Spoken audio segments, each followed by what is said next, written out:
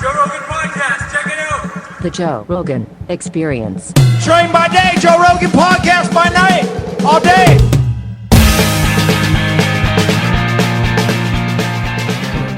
Hello, Joe. How are you, my friend? I'm great, man. I'm psyched to be here. Cheers, sir. Cheers, brother. So Hare good to see you. Krishna. Hare Krishna. Great to see you. Always. That's good. My friend. These are strange times, and we're both departing this land I know. for greener pastures. I keep thinking back to when we first became friends and the strange path since from there to here. And all our predictions and all the things that we never would have imagined this. You know, specifically like that there would be this fucking global pandemic, that we would suddenly be like some kind of like refugee is way too dramatic a word for it, but suddenly just part of this diaspora of comedians pouring out of LA, like, Yeah. and not just comedians, but just people leaving, man. Well, I talked to Joey today from New Jersey. I called him. He's in New Jersey, and it was just so strange. I'm like, you're in Jersey? He's like, that's right, motherfucker. Yeah. You know, he's all happy in Jersey. You know, he was the last, like, you leaving was intense, but I was still like, you know, maybe we'll stick around and see what happens. And then, like, I'd been getting all these, you know, the problem with me is, like, I get weird vibes all the time. And, not, like, the last time I was on here, I legitimately thought a meteor was going to hit the Earth. I really thought that. So I work very hard on not listening to that part of me most of the time. But I was getting this real weird vibe from LA, and I'm like, come on, man, you're just like superstitious. It's probably nothing. And then my wife would say, like, I'm getting a really weird vibe. Like, maybe I don't know if we should stay here renting, if we should stay in the place. And I didn't want to tell her, oh, I've been getting a weird vibe too, because I didn't want to amplify whatever that was. And then I got on the phone with Diaz, and he's like, yeah, I'm leaving, getting the fuck out of here. And that was it. That's Yeah, Diaz was telling me Burbank was sketchy. Where he lives in Burbank, 'cause my neighborhood turned to shit, like, instantly. Dude, it's like, yeah, it's not, and it's not just any one thing. You know, No. It's like not just like some of the stuff stuff had to get shut down, and because stuff was shut down, it got a little more weathered than usual. And it's like the homeless encampments. I was in Echo Park, man, and like I really feel like, you know, like the red state people, one of the things they love to tweet is like, don't bring your liberal bullshit here, right? And They're like, right. Well, that's where I'm eating shit a little bit because, you know, I do still believe that we need to decriminalize drugs, that the drug policy is bullshit, the way we're handling it's all wrong. But there used to be a way that they could get people who are like camping out on the streets. And a lot of the times that was possession of like illegal drugs. And because that stuff got removed, suddenly you were witnessing like, holy shit, man, there's people who are making like real, a rational decision from the perspective of a heroin addict, which is they love heroin so much. You know that Doug Stanhope joke, some things are better than life? Mm-hmm. Like they love heroin so much. They're addicted to it. They love it. And the shelters that are apparently available won't let them do drugs in the shelters. They want you to kick it. Yeah. And so that's ridiculous. But now I could be wrong about that, but that is what I've heard is one of the reasons these people are staying out in the street is not because they don't want to be in a shelter. It's because they don't want to be prevented from getting high. Yeah. And so this has produced this like situation in a lot of the big cities, which is we're seeing like massive tent cities. And by the way, the tent city thing aesthetically, it's not the best look, but the stuff that I began to experience in Echo Park, man, I took my kid to the playground, right? And there's like a dude that looks like he emerged from a time portal from an apocalypse. You know what I mean? I'm not talking about like, you know, run of the mill, like somebody who's a junkie, who's like, I'm talking like covered in like soot, like pure dilated eyes, not wearing like, you know, the disheveled clothes you might expect from someone who's been addicted to heroin for a long time, but like wearing like he broke into wherever the costumes from Mad Max were, like some kind of weird leather vest thing and like creepy fucking cut off shorts, and he had a machete. Oh, Jesus And he's Christ. throwing it into the ground of the playground and pulling it out like he's practicing throwing a machete. I'm with my fucking toddler, man. And, it's like, and so obviously we didn't go to the playground, but that was, it was not uncommon in that area to see completely naked people. Just not that that's bad, but not naked like the way Covered in dirt, wandering aimlessly. Yeah. Even worse than wandering aimlessly, wandering with what seems to be a purpose in their eyes. Some of them seeming like they're late. Where the fuck are you going naked that you're late for? Like, are you being summoned? Like, that was, but that wasn't just it, man. It's a lot of other things too, and it all just started piling on top of it. Dude, I don't think this is sustainable. Living in giant groups of people. I think it's when it works great, it was wonderful. Yeah. When LA was working well, it was fantastic. When the Comedy Store was packed and restaurants were doing well and the economy was doing well and the crime wasn't high, it's great. But when things go bad, there's no sense of community. So then there's a sense of like people capitalizing on other people who either own stores or who aren't home or whatever. People who are desperate. There's too many people. Yeah. If you're in a community that's a small town and something goes wrong, you can kind of bunch up together and help each other. Yeah. Because you feel like you need each other and you feel like you're a part of something. Yeah. People don't feel like they're a part of something here. They're all Right. transient. Everybody's moved here from someone else, Yeah. from somewhere else. Everybody thinks they can go somewhere else, and they can, and they probably will. I mean, we all came from different. You were North Carolina. I came from New York at the time. Everybody who comes to LA in show business, God, what are the percentage of how many do we know that are just straight LA? Like Christina Pazitsky, she's straight LA. Yeah. Who else? Sebastian came from Chicago. Theo came from Nashville. Nashville's already came from? No, Louisiana. That's right.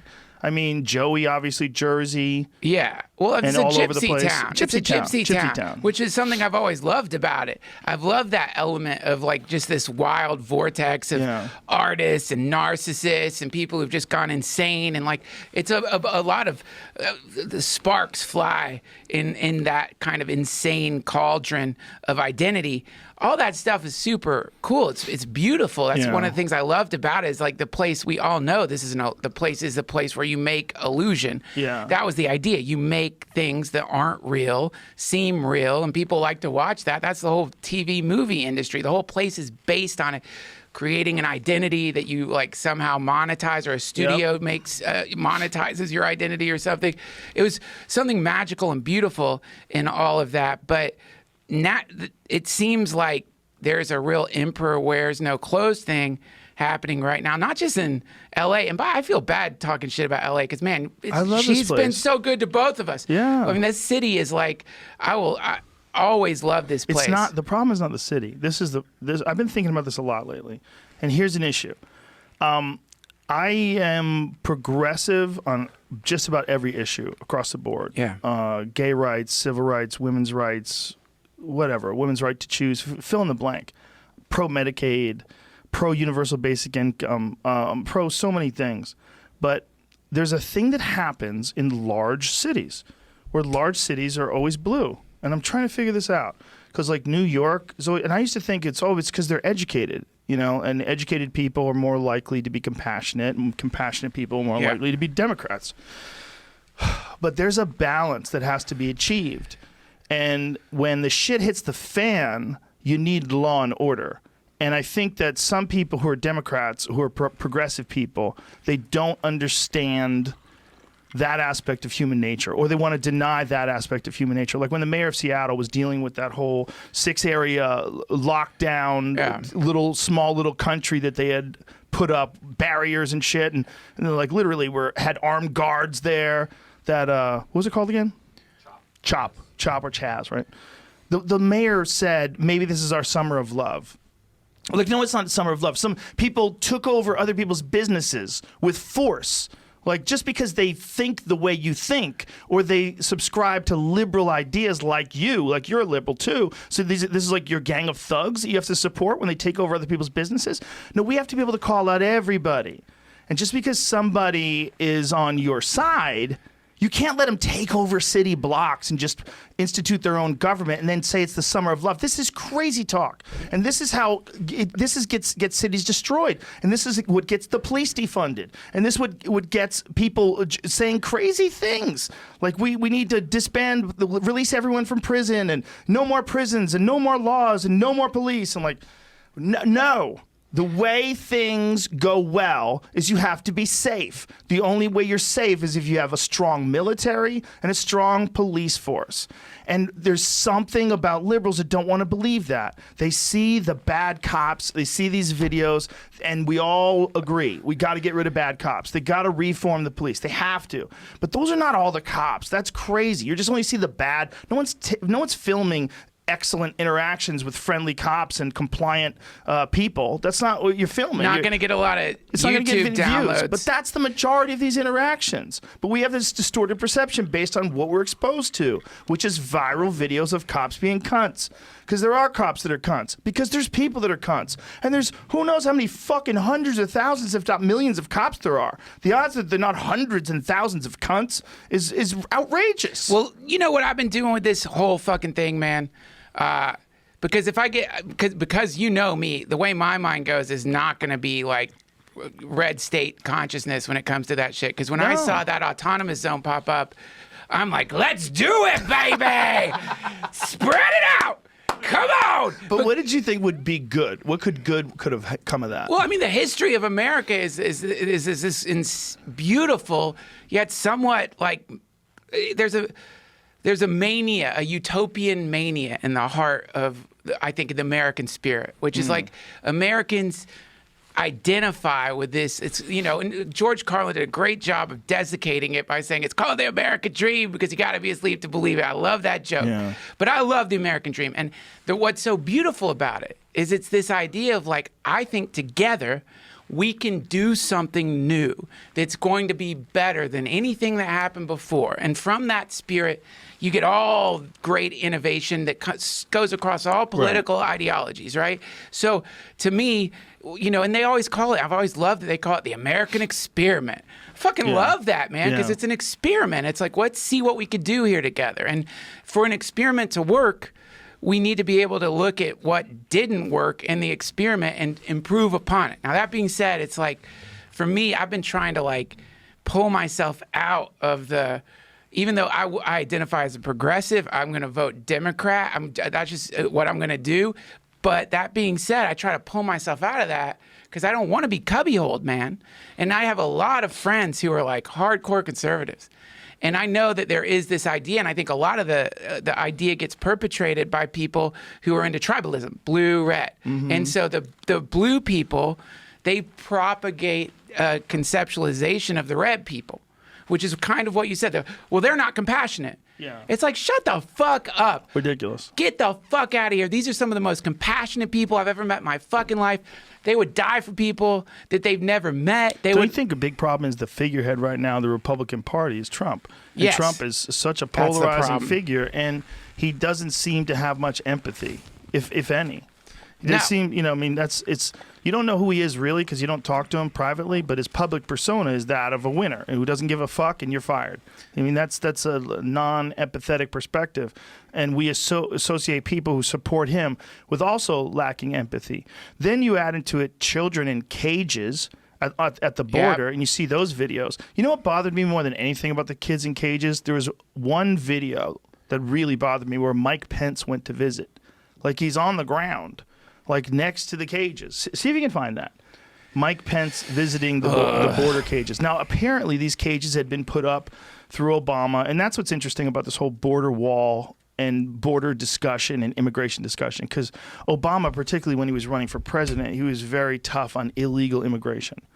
I mean, he said a lot of the same things that Trump said. If you listen to the speeches that Obama said, people believed him and agreed with him because it wasn't a Republican talking point. It was just a safety talking point. And it was also a way that he could get people that were more more concerned about the problem with illegal immigration, or more, he could tie that up with just saying, listen, we have to follow the rule of law. And they had these talks and they built these cages. They did that during the Obama administration, right? Yeah. See if you can. So here's this. So these are the guys that fled from Mexico and who knows where else, and came through the Mexican border, and then Pence is standing there in front of these guys. So like, imagine you're a dude, you live in Ecuador, and you make your way up through Mexico because you have a fucking dream. Like, America is the land where people can make it. Like, this is this guy who fights in the UFC. His name's Marlon Vera.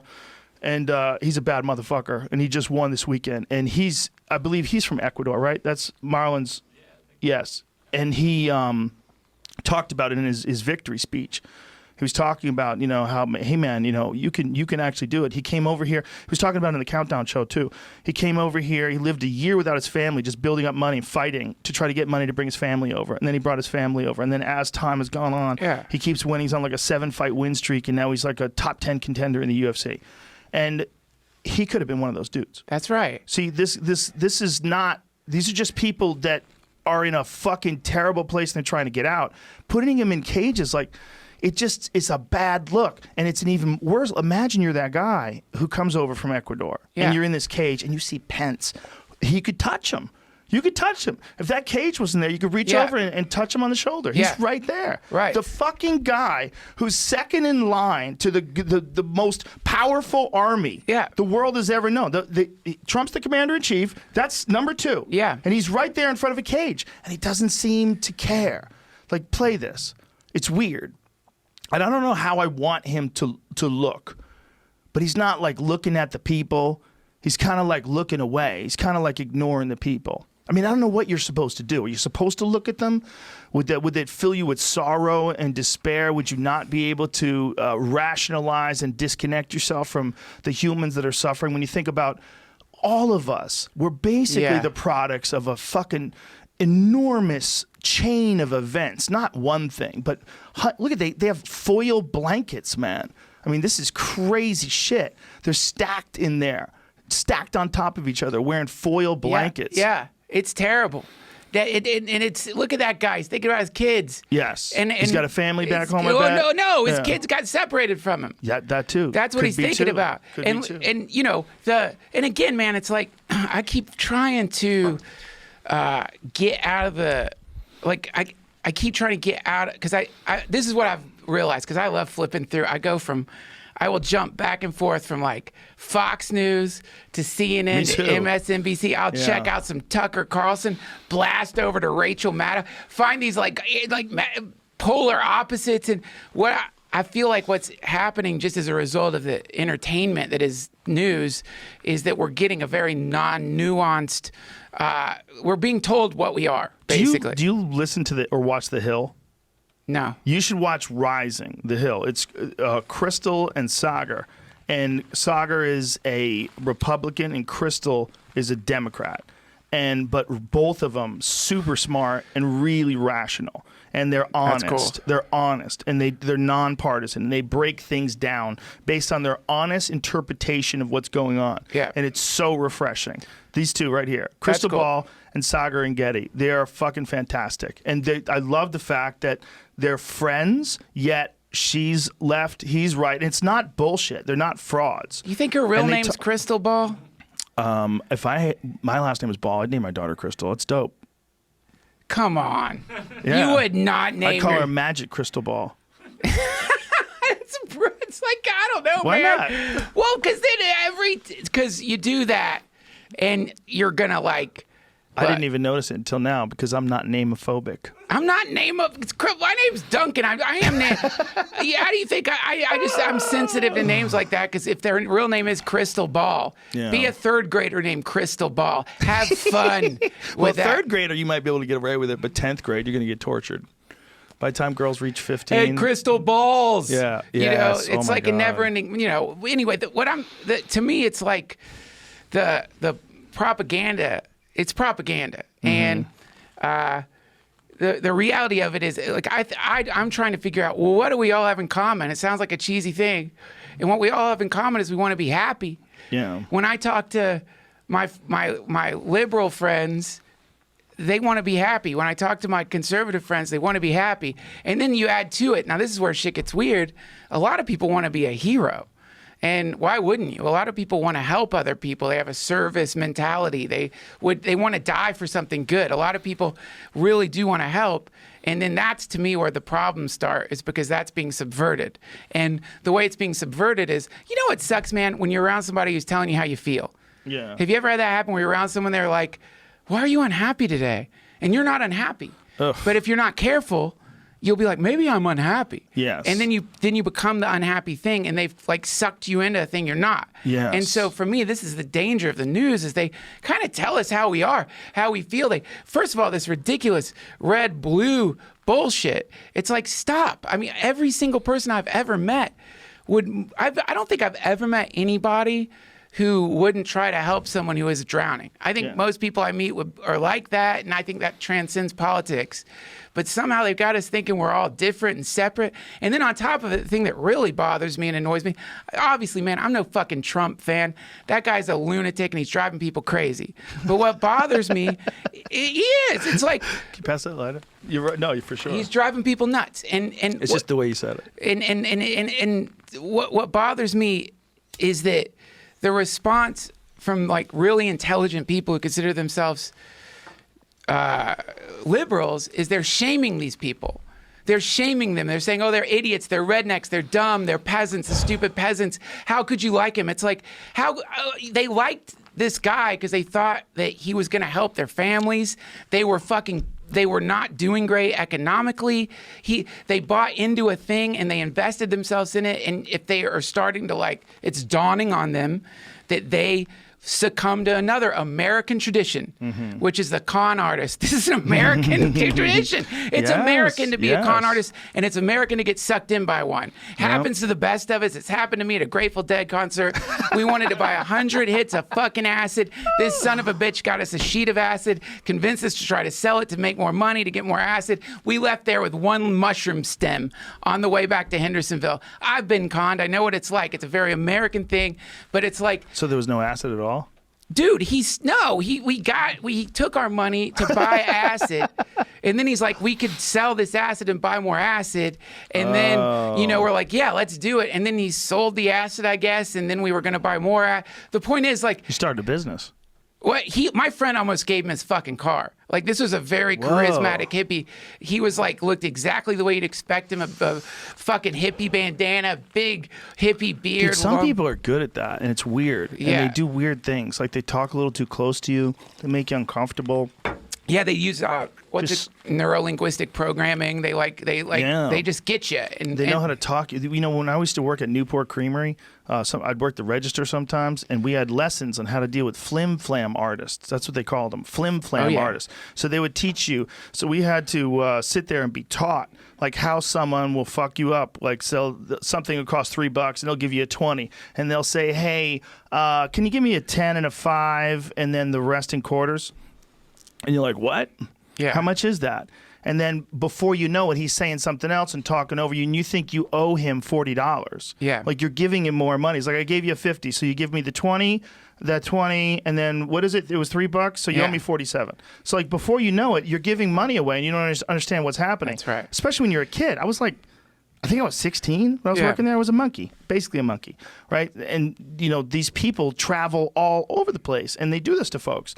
They just trick them. They pickpocket them. Yeah. Like, watching David Blaine do card tricks, okay, from as close as you are to me, I don't get it. I don't know what he's doing. He could get me every time. He's just gonna trick me every time. He's so good at it. Yeah. And there's guys that are, I don't know if they're at that level, but there's guys at a level that you or I can't perceive, and they'll steal your watch. Yeah. Like, there's guys who can get your watch off. Yeah. Like, they can get your watch off. I don't know how they do it, but it's a known thing. It's a known thing that guys know how to get your watch off. Fucking guys. I mean, how many videos on YouTube? There's awesome videos of like children doing this to people. You could see like kids like get trained to do this. It's like it's hacking our operating system essentially. He stuffed a card into my friend Jeff's watch band, and Jeff didn't even know it was in there.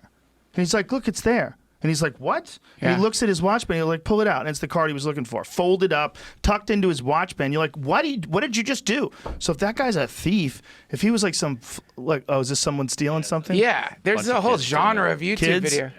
Oh, boy. Look at that. Wow. Little tiny kids. Yeah, they're trained. Wow. They're trained to They steal practice. shit. Yeah, they practice to do it. I mean, this is just look, we see this on the human realm and we're like, oh my God, they're children. You see a coral reef and a little fish come and take food from another fish. It's like just totally normal. I mean, it's not even, this is just part of being in a hive. Did that guy just steal that guy's watch? Is that what just happened? Bro, back that up. That was crazy. Look, watch how this guy bumps into this guy. He takes his watch. Watch this. Is that what he did? No. No, the guy still had a watch on. What did he steal? You'll never know. I'm too high for this.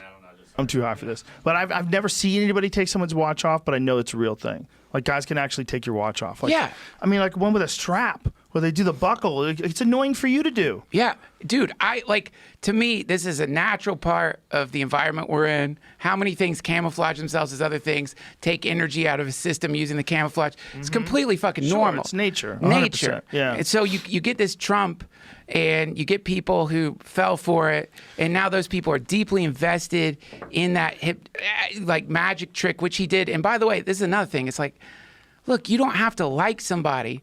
Like, I don't like Charles Manson. Yeah. But man, I do recognize like how fucking entertaining he is. You know what I mean? Like that's a very entertaining cult leader.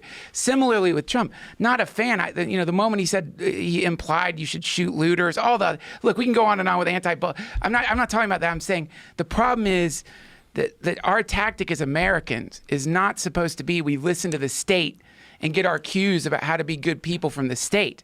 As Americans, what we do is we have like basic fundamental ideas that are really fucking beautiful. One of them being that we like believe that people have a right to be free and seek their own personal happiness. That's beautiful, man. We shouldn't have the state telling us different versions of what that is. We have to be intelligent and autonomous enough to do that for ourselves, and then from that, like really be a United States. And like what's happening now is these motherfuckers are not unifying us. No. This is supposed to be the United States of America.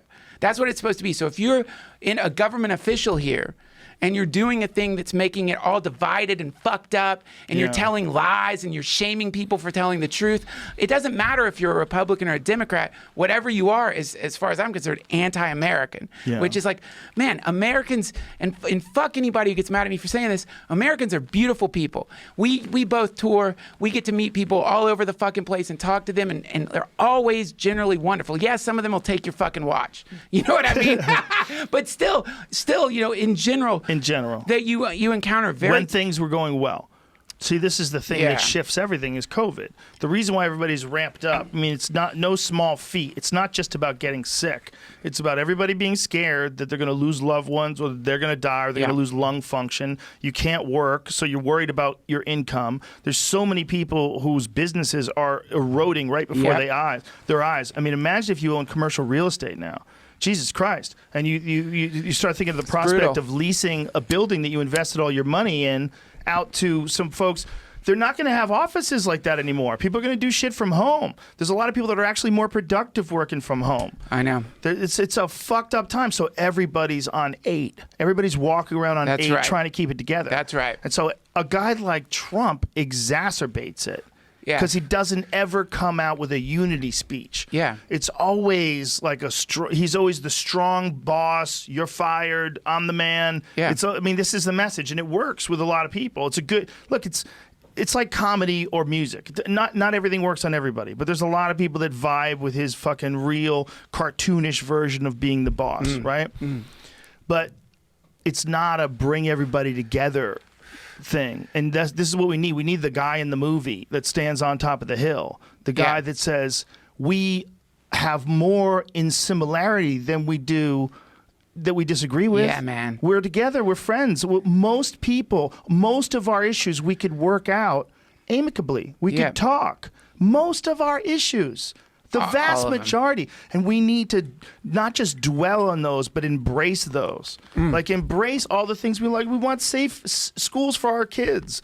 We want safe streets. Yeah. We want a fucking bridge maintenance so the bridges don't collapse. We want everybody to be okay. Yeah, man. We want no crime. Yeah. We don't want unjust prison. We don't want people being unjustly accused and then sentenced to life in jail and Yeah. other people to work forever to get them. We don't want any of that. We Yeah. don't want any prosecutors that hide evidence that shows that a person was innocent. That's real today in 2020. Yeah. They don't even get in trouble for it. Yeah, man, it's right. It's true, and I think that maybe this is naive. I think we got to get over our addiction to the person on the hill. We got to get over our addiction to the idea that the way we govern is the only way to govern. That's it, and that's why when I see that, what was it called again? A Chaz? Mm-hmm. You know, again, You're like, like, yeah! to me, it's not. To me, what I'm seeing there is at the very least a radical experiment and a potential. Now, It's a temper tantrum by some 20-year-old kids who hate capitalism. how old were the founding fathers? And That's a good question, but you know, they and- didn't have YouTube. and I again- think they would have formed a much better opinion. Well, the whole, and this is the other part of it. Like, so I keep thinking about, and again, man, this is where my case is going to start falling apart. But it's okay. I don't mind if my case falls apart. For me, I keep thinking like, okay, so what are they telling us now? How to feel? They're saying, well, either you're a socialist or a capitalist or a communist, or tell me what kind of ist I am or what ism I'm into. And I keep thinking like, man, isn't it possible? With all the technology we have, that there's a newism that no one's that doesn't have the first part of the word attached to it. Good point. So it's like, and so at the very least, if you meet someone who's like passionate in a real way, not in a bullshit way, by the way, man, because like there's a big difference between like you know right away when you run into somebody who's trying to tell you how to be. It's horrible. It's even if it's in a light way. It's so dronesome. Like, Some people want you sick. Some people want you destabilized and like unbalanced. Yeah. One thing's for sure, people don't want you to know who you are, because if you know who you are, they can't tell you who you are. But you know, if you run into someone who's legitimately a utopian, here we go. Get ready to lose fucking viewers right now, baby. This is where people press stop on Spotify, go on to like listen to like my favorite murder or whatever. But I was at Burning Man and stop.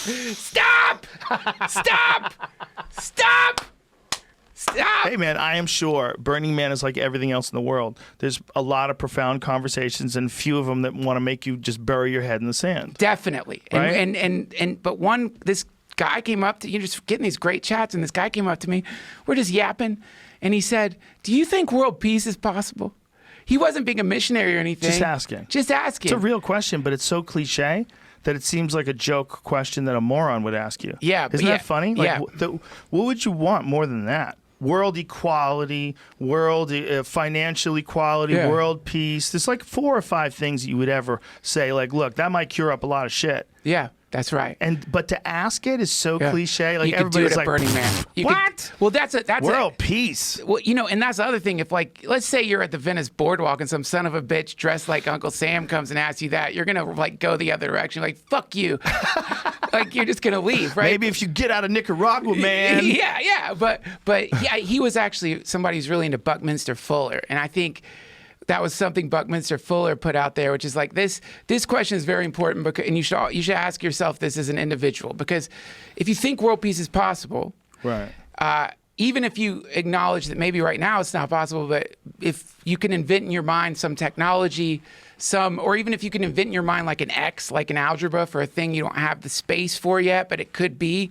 Right. If there's any sense in you at all that world peace is possible, then from that point forward, you should be part of whatever it is that's going to make us have that great utopian ideal that transcends American borders. And because that's the other problem, is the American dream thing, it's confined. It's not the American dream, it's the human dream.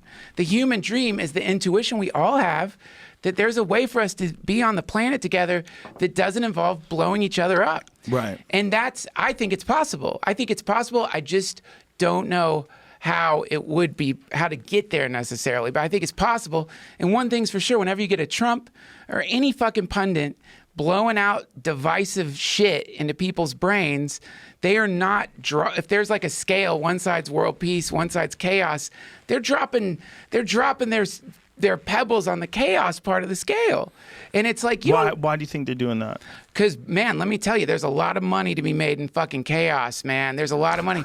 I mean, isn't that what an engine is? An engine is kind of like controlled explosions. Do you remember when Trump talked openly once about the military-industrial complex? Yeah. And they said they want to go to war? Yeah. And you're like, what? The problem is he says so many other things that are ridiculous. I know. If only he just said that. If only he just said that. The problem with him saying that is you can go, yeah, but he also called this chick he fucked a horse face. Like, you know, and you go, oh, yeah, that's not that nice. Yeah. Like, he had a thing there. Like a moment, like an Eisenhower moment, not quite as eloquent, but when Eisenhower was on television, he warned people about the military-industrial complex as he was leaving office. That's, to this day, like one of the most profound speeches I've ever seen, because it gives me a chill, because I think, well, this is black and white from how many fucking years ago? Yeah. If this shit was going on then, it's not like it stopped going on. Didn't stop. See, one of the reasons why we're in such a fucked up space politically is because this is the first time where politics have been really exposed to the general public by the internet.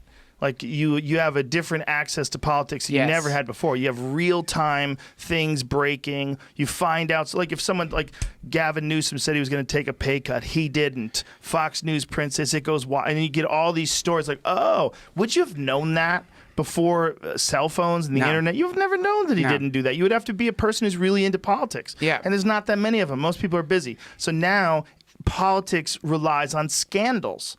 And scandals are what weasels people through. That's it. So the thing about scandals is not everybody's a good person, all right? And if you do a lot of fucked up shit, but you own it the way Trump did, people didn't count on the asshole vote, because there's a lot of assholes out there, and finally they had a king. They're like, this is our king. Fuck yeah, MAGA. They wear the fucking sunglasses and they talk shit to Ted Cruz at rallies. Those guys finally had a king. And that's like, there was no king on the other side. There was no king, the compassionate, intelligent king who actually made sense. Well, that's the sad part. That's what we don't have. Think how depressing your very astute observation is, in the sense that the idea was we weren't going to have a fucking monarchy here. Yeah. That was the whole point. And now we elect a monarchy. Yeah, that's the whole point, man. Yeah. And it's like, and again, it's like, look, if you start playing the game that you're the smart person in the room, and that if people disagree with you, they must be dumb. If people have different ideas than you, they must be stupid. And then you start shaming them. What all you're doing is creating this, like, you're going to create a reaction to that. And the reaction is going to be a celebration of every single thing with your great, vast, elite intelligence deriding, you know? Mm-hmm. And so I think, that's the problem, is it's like, there's nothing worse than when, like, people who are legitimately smart, have read a bunch of fucking books, have got master's degrees, have not developed enough compassion to understand that just about every single person on the planet wants to be happy, wants to have a full stomach, doesn't want to hurt anybody, and would run into a building on fire to save somebody. Most everybody, I would say. I would say at least 90%. A large percentage. A large percentage. And these motherfuckers are shaming them and telling them they're idiots or they're stupid or this and that. It's like, fuck you, man. You don't know what these people came up through. You don't know. These people were born in like houses filled with fucking methamphetamine smoke, whose parents were like, absolutely fucking insane, and they still managed to get out and get a job and have a fucking life and pay taxes. Yep. And now your fucking ass is going to tell these people who didn't have the fucking trust fund that you had that got you into the fucking Ivy League university that they're fucking idiots? Shut the fuck up. Stop. They're not. And then I'm shaming those people. That's the problem. The idea is like, but you're not shaming them. You're just honestly illuminating their current situation. Let's I don't think it's shaming them. It's time to like let go of the whole like snooty thing. It's time to also, on the other side, it's time to let go of like every single one of these people must be like burning candles to Moloch in their backyard thing too. Like, let's let go of all those stories for a second. I'm not saying there aren't people burning candles to Moloch. There definitely are. I've never I've met seen one. the Bohemian Grove video. Is that Moloch? Yes, that's Moloch the owl god. When Alex Jones Isn't it and just an owl? John Ronson's, no, it's Molech. They were talking about Is it Molech? Is how you pronounce the it? owl god, according to Alex. John Ronson and Alex Jones, they snuck into Bohemian Grove. This was when everybody was saying it was all bullshit. And I say this many times, and I'll say it some more. Give me that lighter. You got Look, it, Fred. Alex Jones, he's made some mistakes and some big ones, but he's also actually exposed some real shit, and he owns up to the mistakes he's made. They're not good. He doesn't think they're good. There's a thing about finding conspiracies everywhere that's not good for your brain. I really believe this. I think that if you go looking for those things and that's all you look for, and you look for them all the time, you can get real paranoid and real crazy. And then there's also a bunch of people that are trying to stop you from doing that because you do expose some crazy shit. Yeah. You know, he was talking about Epstein a long time ago. I know. A long time ago. He was saying there is a fucking island, and they take all these rich politicians and some celebrities, and they bang these kids. And I was like, come on. He was telling me this a long time ago. So he's also the one who told me about Bohemian Grove. Well, I actually watched it. I think this tape was actually made before I met him. So he went and snuck in to this place where like former presidents go. There's a photograph of it's Ronald Reagan with Herbert Walker Bush and a couple other people all standing around. And it's like these are the people that used to hang out at this place, and they would put on robes and they would worship an owl god, and they would burn an effigy. And they're playing, and Alex snuck in and made video footage of this shit. And no one's denying that it's real. This really did happen. So they're in with these bankers and former presidents, and they're dressed like druids. Yes. And some guy brings over something that it's an effigy that's supposed to be a body, a wrapped up effigy. It's also a bunch of sticks in a blanket, but it's like shaped like a body. Yeah. And then they drop it on the fire, and they're all worshiping an owl god. Why is that bad? Imagine if you saw those, if that's what your business is, just finding those things. How crazy you think you get? First of all, wait. Then you add in vodka and head wounds. Wait, hold on, wait. Go to the vodka and head wounds part. What That's do you mean? Alex Jones. Okay, I got you. A lot of vodka, and he had a bad head injury when he God was younger. damn it, man. When I was in liberal arts school, man, there was this great teacher who changed my life, Sam Scoville. And one of the things he taught was so beautiful. He still teaches there. One of the things he taught was figure out a way to take in all information and then filter out the shit that's not real and keep the real stuff. And like, Alex Jones is like, some of the stuff is real. Take what's real and throw out the rest. There's a good chunk of it that's real. Like I remember he was telling me that there's government's using chemicals that turn frogs gay. I was like, what? What are you talking about? He goes, yes. He goes, pesticides are turning frogs gay. And I'm like, that can't be real. No, there really is. Is that true? Yes, there's pesticides that change frogs' genders. What? Yes. But some pesticide fucks with frogs' genders. That sucks. Maybe it doesn't.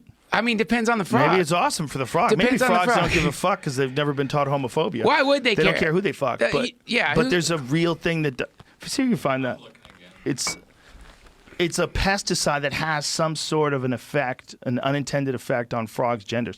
Dude, that's another thing that people don't talk about. Pesticides that have been used in like golf courses and like there's people who live around those. That's a chemical dump. Yeah, golf courses are fucked up. Pesticide atrazine can turn male frogs into Whoa, females. Cool. So there's a fucking pesticide Berkeley that News. changes the gender, or should I say the sex? Is it the same thing? What? I have to sex and gender. Hey, I'm not getting sucked into that fucking black hole, Rogan. You can keep that shit to yourself. But hey, I'll get sucked into another black hole. Isn't that crazy though? Well, yeah. Okay, what Before else? we get into that stuff, I want to say this real quick. Okay. Is that camera on me? Friends at the Bohemian Grove. Future friends, I should say. I just want you to know, I don't know much about you. I know Alex Jones, probably on vodka drinks. I don't think he was then. I think he was sober. He started drinking after all this. Please don't fuck this up for me. Sorry. So you had an infiltrator. Look, I went to a summer camp. We had bonfires. We wore robes. I mean, not like maybe what you do. I just want to say, hey, come on. Invite me, please. I won't tell anybody anything. I've heard you guys are pretty awesome. Actually, what I've heard is the idea was to get a bunch of hardcore neocons together and then mix some artists in the hopes that like having like brushing shoulders with artists would in some way, shape, or form loosen some people up a little bit. And I've also heard you have a tram that connects campsites there to other campsites, meaning you just get in the tram and suddenly you're hanging out with Dick Cheney, listen, I won't tell anybody. I got a podcast. I won't even tell Joe. Let me in. I'll worship Moloch. I won't worship Moloch if it means hurting people. But I don't understand why people are upset about fucking, by the way, that's like that fucking Jesus video. Christ. What's wrong with worshiping? Nothing. This is You're the getting thing. so excited. This is the thing that I get confused about here. Okay. It's like in our country, we've got people who are Christian. Yes. And that's a beautiful thing. And I do love Jesus. I was reading the book of Mark today regarding the parable of the sower. But that being said, I don't think it's fair necessarily to tell people they can't worship an owl or burn an effigy in front of an owl in some kind of symbolic magical ritual that represents the disintegration of your negative energy or whatever it may be. I really don't know. But to me, that's the other problem that's happening right now is like superstition is running rampant. I'm friends with lots of witches. I know a few Satanists and I know a few people who are into the occult. And I don't know a single one of them that would tolerate child abuse. I don't know a single one that wouldn't kill somebody. Some of them would kill people if they thought they were hurting kids, and make it so that nobody found the body. Some of the Satanists I know, they would kill someone probably. I don't know for sure. I'm not trying to throw any Satanists under the bus, but I'm just saying like this idea that we can't have alternate pagan religions in our country without immediately being associated with human sacrifice or child abuse, I think that goes against the American spirit. It's like, look, because people don't want to subscribe to your particular, like, very popular global religion doesn't necessarily implicate them in, like, something that is truly a horror, which is human trafficking. Right. So to me, this is the problem. Is like, man, we got to be a little bit more nuanced in our in our conceptualization of these people. Again, I don't know what's going on at the fucking Bohemian Grove, but from what I've heard, it's basically a summer camp for billionaires where they try to get artists in there to like loosen them up a little bit. That's what I've heard. I could be wrong. Who told you this? Is this? I honestly can't fucking say. Interesting. Look, man, I don't know, and I know. And Have you seen the video of Bohemian Grove? Have you seen it? The ritual in front of the owl guy. You've seen it? Yeah, dude, come with me to Burning Man, and you will see that I'm sure. every 50 feet. Look, I don't think it's that big of a deal. I really don't. If it involves hurting kids, it's a big deal. And if these motherfuckers are doing anything that involves human sacrifice, hurting human beings, in any application of that, of course, then it's the worst thing on earth. And I'm so sorry that I said anything about it. But if I don't think that's what this is. I mean, obviously, what we're seeing is not that. We don't know what else happens. But what you're seeing is them burning sticks in front of this owl god, and it's like this crazy speech they're giving while it's going on. It's really weird. Hey, can we hear some of it? The speech. I don't know where the speech is in the video. I found another video where they like stabilize the footage.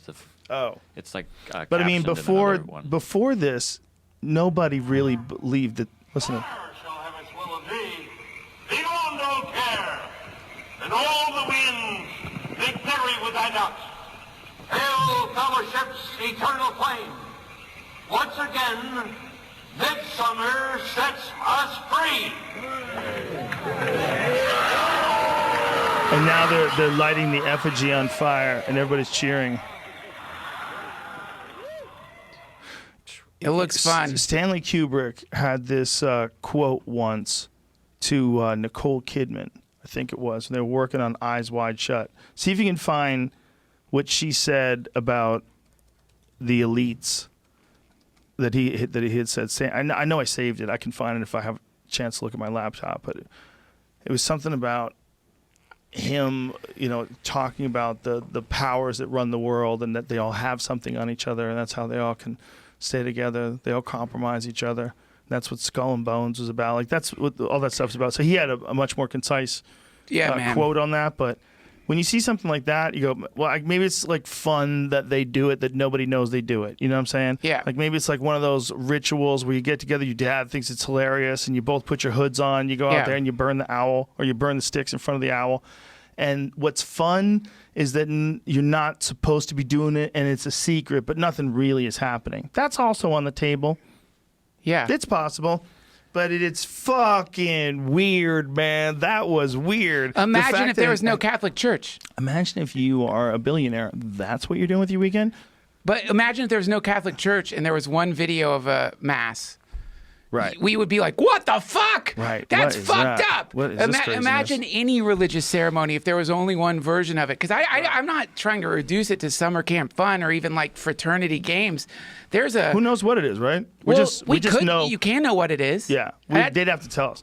But we just see something crazy. But it's not evil. I mean, what is it? Well, for me, it's a question mark. I don't really know. I know that They just dress weird. My tendency whenever I have a question mark is to assign malevolence to it, just out of a basic kind of weakness and my own bias. Like, if I don't know what a thing is, like, you know, when you're waiting for the doctor to call regarding some scan they just did on you, you know, if you have the slightest fear of death or any kind of bias in you, then that space in between Maybe we're overlooking this. Maybe it's like their version of Renaissance Fair. And people just want to escape reality and pretend that they live with Moloch, the owl god, and throw a fucking hood over your head and yes, please, and peace be with you. Yeah, I mean, it could be some kind of like pagan celebration. Could be, right? You know, and if you look back at like the history of paganism or hedonism, or Terence McKenna does such a great job talking about the Eleusinian mysteries and the, you know, all these like things that aren't really quite as accessible as the main religions of the world. All the religions of the world, they have this beautiful quality in them depending on the religion, and generally one of the qualities that's so beautiful is a mechanism of self-forgiveness and a mechanism of purification, a general assessment of the human condition as being somewhat depraved. How many, like the puking in ayahuasca, you're purging yourself from your darkness. The confession booth in Catholicism, maybe you could say in Gnosticism, like true gnosis, or in Buddhism, like connecting with the like actual reality versus your overlays of reality, or, you know, it goes on and on. This is all within each one is this idea of like, there's a way for us to ritualistically create, if you want to be a pure scientific materialist, a beautiful placebo effect that gets you to drop some of your neurotic qualities, or at the very least reset your intention to make the world a better place. And anything, whatever that, I don't care what the fuck it is, whatever it may be, if that's what it's all about, is a recognition like, man, you beat yourself up every day. You're so hard on yourself. You beat yourself up for all the shit you did in the past. And we live in a world right now where there's not much tolerance. There's not much forgiveness. And anything that allows a kind of like steam valve from which all that shit can get released. So from this day forward, you're born again. You're brand new. I don't care if it's an owl. Man, if you think that's crazy, look at like Main Street Disneyland any night.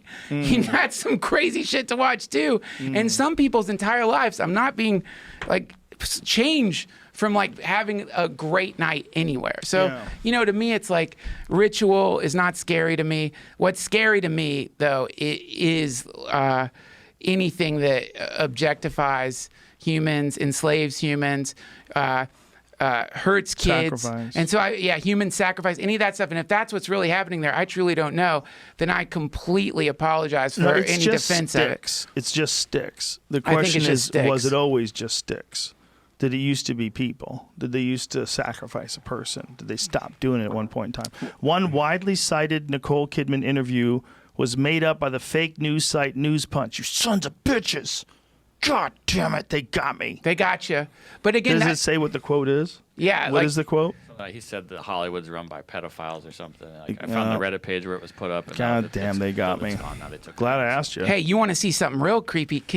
Jamie, may I ask you to look something up? Sure. Look up there's a video of a van that was actually used for human trafficking. I saw that. That shit is Terrifying. Chilling. And it's like, to me, it's like, man, if we're going to be, there's anybody who is at the helm of the ship that's fighting those motherfuckers right now deserves medals. And I hope that they never stop what they're doing. I just want them to be very precise in their attacks. That's all. Don't dilute your position by getting caught up in something. And again, I'm already going to get attacked for this, saying like, Doug, it works for the blah, blah. I don't. I'm a Buddhist, and I go to Ram Dass retreats and Burning Man. And if they invited me to the Bohemian Grove, I go. And if I went there and I saw that, I was going to say, if Stanley Kubrick can keep a secret, we can too. Are you saying you would go to the Grove with me? Yes. That'd I be won't awesome. tell anybody. But if you and I were invited there and we saw anything happening that was anything to do with like what people, I would think it would be a trap, and they would be setting us up. They would put on like some sort of fake thing just to make us look like fools, so that we talk about it on our podcast. Do you know, man, if we ever do a movie together, that's the movie. Like, it should be all of your friends going to the get invited to the Bohemian Grove. Exactly, right? Like, I become friends with some guy who's like a banker who really likes comedy, Yeah. right? And then this guy tells you, he gets drunk one night, like, I know the Illuminati. They're real. The Bilderberg Group, it's real. Like, what? Yeah, man. Jekyll Island. They made the Federal Institute. It's not even from America, man. And you're like, what? What? And then this guy starts unraveling the tale of America. Can I tell you something The crazy? Federal Reserve. Yeah. People in my family used to own parts of Jekyll Island. Okay, tell the story of Jekyll Island, because that's what I'm talking about if people don't know it. Well, here's the problem. I don't know the story. Like I remember hearing some I have shit. like 2 paragraphs in my head memorized. I remember hearing people in my family had some claim on land there and that they sold it. And since then I was just kind of resentful because it's like they sold it for nothing. And like if they'd held on to it, like, I would be at the fucking Bohemian Grove. And so Jekyll Island's supposed to be the place where they invented the Federal Reserve, right? I went Isn't that there. it? There's a great hotel. Is that it, Jamie? What does it say? Listen, this all disclaimer. Figure out where to look. We're all 3 of us are morons. Yes. Okay, this is not. That's one thing that drives me crazy. This is one of the things about silencing people that are crazy online. I can tell when someone's crazy. And part of someone being crazy is you see these crazy people and you go, oh, I think they might be crazy. And then you look into it and you go, yeah, none of what they're saying makes sense. They actually are crazy, but damn, that was pretty close. Yeah, dude. You gotta be. The thing about people saying things that other people disagree with when they want to silence those people is you don't think that other people are as smart as you. You're thinking that's going to work on other people. If Yeah. someone's saying that the earth is flat and there's lizard people that control the sunrise, if that was, so you'd go, okay. You know what I'm saying? Yeah. It wouldn't work. Yeah. So why not let someone say it? So if someone says it, it doesn't work on you. Yeah. But what are you worried about? You're worried it's going to work on somebody else. Yes. That's what you're worried about. You're worried it's going to, and that's the weird thing about COVID, because it's the one thing where you're not allowed to do that anymore. Because if you do anything that goes against the government bylines, anything that goes against what the World Health Organization thinks you should do or CDC thinks you should do, you get kicked off of YouTube. You get silenced. Everybody gets Yeah. removed, whether you're right or wrong. It's the one thing where you can't talk crazy.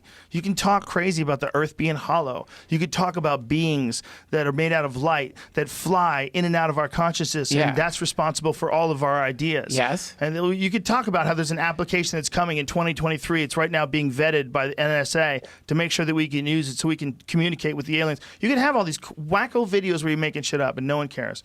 But if you say that masks don't help and what we need to do is get healthier, they'll remove you from YouTube. Well, that's the fire in a crowded theater thing. Yeah. Like you can't yell fire Right. in a crowded theater. So like look, the problem with it is to me is I have gone through every single stage of grief over YouTube. Mask is a censorship. bad analogy.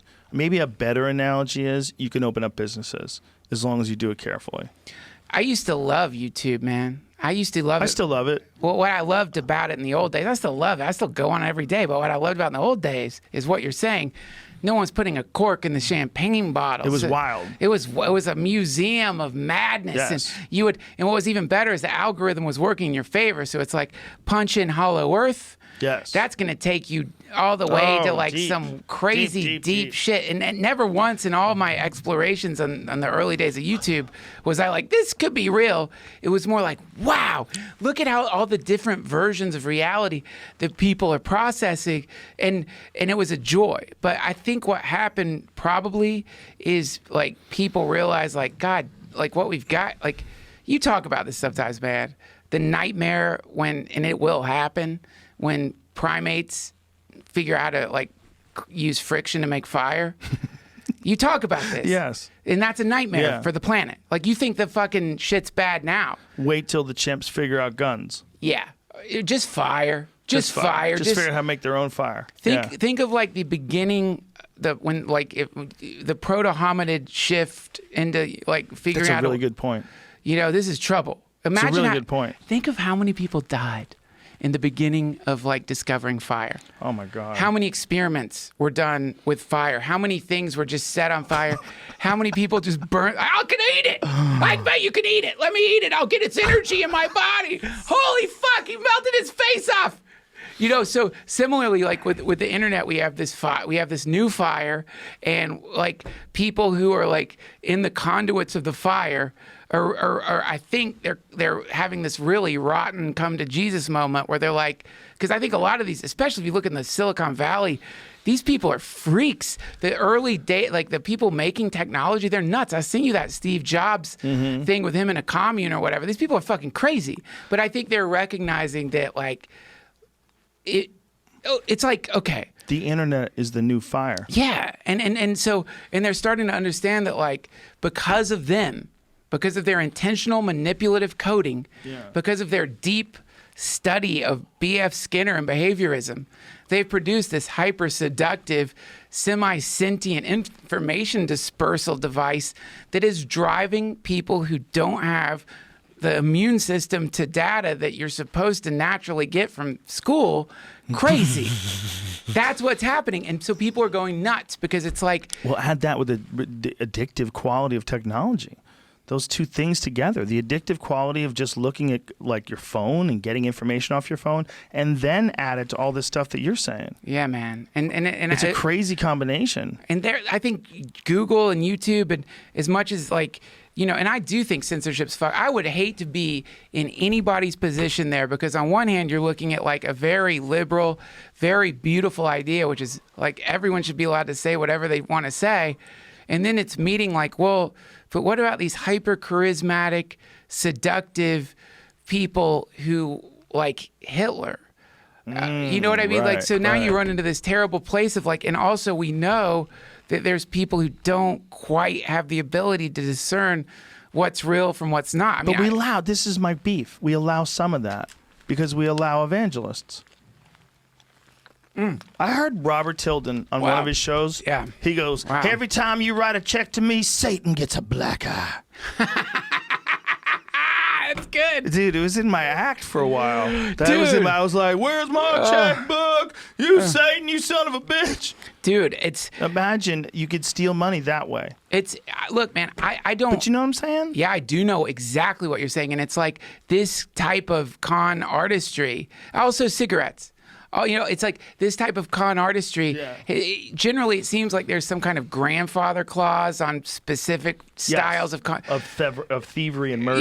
Yeah. Because like, Cigarettes, like they know they're killing people. Imagine if you had bubble gum that killed 500,000 people a year. Just bubble, it's like bubble gum, but it's just people are just dying. stop selling that Stop! shit. What the fuck are you doing? What are you doing? You're seeing. Well, people have a right to chew their bubble gum. A lot of people Yeah. like bubbles. Yeah, that's Imagine right. if that's all it was. It's like you chewing bubbles makes you happy, and everybody's dying of cancer. And this company's making $500 billion Yeah. a year, something like. How much do they make on cigarettes? Yeah. How much? Let's guess. Let's guess. What do you think the annual? By the way, I want to say this before. This is a box of cigars. Okay, Mike Binder gave me that, and he gave me that one over there. Another box of cigars. I'm not anti-tobacco in any way, shape, or form. I'm a pro-free choice person. You absolutely should be able to smoke cigarettes, and I think you absolutely should be able to sell them because I don't want to roll my own. And if I want a cigarette as a grown fucking man, You can. I want to be able to have a cigarette. But cigarettes do kill 500,000 people in this country every year. Yeah. Or they're going to die anyway, right? Cigarettes kill them early, or they die directly because of diseases that you can get from smoking cigarettes. And their kids get sick. Dude, the worst, man. Kids that live in Greg Fitzsimmons, he has lung problems to this day because his parents chain smoked and they lived in Massachusetts, parents so it's smoke? cold. My mom did, but she quit when I was real young. Did She you quit ever? when I was like 6, I Were think. you in the car with her when she smoked? I must have been. With If the she- windows up? I don't. Well, we lived in New Jersey, so it was cold in the winter. I'm sure I was. I don't think she smoked in the car with her kids, though. Dude, do you mind if I have a little more Oh, of this? fucking have Thank a you. drink it all, it's man. so good. I remember Fletcher, North Carolina, middle of winter. You'd go down and wait for the bus. My friend Jimmy Fink, I think it was Jimmy Fink, his mom would like let us get in her car to wait for the bus. It's wonderful, very sweet. But also, I think, and I'm sorry, Jimmy, if you're out there. I know we haven't talked in a long time. I still love you, though. But like, and I'm sorry if it's not you, and I'm getting confused here. But I just remember she smoked, and like there was smoke in the car. My dad smoked. I would ride in the car with him on trips, and he would smoke, and you'd breathe in the smoke, and like so to me, like and again, like this is always the problem, which is like clearly we need there has to be some regulatory principle in the world. If there are people who steal watches, that means there's going to be groups of people who get together and talk about better ways to steal watches. If there's groups of people who get together and talk about better ways to steal watches, and then we create a way for them to form a thing called like a corporation, you know what I mean?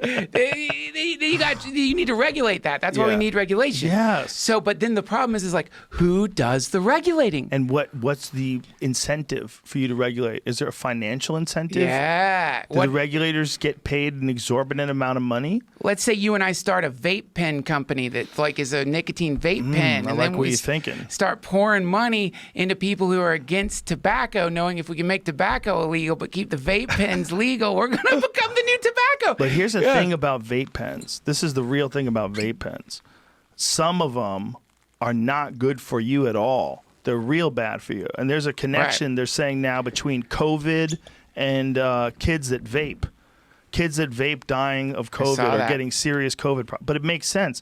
I have a friend who's got a kid that sucks on one of them things all day long.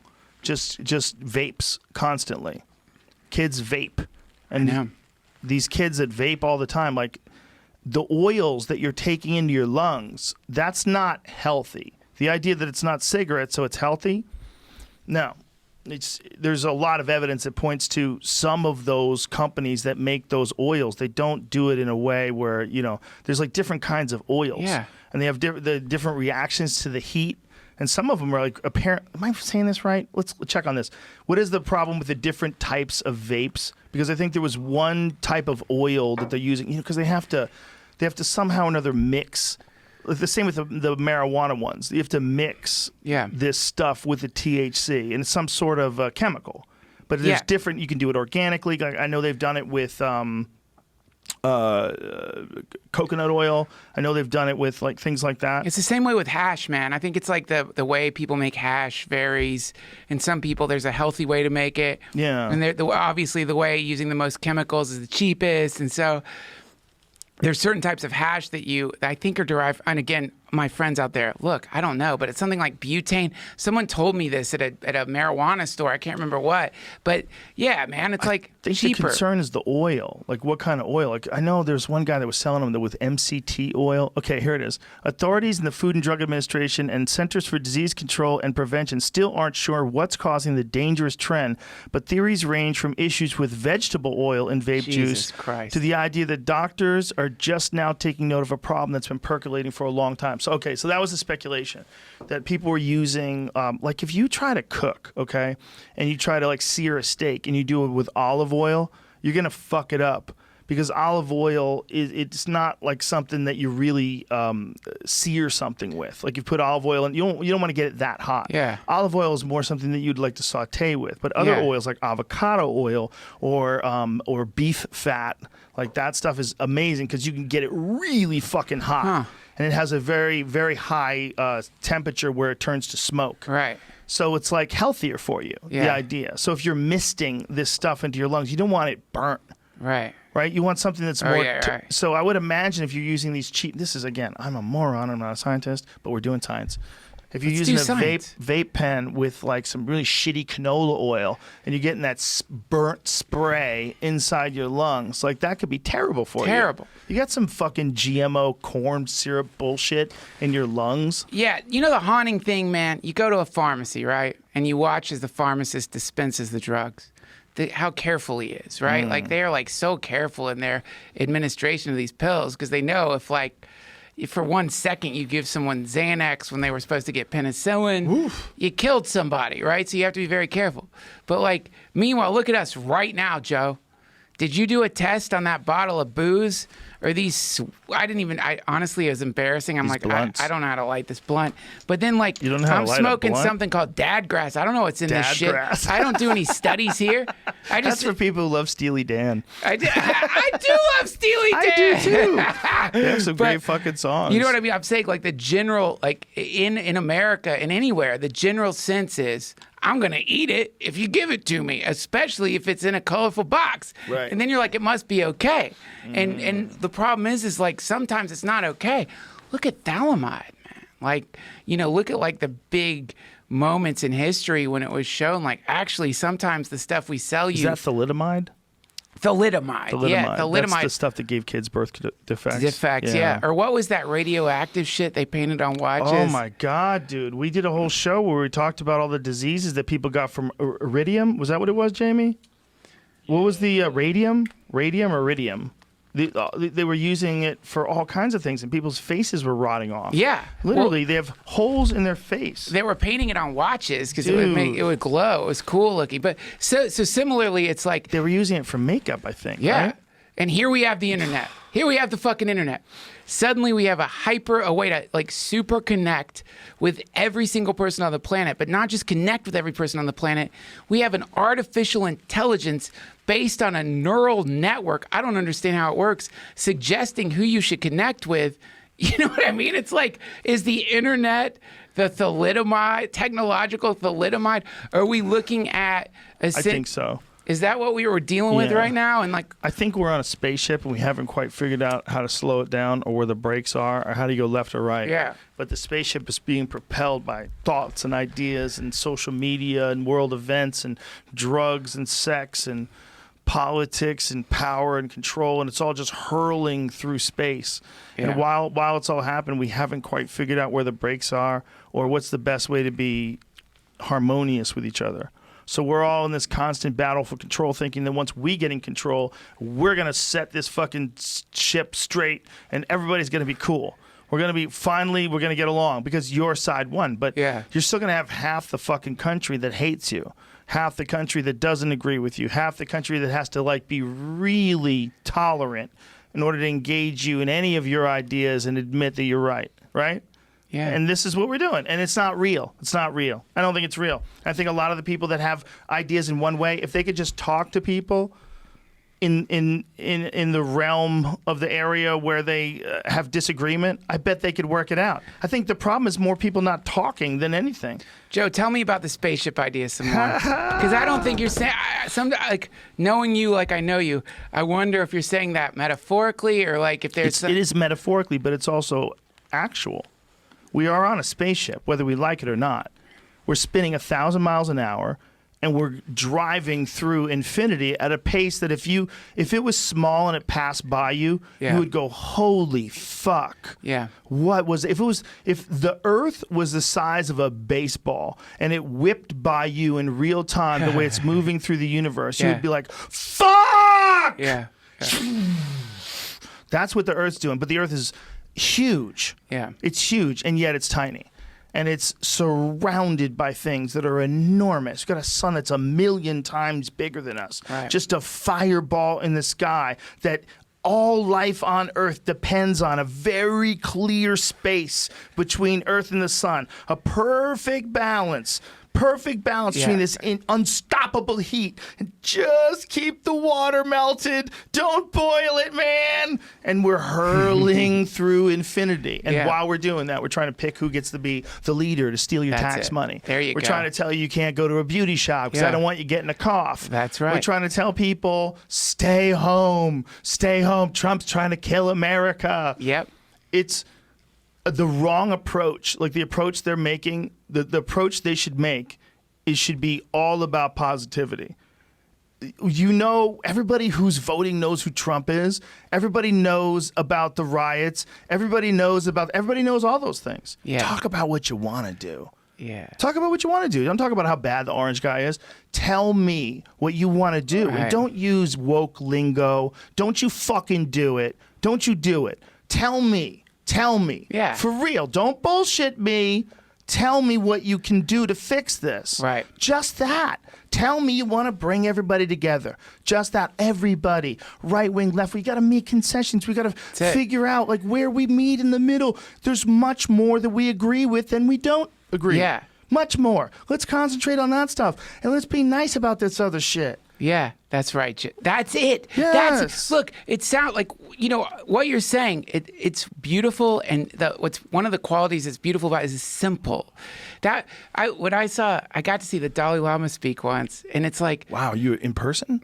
no, he was at an event, right? But you were in the audience. Yeah, I was in the Yeah, audience. so he was there. He in the was there with flesh. his translator. It was beautiful, man. A real, the vibe in the room was so sweet.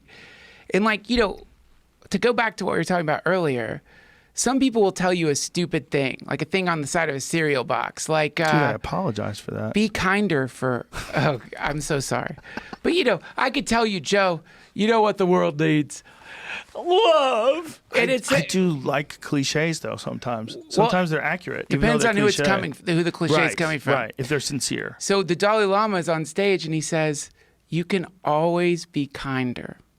And it was like, you could feel this wave rushing out of him. I mean, it was like the essence of Buddhism just rushing out, everyone simultaneously thinking like, yeah, he's right. And it transcends politics. It transcends geopolitics. And that is why what you're saying is so beautiful, because it's the same thing, which is like,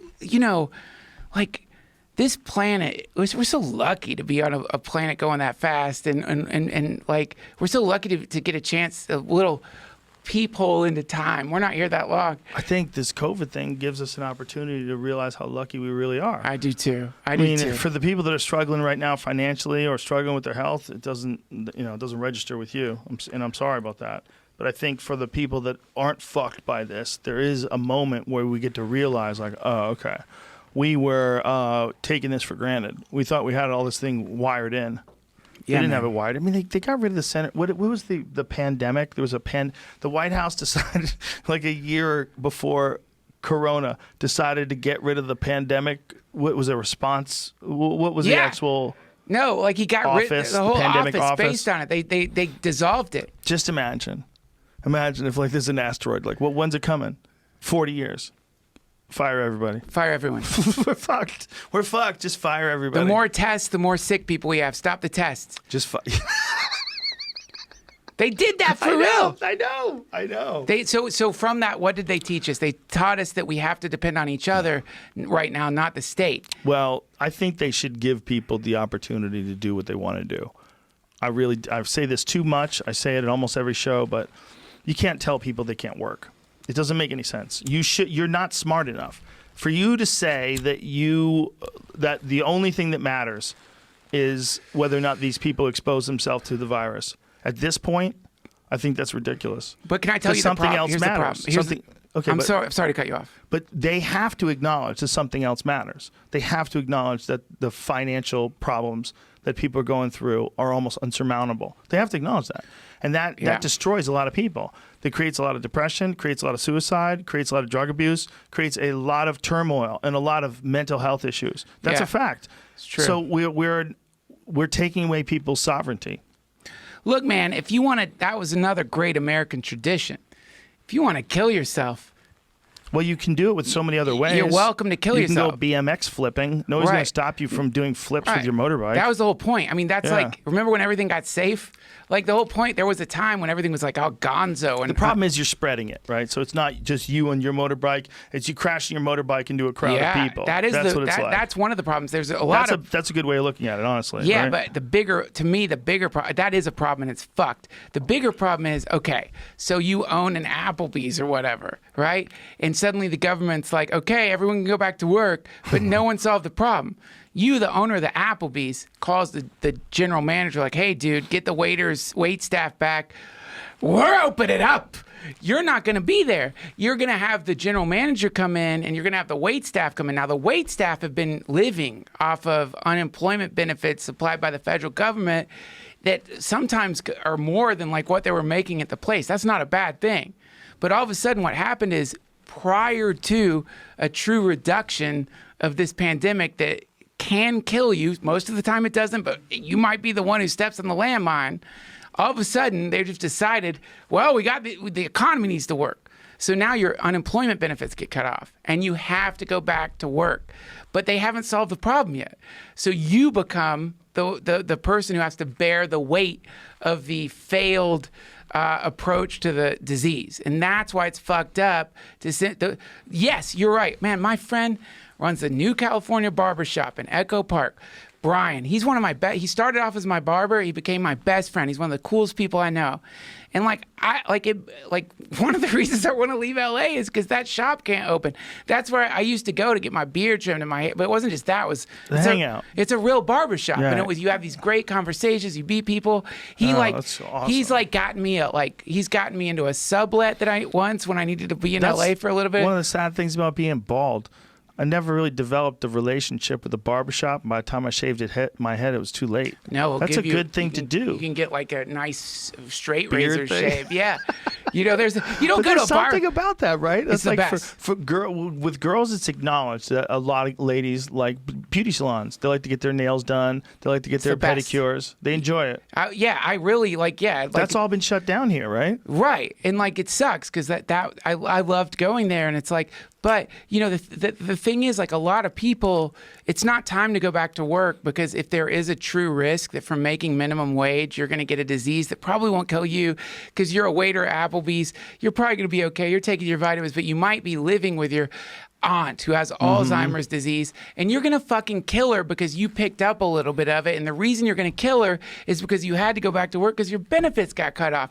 Yep. So it's this is why it's a very complex, fucked up problem that really it's yes, for me, a person who I'm doing great. I want everything open. I want to go to Guitar Center. Guitar Center is open, but I don't want to stand in line. I want to go into guitar. I want everything to be the way it was. I'm probably going to be okay.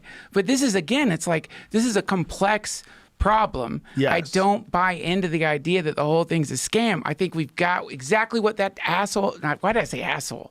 Too much booze. He was actually the opposite of an asshole on your show. I'm calling a doctor an asshole.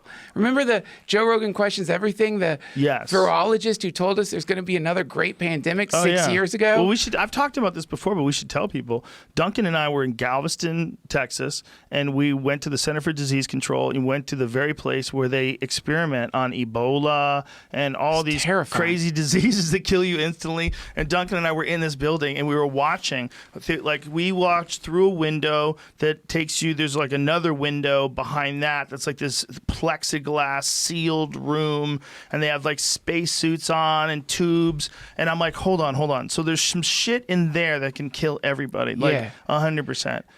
And it's right there, and they were doing tests on it. And so these people are wearing spacesuits, and they're walking around with these horrific, world-killing diseases. Yeah, man.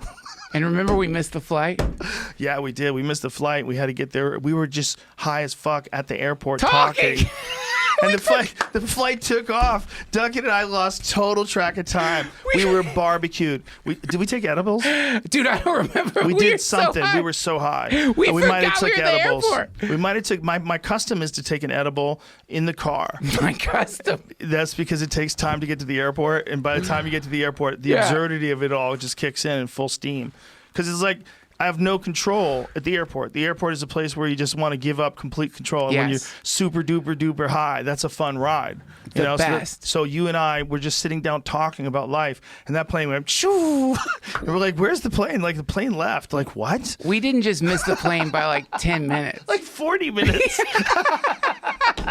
It was the ultimate dumb stoner moment. If we weren't on our way to film a television show, we would have looked like the biggest losers. We looked like losers anyway. But we had fun, and we took one in the morning, and we got there with very little sleep. We made it. We made it. But being in the Galveston, Texas Centers for Disease Control with very this is little. different. This is this is Duncan. This is Duncan went to some preppers. This is one that I really loved because I didn't get a chance to be with you, so I got to watch it.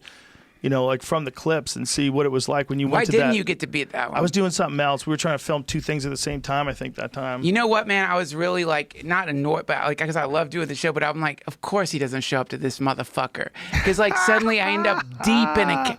I would have totally done it, but I think it was when there was a bunch of things that we were trying to film and we were short on time, so we couldn't do two things together. But remember we did the Skinwalker Ranch one together? You were so pissed. It was so fake. The problem was when we got there, we heard this preposterous story from this person who threw a cigarette on the ground after he. That's what set set you off. 100%. Yeah, because I'm like, this is a moron. He threw a cigarette on the ground in the forest. This is a moron. Like, we drove here and he's lying. We're here with a moron who's lying. I'm like, oh, great. I actually asked him to pick it up. I'm like, come on, man. I remember that moment, dude. And but that to It's me, just like you can't. It's a beautiful Utah forest. You smoke a cigarette and you throw it down. And you step on it. Like, you're not my kind of person. Joe, here's the reason you're so American. You really do believe in a utopian ideal. And Joe Rogan questions everything for real. Both of us. This is what I realized years after. We both had a sense in our heart that we might really find proof of something big. And we went into it with that attitude. We did. But we were so high. We believed what we were saying. Dude, that's the funniest thing about it. It's like, most people when they do these shows, they're not going into it thinking like, I'm actually going to uncover something. Pass that bottle? Yeah, of course. They don't go into it thinking they're going to uncover something. They go into it thinking this is all a bunch of bullshit, and I'm going to do so. I'm going to be like, or maybe they think maybe it's real or whatever. But the main thing is, they pretend it's real. That's the thing. They pretend it's real. We didn't pretend it's real, and we also went into it like two guys who were more high during a show. You will not find. Yeah, it's true. You will not find the entire. Let's be barbecued looking for Bigfoot. I mean, dude, I was barbecued. We were so high, dude. And this guy, we don't need to blow this guy's spot up. He's poor Look fellow. at me, my hipster phase. Oh boy. Listen, people love. Maybe he believes what he's saying. Maybe all that stuff that they were telling us, they really truly believe. But they were talking about like bulletproof wolves that appear out of mist and all this stuff. And to me, that moment was when the show went south. And what was really funny was like the last thing the Sci-Fi Network wanted was for you to like actually like begin to like realize that maybe we're not going to find UFOs. And they started getting unhappy, I think, with the situation. Oh, they did get unhappy. There was actually a conversation where they're like, is he trying to debunk these things? Because they have all these shows on like UFOs and all these shows on ghosts. And then they have this comedian asshole with his asshole buddy, and they're both high as fuck. And like, this is so fake. We're like, this is so, but we wanted to know. We wanted to know. We wanted to know if it was real or if it was Remember fake. the alien artifacts part? Do you remember that part? There was someone who collected all these alien little bits of dust and metal. You don't remember it probably. I remember. I don't remember that because I was already giving up on that point. I noticed a pattern, unfortunately, and I feel real bad. But it was really a personal thing because I was dealing with my own nonsense, my own inclivity, my own inclination to believe ridiculous stories, even today, like with the Pentagon story about them having recovered a craft not made from this world. I'm like, please don't let it be a misquote. Yeah. I don't want to read the misquote, man. Yeah. I don't. So I know that there's a real pull to believing in bullshit. There's a real pull to like manipulating the actual facts of Roswell so that it appears the government absolutely 100% colluded to keep the alien crash from the general public, and there's no way it could be a weather balloon. I don't know if that's right, man, because I know it in myself, because I see it in myself. I see that dirty little asshole that wants to believe in Bigfoot, that stupid fuck. They're like, hey, maybe it's a bear. Yeah. Maybe it's not a lost monkey species, but I want to believe so bad. So I don't think that's a dirty asshole. But this is me. This is me. I've worked on this, right? This is something that I've spent a lot of time thinking about. There's a lot of people out there that just lie. They're not thinking about anything. But the same way, they want to believe too. They want to believe in UFOs. They want to believe in Bigfoot. They want to believe in all these things. They want to believe. Yeah. And it's not their fault. They grew up in a fucked up town, and their friends were probably all drunk by the time they were 4, and the whole thing's a mess. And here they are stuck in this situation where they're just making shit up. And here you and I are standing there going, I don't think this guy ever really was kidnapped by Bigfoot. Yeah. And we get to hear these ridiculous stories, and there was too many of them, man. Everybody we talked to had this like real obvious psychological like bend to them. There was always like, everyone, and no one had a steady chassis. No one who you were talking to, right? Yes. You remember the fucking Bigfoot guy that said he would chop his pinky off to find out if Bigfoot was real? And he was a professor. He was a professor. I don't forget. remember that We had him part. on the podcast. We had the footprint. See if you can. Dr. Melcher, right? Meldrum. Yes, thank you. Jamie's the wizard. Dr. Meldrum. Dr. Meldrum, he said he would cut his finger off to find out if Bigfoot was real. Would you cut your finger off to find out? No, I don't care. Listen, I hope it's not real. I hope it's real. I don't care. What would Either you cut? one would be awesome. What data set would you cut your finger off for? I would cut my finger off to know if there was a intelligent design to creation on Earth. I would give them the very tip of my pinky for that. But then what happens? Then you run around with this information you can't share with anybody and you're freaked out all day? Well, no. Then I try to contact that thing in a more intense way. I mean, The tip of the pinky is not a bad thing to get rid of. yeah, for like Doesn't do much. knowing like whether there's like again, you have to like. So weak. First of all, what kind of computer are you working with that you're gonna have to take your pinky and like drop it in to get truth out of it? It's a stupid computer. You shouldn't trust it. If you ever want to feel what it's like to be like 3 again, make your thumb wrestle your pinky. Your pinky's like, shit. You have no power in your pinky. cool. Your pinky's so weak. That's what it's like to be like a 3-year-old straining Right. against your older brother. Get That's off right. me. Get off me, asshole. Yeah. Ah.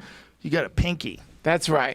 What a bullshit little digit. What does that thing get used for? I dislocated. What does it get Jesus used Christ. for? Say that again? I dislocated both of them. You Like, that's- dislocated them. Your pinky? They don't match up. Oh, dude. Oh, damn. Oh, that's weird. Yeah. So one go. Basketball, yeah. Oh, that makes Jamming sense. them and all sorts of Yeah, shit. you use it for holding wine. You need it to like Yes, extend when you're you drinking. need to. Yes. Look, It's man, very important. I think that Pinky's out. don't you like? I hurt my pinky doing that. Wrestling with my thumb, like legitimately, it hurts now. It's They're so important. weak. It's so weak. But I do so much with my hands. I'm I sure do so there's many some- chin-ups, There's some reason for it. so many kettlebell grips, and it's mostly these other fingers. Even when you draw back a bow, my release it doesn't even have a pinky thing. I draw back with these fingers. This bitch ass just hangs around for the ride. You're so mean to your pinky. Why do you do that I to your love pinky? my pinkies. Yeah. I love them. They're great. I don't want to miss them. But think of the name itself. It's But like, it's weird how weak it is compared to all the other digits you and have. they named it a pinky. Like the whole thing is like messed up. The whole thing does sound like it is a very like the name Yeah. pinky itself is like, you I know. will fuck you up with this finger. This finger right here is strong as fuck. This finger gets a hold of shit. This is a strong finger. This is a bullshit finger that's not hurting anybody. They're all in the same hand. Listen, everyone belongs on the hand. Like we have to forget the Imagine pinky. if you were as strong physically as your small toe. That's crazy. That's life. Just everything can fuck you up. Every pebble is murderous. Every jumping off stairs the wrong way, you stub your toe, you want to die. That's who you are. You are as strong as your little baby toe. Your little baby toe has zero power. Grab your little baby toe and like wrestle with it real Oh, quick. yeah. It has nothing. It's a mess. It's a baby. Yeah. They call it a baby toe because it's like it's not. Babies Yeah. are stronger than your baby toe. Yeah. Yeah. Well, look. It's a bitch ass little limb. That's that's the funny thing about the human sentient projection into time. Is like we're probably like the little toe of the universe. You know, like we have just enough realization to know that we're something. We're this hilarious intersection of like, you know, meat and what appear like a real feeling of like I do feel like bias aside. If there isn't a part of you that hasn't like really come to the conclusion, there seems to be a part of you that doesn't get touched by reality. There's some eternal part of you that has met time and space. I feel like most people get that sense. Kids feel that. They know that. They just actually know it. But, you know, to me, I think maybe what we are in this little temporary, whatever it may be, whether it's an aquarium, whether it's a training facility, I think it's probably a training facility. You know, like, man. I don't think it's that. I think it's a process. And I think the process has to be tumultuous because if it's not, nothing gets done. I think the struggles have to exist because if there's only harmony and peace, everybody gets stagnant. I think That's right. There's a steady push towards ultimate technological innovation. That's the steadiest push. If you look at the human race in terms of like what it makes, Like, what does it do at the end of the day? If you have these bees and they have all this different thing, all these different social things they do, and all these different things they do for covering territory and ground, and all these different aspects of being a bee and laying the larva inside the honeycomb. But what do they do? They make What do honey. they make honey, bitch. That's what they do. They make honey. What do? We make robots. Yeah. We make computers. We make technology, and we make Yeah. it better every fucking year. We don't make better laws every year. Like, no. We don't revise that shit. We got stuff written with fucking ink from charcoal, you know? That's that right. shit's like in the archive somewhere. Yeah. What we do is we make better shit. Every year we make better shit. And our goal is just keep making better shit. And I'm obsessed with better shit. I'm obsessed with like built cell into you. phones, and I'm obsessed. I love like Unbox Therapy or any of those shows. Marcus Brownlee, when they're doing these unbox videos and talking about the newest, latest, and greatest technology, and they're showing these 120 hertz screens and these fucking cameras with 100x optical Amazing. zoom, like, wow! Amazing. But what are we doing? We're moving ourselves closer and closer to some kind of technological superiority. And along the way, we're losing our humanity. And that's the weirdest, most ironic part of it. Along the way of we've never been in a greater technological era. If you look in terms of the things that are consumer Incredible. electronics that get released right now, whether it's laptops or iPhones or, you know, Samsung Note 20s or whatever the fuck Yeah. they are. These things are insane, right? Never been at a time like this before. This is peaked also. When have we ever had a time where there's riots in every city? Every city, all across the country. And it's all, a lot of it is things that most people agree with, right? Yeah. When you say, especially if you say something like Black Lives Matter, let's have a vote. How many people don't agree with that statement? Just forget about what everybody wants. Oh, the Marxist thing, and these people they want to destroy the nuclear family. I don't know if they do or they don't, but most people, I bet, who are a part of that movement, don't even know what that means. They don't know all that shit. Right. They just don't want people to get killed by cops. That's it. That's it. And it's not like Michael Che has a great bit about it where it says like that's not even asking a lot. Like matters.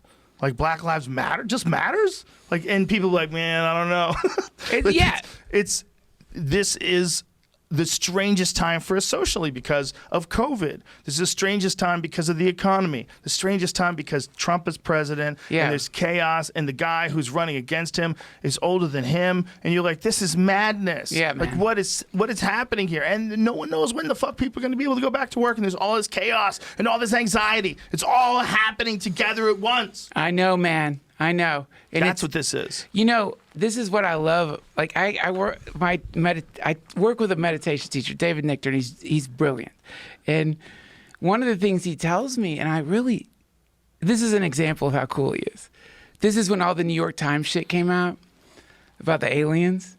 I call him, I'm like, David, New York Times, aliens. And he's like, wow. And then his response was, Duncan, where do you think thoughts come from?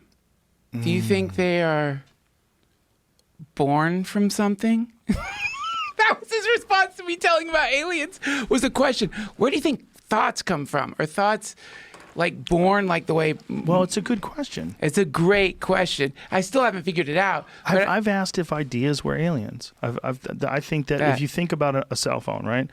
I mean, obviously there's a collaborative effort involving a lot of people that understand all sorts of different aspects of technology, but ultimately it has to be an idea. Someone has to have the idea to come up with the original Motorola phone, the fucking brick, and then they had the idea to innovate and keep getting better and better. And these ideas eventually lead to this thing that can open your car door, turn your lights on, your house. You can FaceTime your kids. Yeah. It's a crazy, crazy, crazy thing, and it's all coming out of ideas. where do they come from? That's the question. The question is it an inherent part of being a human being? Because, like all other aspects of human beings, we are not a single organism. We are a biosphere. The human organism is essentially an ecosystem. The human organism has untold trillions of bacteria in our gut, right? Yeah. We have it on our skin. Yeah. We have all sorts of weird life forms that we live synergistically in this space as a person. Why wouldn't we think ideas would be a part of that? Yeah, right. They might very well be a part of that. And the healthier your mind is, the more you're able to live with ideas, the more you're able to bounce ideas around, yeah. like ideas as a life form, just like the Right. health. Like if you use antibacterial soap all over your body all the time, you get sick. Yeah, right. You get fucking rashes and shit because your body, it kills all the good bacteria too. Yeah, it's like, man, I loved the question because like one of my favorite acid trips was I was like listening to Beethoven. Oh, wow. Oh man, and I don't know how it happened, but like I was like I like had a little like this beautiful girl. She was so beautiful. And like I was at her house, we're listening to Beethoven, I was tripping, and I started thinking, and it was just like romantic and cool, but then I started thinking like somebody thought of this. And then I started thinking, but where did it come from? Like, if they thought of it, what was it before they thought of it? Like, this didn't exist before Beethoven. Yeah. So where was it? And I remember that as I was like thinking that on the best, still to this day, the best acid I ever had. What's the difference? I'm not much of an acid connoisseur. What's the difference between really good acid and mediocre acid? Apparently, it has something to do with the mechanism of production, right? The way it's... Yeah. Yeah. Which is like, listen to like Kid Charlemagne by Steely Dan. It's all about one of the great Owsley, one of the great LSD chemists of our time, I met his wife and I asked her this question, like, why is acid not as good as it used to be in the 60s? And her response was, people aren't perfectionists anymore, honey. That was literally the response. We will sell no wine before it's time. Yeah, it was like I don't know, but I mean, that's a thing that we want with whiskey. Like Yeah. that's one of the things about Buffalo Trace, who bottles this stuff. Yeah. They taste everything. They So taste, good. and if it's not good, they're connoisseurs. Yeah. So that we want. So I understand that you would want that with acid. The problem is that acid's illegal. That's the real problem. The problem is you have some fucking space daddy, some dude who's at the top of the fucking helm of this spaceship as it hurls through infinity. Space and daddy. they don't want you. They have to be space daddy. If it's the president of the United States, that's Yeah. space daddy, right? Yeah. The president of the United States is space daddy. He is the fucking leader of the greatest army the world's ever known. Yeah. He's at the helm of the global empire. That's space daddy, and we're going through space. So if we are a spaceship, the president of the United States is space daddy. Captain Kirk. He has to be, right? Yeah. Yeah. Well, it's not the space daddy that's made LSD illegal. What's made LSD illegal was an earlier space daddy. Yes, And 1970 space daddy that tried to disband the civil rights movement. Yeah. By making drugs, like all Schedule I drugs. Yeah. That space daddy did it. But good Isn't that news. crazy? The good news is like they're at least at the very least they're letting people like look at what it is and like how it affects the brain, and they're beginning to understand that they're like everything we all knew. There's no point getting resentful about it, but we all knew this. We all knew this, but we're all like, it's being validated, thank God, and it's very sweet because it's a healing drug, especially when used in with therapy, and it's healing. It's a very powerful, beautiful, wonderful thing that exists on the planet that anyone could have access to, especially if they like stop this ridiculous prohibition. Yes. And lifted the prohibition. I'm not saying like don't prohibit heroin. Prohibit heroin. Prohibit methamphetamine. But even any Regulate prohibition, the problem is I don't want anybody doing it, but I should be able to tell you not to. That's the problem. That really is the Right. problem. The problem is I shouldn't be able to tell you not to. That's right. And it's certainly like Because it's too slippery. But you shouldn't be able to like. There shouldn't be a 5-year mandatory minimum for LSD. I mean, that's madness. No, that's madness. And it really does heal people. It's a healing. Look, you do your own do your research. Look into it. Have you read Chaos? No. The Tom O'Neill book? No. Oh my God, dude. One of my favorite podcasts over the last year I did was with Tom O'Neill. And he's Greg Fitzsimmons' neighbor. He was Greg Fitzsimmons' neighbor for like 20 years in Venice. Cool. And the whole time he was Greg's neighbor, he was working on this book. Now, Greg never brings someone to me. Never. Never says, dude, you got to have this guy on as a guest, ever. So out of all these years, Greg's like, dude, this guy you need to have on. Cool. This guy researched Charles Manson for 20 fucking years. Yeah. He was originally just writing an article. He was writing an article, but as he's writing this article, he starts uncovering more and more crazy shit, and he goes deeper and deeper into this, where 20 fucking years later, he finally puts out this book. And this book is basically detailing a CIA LSD operation where Charles Manson was getting dosed in prison, allegedly, and he was being treated at this free clinic in Haight-Ashbury that ran for more than 50 years and closed 3 months after the book was released. Damn. They ran this fucking free clinic where they were dosing hippies. Yeah. And they were testing them. They ran Operation Midnight Climax. It was all part of MK Ultra. He's detailing step by step all these people that were directly involved in not just Charles Manson, but in fucking Jack Ruby and all these other political figures in history. And it's like, what in the fuck? All these mind control CIA LSD experiments that were real. And Charles Manson was a part of that. Yeah.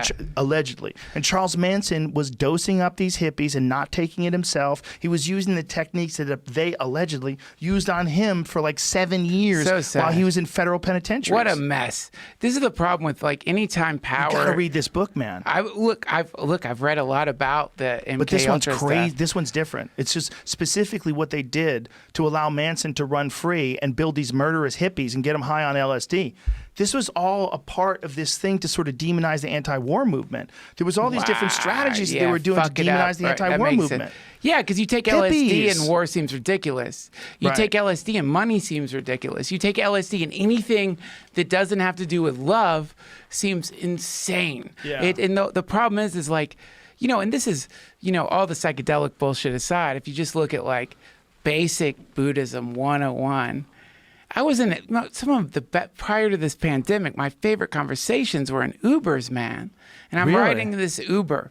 And this Uber driver, who's clearly a Buddhist, he's got a Buddhist statue on his like dashboard, and like so we start talking about Buddhism, and we're talking about it. And he said the coolest thing I've ever heard regarding Buddhism, which is he's like, "Do you know how you look at letters, and you think that they're a language? What are you before that?" It was Whoa. It's so cool. Holy shit. Yeah. Thank God there's people like that in the world. I know. Well, that's a true Buddhist. That's a true missionary. But in LSD will return you to that state. So it will drop you under all of your apps that are running on the operating system of your consciousness for a little bit. Some people hate that because they've like so identified with the apps that the moment they can't like cling to the app, that they become this like, thing before the language, which is why some people on a lot of acid they can't talk. They talk like babies. Yeah. But what's happening is you're encountering like original sentience prior to conditioning. And that's dangerous to any kind of power structure. Like if I'm trying to implement a hierarchy, I depend on your consciousness flowing into these rivulets that are language, morality, ethics, the entire structure of whatever I'm like trying to like tell you is the way things are. And if I can do that, then I can own you, because suddenly your morality isn't real morality. Your ethics aren't real ethics.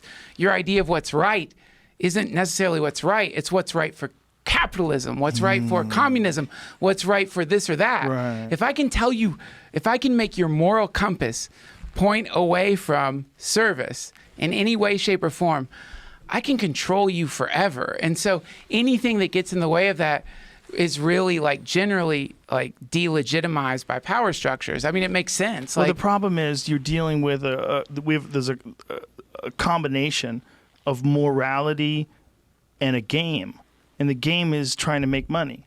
Like when you have numbers, I'm reading this book right now. I'm listening to it on tape. It's called Irresistible. I keep forgetting this dude's name, who wrote the book, but I'm listening to it on audiobook. It's Adam Alter, and it's all about addictions. And it's all about particularly how addictive games are.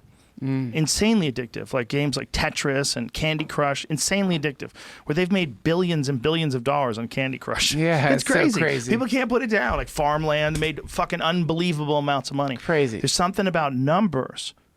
Like you look at your bank account, you go, I've got $15,000 in the bank. I can't believe this. That's pretty fucking good. I remember when I was broke. And then you go, you know what? It would be great if I had 50. Man, I'd just like to get 20. This year, I'm just going to cut back on going out to eat. I'm going to do that. I'm going to put 5 away. And then you're like, you know what? I need to make more. That's what I need to do. I need to make more money. I want to put in some overtime. I'm going to talk to the boss. I'm going to look, I'm dedicated. I don't give a fuck. A lot of people get tired. I don't get tired, dude. I am dedicated to this fucking job, and I want to move up in this company. Locked and the in. boss is like, yes, come on aboard, slave man. Yeah. You're going to work for the corporation 18 hours a day. It's great. You're getting paid well. Don't get me wrong. You're not really a slave, but what you are is a slave to your own idea of what success is. Yeah. You're a slave to the idea that numbers equate success. Yeah. You don't notice, man. You don't notice. You don't notice. You get used to everywhere you live. It's nice if you live in a place that's safe. After that, I'm telling you, you don't notice. You know what you notice? You notice when your friends are around you and you're enjoying each other's company and you're laughing and having fun. You notice those things. Yeah. You notice if you do something and people enjoy it. You notice if you have a good interaction with someone at a store. Like they go, no, you, and then you go, no, you, and then you're both smiling and laughing, and everybody's you're having. Those are nice moments, man. We have those. We still have those. Like you let somebody in front of you, and they give you the peace on. You give them the thumbs up, and these moments are still here, man. They're more than they're not. It's not like everybody's just stabbing everybody everywhere you look. Most of the interactions that people have with each other all over the place are positive. That's right. It's a very small amount. The problem is these small amounts make it on fucking YouTube. And then that's all I can watch. There you go. I just watch these fucking people in Portland beat the shit out of each other and kick some guy in the head when he's sitting down when he apparently drove too close to these Antifa guys, and they made him get out of the car, and they're searching his belongings. This guy runs up behind him and kicks him in the head and knocks him unconscious. Horrible. And I'm like, God damn it. Horrible. But it's not most people most of the time. And the problem is that's what everybody's going to pay attention to. That's what everybody's going to share on Facebook and Instagram. I saw that fucking video in my timeline like 30 times. But this is what I love about humanity is like if you strip away the story and you see a person getting kicked in the head, honestly, man, like I don't care. Like in general, like I don't care what that guy is. Don't kick him in the head. Here's the problem, dude. It's a natural inclination to want to fight the opposite of your tribe. Yeah. And when you're 16 years old or however old that kid was, the kid who kicked that guy in the head, he looked young to me. I could have easily done that when I was 16. Easily. Yeah. I was so dumb. If I was in the streets at 16 he was dumb. and we pulled some guy out of his car that someone said tried to run us over, and the guy's sitting there, easily, me or any of the people I hung out with would have punched that guy or kicked that guy. That's the compassion. That's normal. It's normal. Yeah. The problem is the tribal war that we have going on. That's the problem. But what you just said, that's the truth. That's the truth. And it's compassionate. This is a stupid kid. He was I think he worked at the airport. Whatever the fuck he was. This is a stupid kid. And what he did is wrong. He got caught up in the wave of violence, and the mob mentality. It's normal. We have to figure out. Listen, man. Here's the thing. We must discover. First of all, you're not going to find this on the map. I like going off the map, but there's not a map for this. So that's liberating to me. We got to get off the map. Number one, we got to get off the map. Like first, everyone. This is what's so crazy. People are really legitimately tuning into like human trafficking in the United States. It's a big business. It's one of the biggest businesses, actually. Human trafficking. Yeah, I was reading a post today that somebody sent me, and I don't know if it's verified or real or whatever, where a girl was saying that she was headed to a bathroom at a gas station somewhere. And she noticed that someone had their camera turned around, so they like had the selfie camera on while they're on FaceTime, and they pointed to this lady, and they said, "What about her?" She heard her say, "What about her? Do you like her?" And the girl looked at them, and the lady turned and looked at her, and she ran back to her car, got in their car, and the guy who was with them went and ran up to the side of the car like she thinks they were trying to kidnap her. 100% they were. And that happens. That happens. That's a real business. This is not a fucking story. This is not a magazine article where people are, someone wrote some fiction. This is right. And the funny thing, not funny, but what's ironic about the sudden horror at human trafficking is a lot of the very same people who are fighting against this thing that they're realizing is happening in the country simultaneously don't want to look back into the history of the United States which was 100% based on human trafficking. 100%. Our country's foundation is human trafficking. They fucking kidnapped black people and made them work for free. And somewhere in between that horror and now, people have gotten this delusion that that stopped. It didn't stop. Our country was literally founded. George Washington, did you know this, was the #1 slaveholder in Virginia, wherever the fuck he was. He was the #1 slave. Supposedly his wooden teeth thing, it was slave teeth. Yeah. He was the #1 slaveholder. Yeah. Did he have wooden gums? Is that what it was? I don't know. The whole wooden teeth thing was a replacement of the truth, which is this motherfucker was a human trafficker. So people try to they try to revise. So the idea is Let's look at this. Look at this. Washington's dentures were likely sourced from the teeth of slaves. Sourced! There you go. They're going to say sourced. That wasn't sourced. They were ripped out of the fucking mouth of human hostages. Don't say sourced. I source avocados to my fucking Mexican restaurant. I don't source teeth, motherfucker. Why would you use that language? Why would you use that language? Yeah, it's not sourced. Go back to that, Jamie. Can I read the rest of it? Records at Mount Vernon show that he bought teeth from slaves. Bought them. But that's records.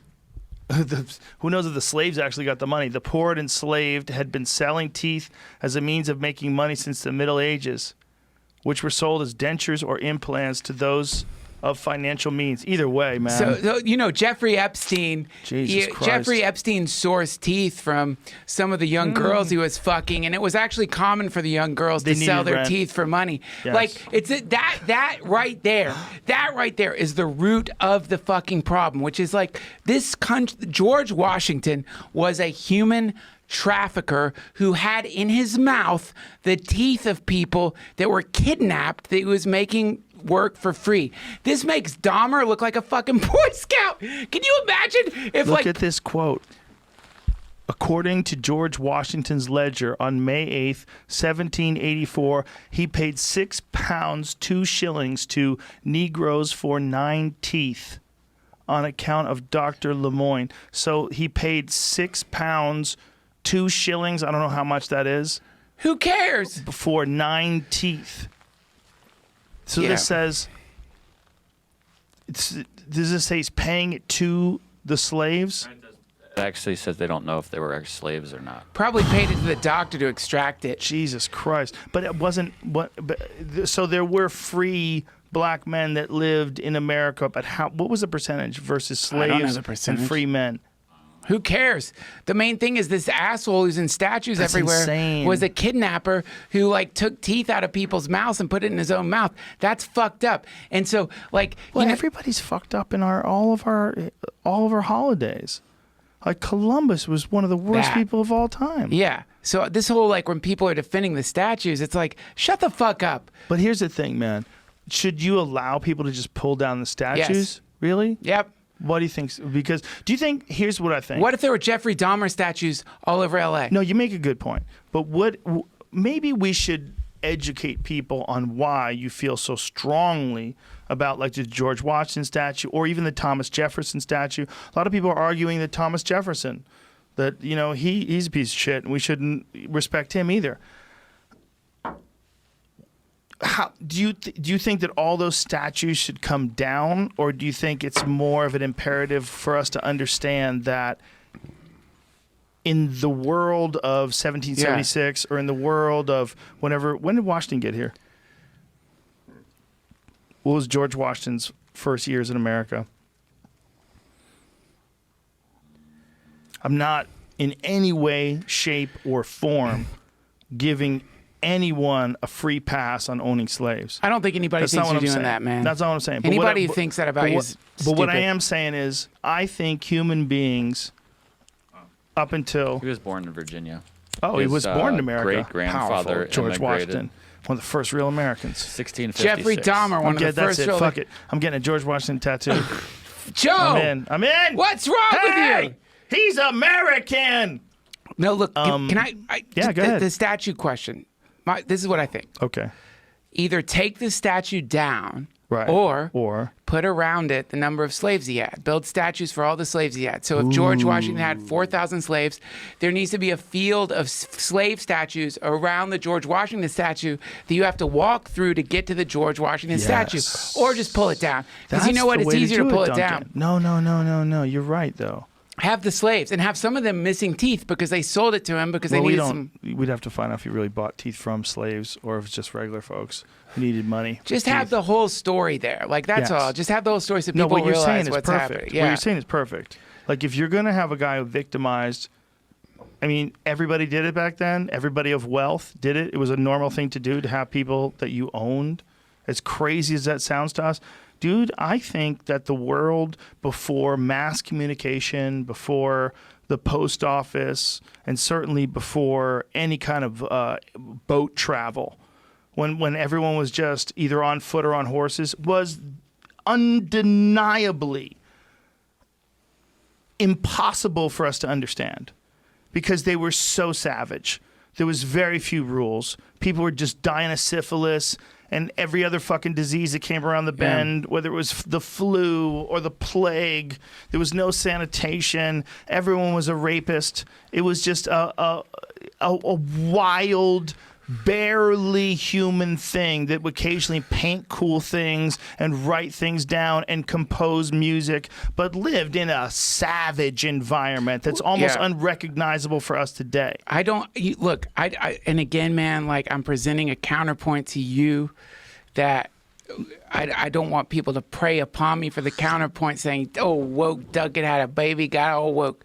But but I do want to present a counterpoint in with the intention of, like, let's look at, like, that maybe that is actually part of the conditioning, which is like if your country is based on human trafficking, which to this day is happening. Well, this country is based on human trafficking. This country is based on, and it's also based on human sacrifice. It's also based on us killing the people that were here first. That's right. And we've been at war for 92% of our history.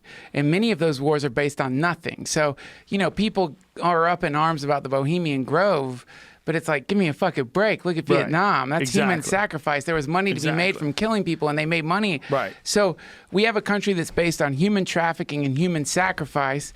Nobody wants to talk about it. The idea is the exact same thing that all abusers do to people they've abused. They want you to, number one, forget it. And if you start remembering it, they tell you you're crazy or that you're fucked up. So the idea is that, like, the world prior to the United States was a savage world. Savage. Africa was not savage. These were very advanced people, but because, like, the Europeans were savage, we're brutal people. They went in there and fucking just started chopping people up. These are people who had a natural innate trust for other humans. And they were like, put your hand out, slap, go get some gold or I'll cut your other one off. That's what they did when they came here to North America, It was hills have eyes level. Yeah. So the hills have eyes roll into all indigenous cultures. They're in tune with the earth. When shit gets weird, they move. Look, I'm not saying... But here's the thing. I've been spending the last 6 months deeply engrossed in Native American books. And they weren't that nice? Not at all, dude. They ate each other.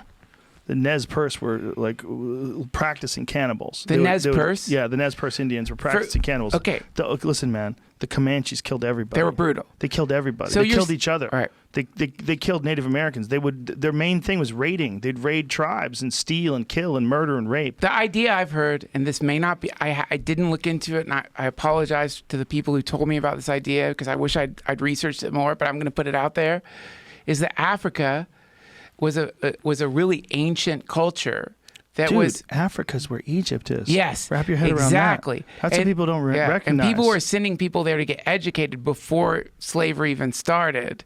Dude, before they burned the Library of Alexandria, that was the place where everybody would go to learn things. Yes, and so we fucking went in there and just wreaked havoc. Not us. It wasn't us.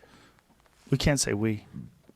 I'm sorry. You're from North Carolina. I love that I burped right I was when born in New Jersey. We can't say we. You made a very profound point, and I burped. No, but we didn't do it. No, I don't mean we. I don't mean we. And I'm not saying like I'm directly connected. I'm just saying, like, for me, it's like anytime I get around any situation where someone is making it so I can't say the truth. Right. I get really annoyed. Yes. And Which is why you're a comic. It freaks me out. Yes. Yeah. And it freaks me out. Yeah. And so the reason that the whole like whatever the particular movement is, like when Trump is at like the Mount Rushmore. Yeah. And that's Lakota, right? That's like sacred land. That's like sacred land. But like they went in there and they chopped up a mountain with a bunch of slave owners' faces. Yeah. And Trump's like, "This is the best mountain on earth." It's like it looked better before you put the human traffickers on it, How right? about the fucking hilarity of him suggesting that his face should be on it just to rile people up? Yeah, There's some part of you as a comic that has to appreciate that. I'm sorry, Tell Joe. me. I'm going to admit that's true. When I saw that he was suggesting that his name should be on Mount Everest, or not at Mount Everest, Mount Rushmore, I was thinking immediately like, oh my God, he's moving them into checkmate. Dude, look at my fucking Twitter. I've been like 7 different personalities designed to rile people up over the last month. That's all you do with this QAnon thing. Yeah. Jamie was hoping you would come in as your QAnon character.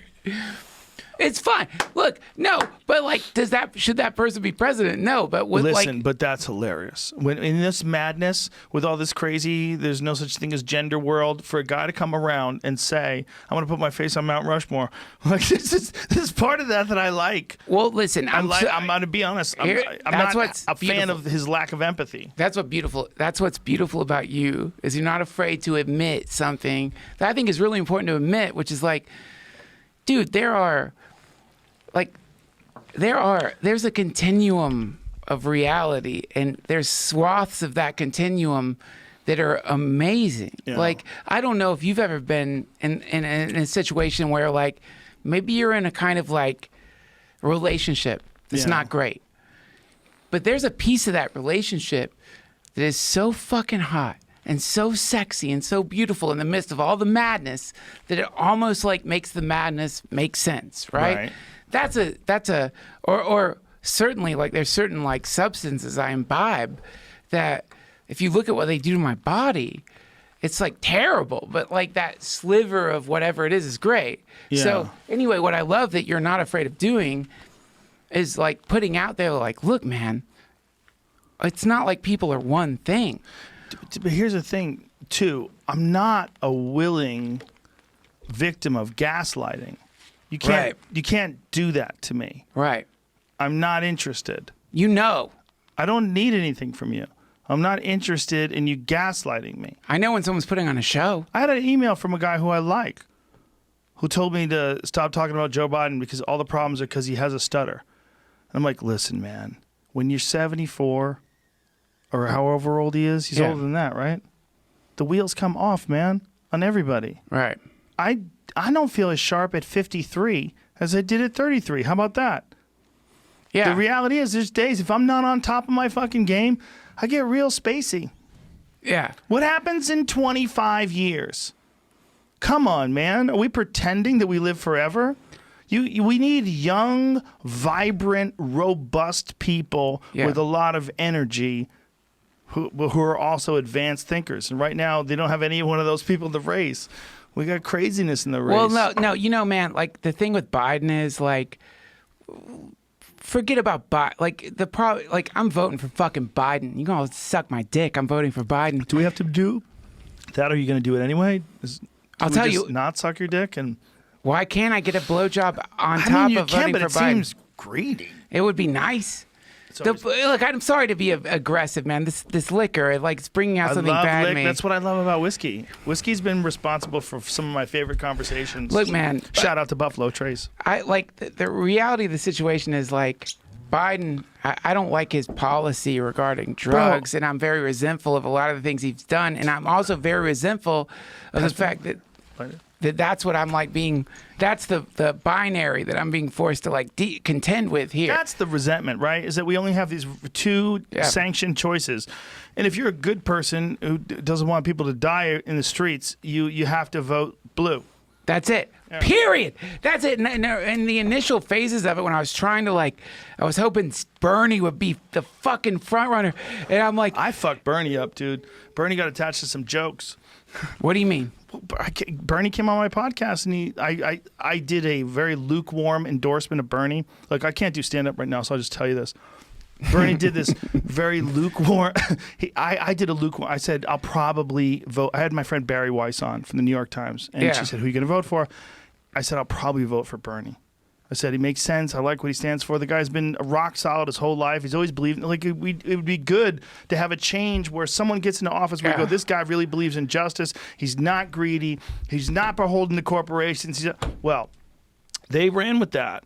And then all these people that were in competition with Bernie started pulling shit that I've said on the podcast. Yeah. Drunk, high as fuck. Yeah, that stand-up sucks. comedy, put it in context. So annoying. Put it in quotes. I remember that. And there was one of them. I read this article. That was like on a real newspaper, where in quotes it said he believes that lesbians lack the lower back muscles to fuck a woman correctly. What? This is a piece of my act. It was a bit. It was a bit about a conversation that I had at a bar. I was with a friend of mine at a bar, and there's this lady who's really aggressive, who's making out with her girlfriend, and she yells over at us. She goes, "Sorry, boys, she only likes girls, and I got my own dick." She says this to us. Yeah. So I go, "Where is it?" And she goes, "It's a strap-on." And I said, having a strap-on and thinking it's a dick is like having a lighter and thinking you're a dragon. Plus, everyone knows that lesbians lack the proper lower back muscles to fuck a woman correctly. It was like I was in this sparring match, this verbal sparring match with this crazy lady. That's what I said.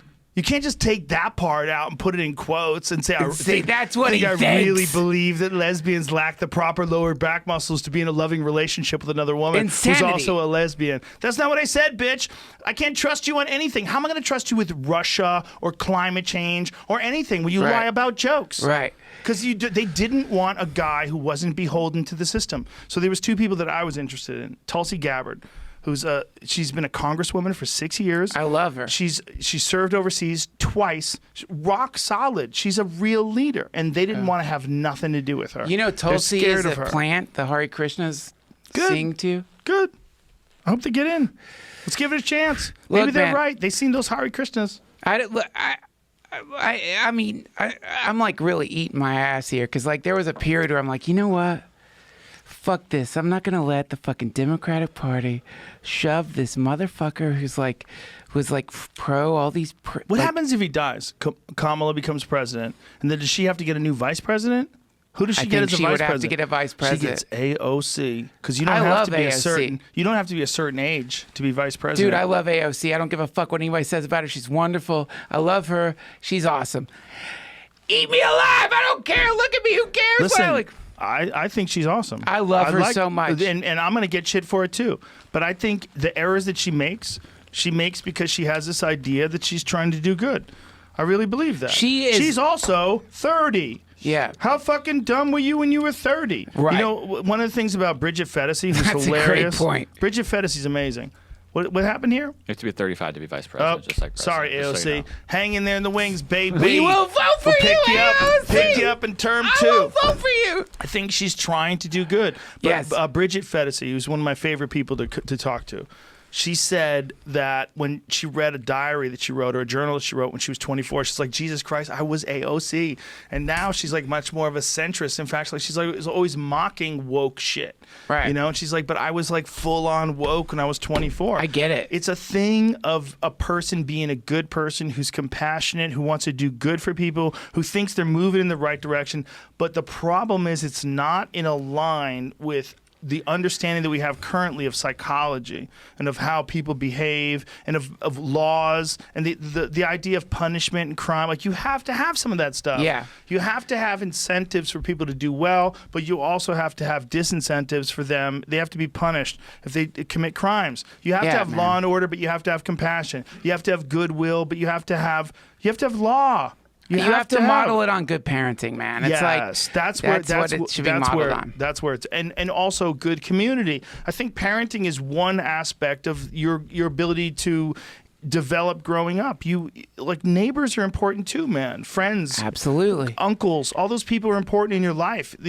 aunts, everybody, your grandparents. There's a lot of shit going on. There's input coming into a person. I just love thinking what's outside of propaganda. Parenting, it isn't outside of propaganda, but you can as a parent, I can see look, it doesn't matter what my ideals are regarding regulation.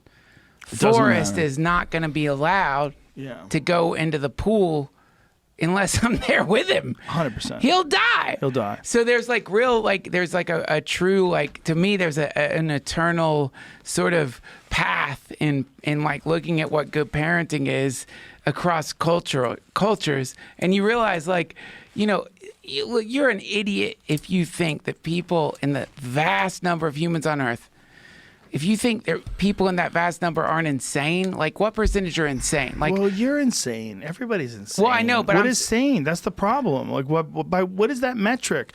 A fucking yard is 3 feet. What's sane? I'm talking like people who are registered sex offenders, or you know what I mean, that pathos, true narcissists, true sociopaths. We live in a world where from time to time, but it's still a spectrum, right? Because what if someone's sane but they're a gambling addict and they keep losing all their family's money every year on poker games? Right. We got to figure out a way to help them without simultaneously creating tyranny. Have you fucked with Ibogaine? No, I don't want it, man. I'm terrified of that shit. I haven't fucked with ayahuasca. I smoke DMT from time to time, but I'm scared of a 6-hour DMT trip, much less Ibogaine. Freak. Have you done Ibogaine? No. I don't have any physical addictions that I'm trying to kick, or real personal addictions. I've kind of got those things dialed in terms of my workout and work schedule and family schedule. It's pretty good right now. I got a good harmony. I got a good rhythm, and I'm going to keep that up. Yeah. But people that I know that have really needed it are people that got hurt, and then they got prescribed pain pills, and the pain pills is what got them. I know quite a few people that have turned to the Ibogaine.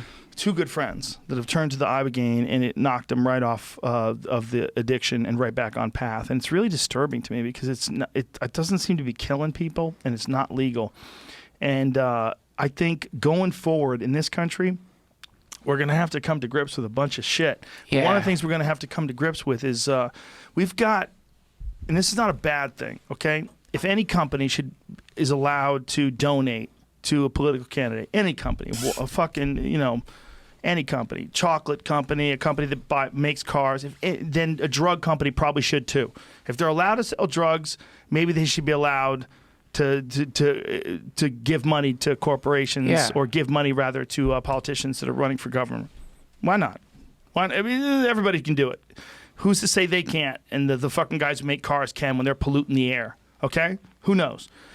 But at the end of the day, we have to go, there's a lot of people getting hooked on these pills. Yeah, man. There's a lot of people ruining their lives in these pills. And we're turning a blind eye because there's a lot of money involved in these pills. Yeah. And it's weird. It's weird like the cigarette thing. If we're so worried about 170,000 people dying of COVID, why aren't we worried about 500,000 dying from cigarettes? Yeah, man. Why aren't we worried about all the people that not just dying, but losing their sanity on opioids? How many people in this country are hooked on fucking pain pills? Do we even know the real number? Because how many people are functional, where they're hooked on it, but they're just taking 1 or 2 a day, and they're just going to work every day? Yeah. And they just stay in this steady haze of fucking working for fucking, Hertz Rent-A-Car, and they just deal, and they got a prescription, so it's all good. Doctor says heroin's good. Brave new world, baby. Dude, Brave new world.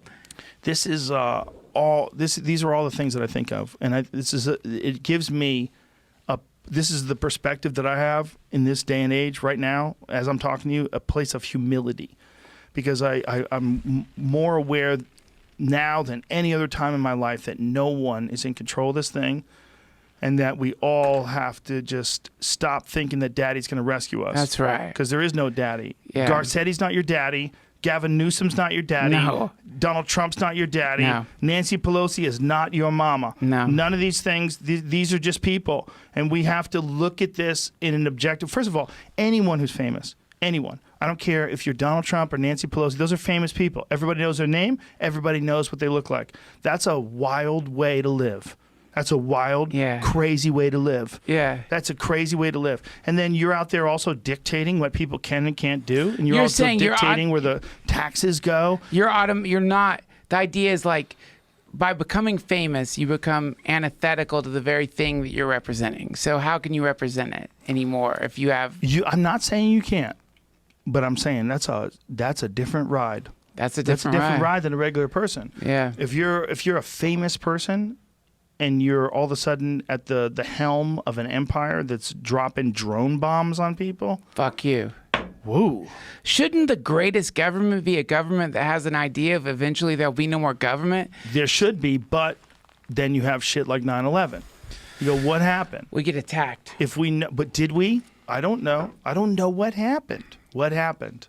I don't know. Who trained those people? Who designed that? A lot of things happen afterwards that people will say, did those things that happened afterwards happen because, and this is my belief. My belief is that all the things that happened after 9/11 in terms of like the Patriot Act and all these other things, they happened because people were taking advantage of an opening where they recognized that a lot of people are scared, and then they started implementing these ideas that they would love to do during peacetime, but they would never be accepted. That's the dogs of war. But this is my interpretation. Some people are under the impression that they actually orchestrated the event and then afterwards implementing these new rules, and everybody went along with it because the event they orchestrated. Now, I'm not saying I know that that's not the case, and this is what's the scariest fucking thing to admit. When you know about Operation Northwoods, you know that the government in 1963 was literally planning on blowing up a jet airliner and blaming it on Cuba. They were going to arm Cuban friendlies and attack Guantanamo Bay. They were going to do whatever they could to get us into a war with Cuba. This was signed by the Joint Chiefs of Staff. They're like, I like it. I like deception. Yeah. I like what you're going to do. You're going to kill people. Woo! Yeah. Let's go to war, baby. Go to war. If they did that in what was it, 62 or 63? Who knows how that's evolved? Right. Why wouldn't that evolve? Everything evolves. Okay, technology evolves. Our understanding of biology evolves. Everything evolves. Everything evolves. You know what evolved? What evolved was not the technique. What evolved was the story. The technique seems to be the same. You look at the news, that Putin opponent, he fucking keels over in an airplane, moaning, on a plane, screaming. all he had to drink was tea. The Kremlin apparently says, we wish him a speedy recovery. Yeah. And everyone's like, what the fuck? And it's like, wait, actually, the use of poison and imperialism is a pretty classic, basic technique. Like, not just in Game of Thrones, but like in general, if you're an imperialist and your interest is like power, you use whatever technique you have to use to. Doesn't that technique and using it in that way point to this thing that we're really worried about? What we're really worried about is there's this underlying narrative that's going on where these elites are battling it out, and these warlords and these evil sociopaths that run the world are battling it out. All this. Well, they don't think they're evil. But they don't do it. They don't just have a guy just fucking blow his brains out on the airplane and then just jump right off on the tarmac, and then he gets rescued by the Russian police, and then nobody says anything about it ever. No, they do it in a weird, sneaky way, where it's like there's some plausible deniability involved. Right. Well, number one, they don't think they're evil. Putin doesn't wake up in the morning and look in the mirror and go, I'm an evil jackal. What are the henchmen of the apocalypse? Putin probably wakes up in the morning. I imagine he stretches. He looks at his phone. He's got texts from his friends. He's like, that motherfucker, fuck that bitch. And then more than likely he probably exercises. And then and I bet a lot of times Putin wakes up in the morning. He's like, I don't want to go to work. I bet a lot of times he's like, God damn it, I just want to fuck off all day. Then he has to go to work. He's stuck being Putin. Trump wakes up in the morning, same problem. He's like, this sucks. He's drinking Diet Coke, watching Fox News. I promise you. Tweeting out crazy shit. He wakes up in the morning, takes whatever the fucking drug he's on. What do you think he's taking? Dude, I don't know, but I want some of it.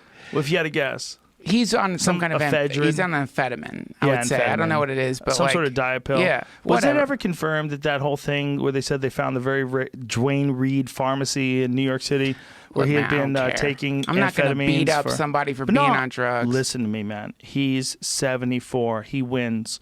Okay? If you can make that much money while you're on amphetamines and you don't die, then they're right. The doctors are right. The doctor's like, it's safe. He's like, you sure? I want to make money. Yeah. I want to keep going. I don't want to sleep. Like, just take this shit. You don't have to sleep. And he just keeps going. He rattles off fucking campaign speeches and hops on a helicopter and flies 1,000 miles away. Find me a 70-year-old not on drugs, and I will give you $100. Give me a fucking break. You're 70. You're gonna die in like 20. That's so true. You're gonna die. Like when I'm 70, my mouth is gonna be like a baby bird underneath any drugs that he wants to put in. Of course. So- We're both high now. Yeah, We're drugs both are on fine. drugs Like I now. don't care if Trump is on drugs or Putin's on drugs or whoever's on drugs. It's like the point is like the problem is that like we like to imagine like Trump wakes up in the morning and is like, let me destroy this country. Trump wakes up in the morning in a haze. He takes some weird drugs. He tries to remember what he's doing. I promise you, every morning he thinks to himself, why the fuck did I listen to my kid? I guarantee it was his kid who's like, Dad, you got to run for president. No, He's like, no. You don't think? You think he want? I don't think he wants to be president. No. It was Obama talking shit about him. 100%. Oh my God. 100%. When Obama was doing that dinner, you know that thing that they do every year where they have comedians go up. Yeah. What's it called again, Jamie? The press roast. White House Correspondents' Dinner. Yeah, White House Correspondents' Dinner, and Donald Trump's in the audience, and Barack Obama's going deep, and he's hitting him with some bombs. It was good. Too. It was good. And one of the things he hits him with is, here's one thing I am that you'll never be, President of the United States. And everybody goes, oh! It's like, you know that meme with the kid in the hoodie? Yes! With the glasses? And he's just standing there, and all the other kids are running around going, oh! He summoned a demon. Can we hear some of this, or will we get in trouble? I don't No? know. It was a brutal roast. Is that like public domain or anything? I don't know. Do you think he wrote it? Do you think he No, wrote I it? don't I don't think he wrote it. Oh, sure. He would write that because Trump was a part of the birther moment. But here's the thing, honestly, legitimately. I hope he was born in Kenya. I hope they pulled it off. Because I don't care. Because my don't grandparents were born in Italy. I don't give a fuck. Right. I don't need you to be born in this patch of dirt. You know why? Because I'm not a fucking idiot. I don't think you should have to be born on a patch of dirt. cares? Look, should you have to be born in fucking Calabasas in order to be the president No. of Nobu or whatever? That's a bad example. But do What's you have Nobu? to live? It's a restaurant, a sushi restaurant in Malibu. Do you have to live like in the town? Like what are you saying? The patch of dirt is significant. Where was you expelled out of the vagina? I moved here when I was 13 minutes old. Is that okay? What if my mom shat me out in the middle of a plane on the way across the Pacific? cares? Am I American? Who cares? It's stupid. It's dumb. It's Yeah. fucking dumb. well, that's like geospatial So- centrism. I hope he's born in Kenya. I hope he admits it. I don't hope he says, care. "Oh, and by the way, I was born in Kenya." Oh shit! If Obama wanted to, you know, you have that. Everybody has like one friend. You're like, please come out of the closet, please. Yeah. Please. You'll no one feel will better. Care. No one will care. There's never been a better time. I'm not saying Obama was born in Kenya. I believe everything he says. I believe he was born in Hawaii. But part of me wishes he was actually born in Kenya. And he waits until after the election. And if Biden wins, he just gets to the moment. By the way, I was born in Kenya. Oh! And the whole audience just goes, bah! The earth turns into a sun. Everything would erupt. Man, I gotta pee. Go I gotta bro. pee. Go pee. But what are you gonna do when I go pee? Jamie has the editing equipment. Oh, right. He's the wizard. Don't take your headphones off. Headphones. Don't run away. You wrap So behind the fun, back. Joe. That was close. I don't want it to end. We don't have to end. Okay, great. There was one thing that I wanted to make sure when we decided to go to Spotify. One of the first things I thought of is Duncan Trussell has to be episode number 1. That was like a legitimate thing I thought, because there's something about my relationship with Duncan that's very unique. Like he brings things out of me. He puts me in when you're around certain friends, they put you in a state of mind that you don't go into when you're not with them. When I'm with Joey Diaz, one of the things that I love about Joey Diaz, I'm always smiling when I'm with Joey Diaz. First of all, because he knows I love him. I've loved him forever. We've been friends forever. Every time I see him, I hug him.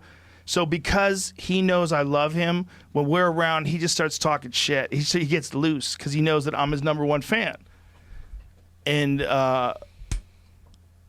another person like that is Duncan. When I'm around Duncan, there's something like we do to each other.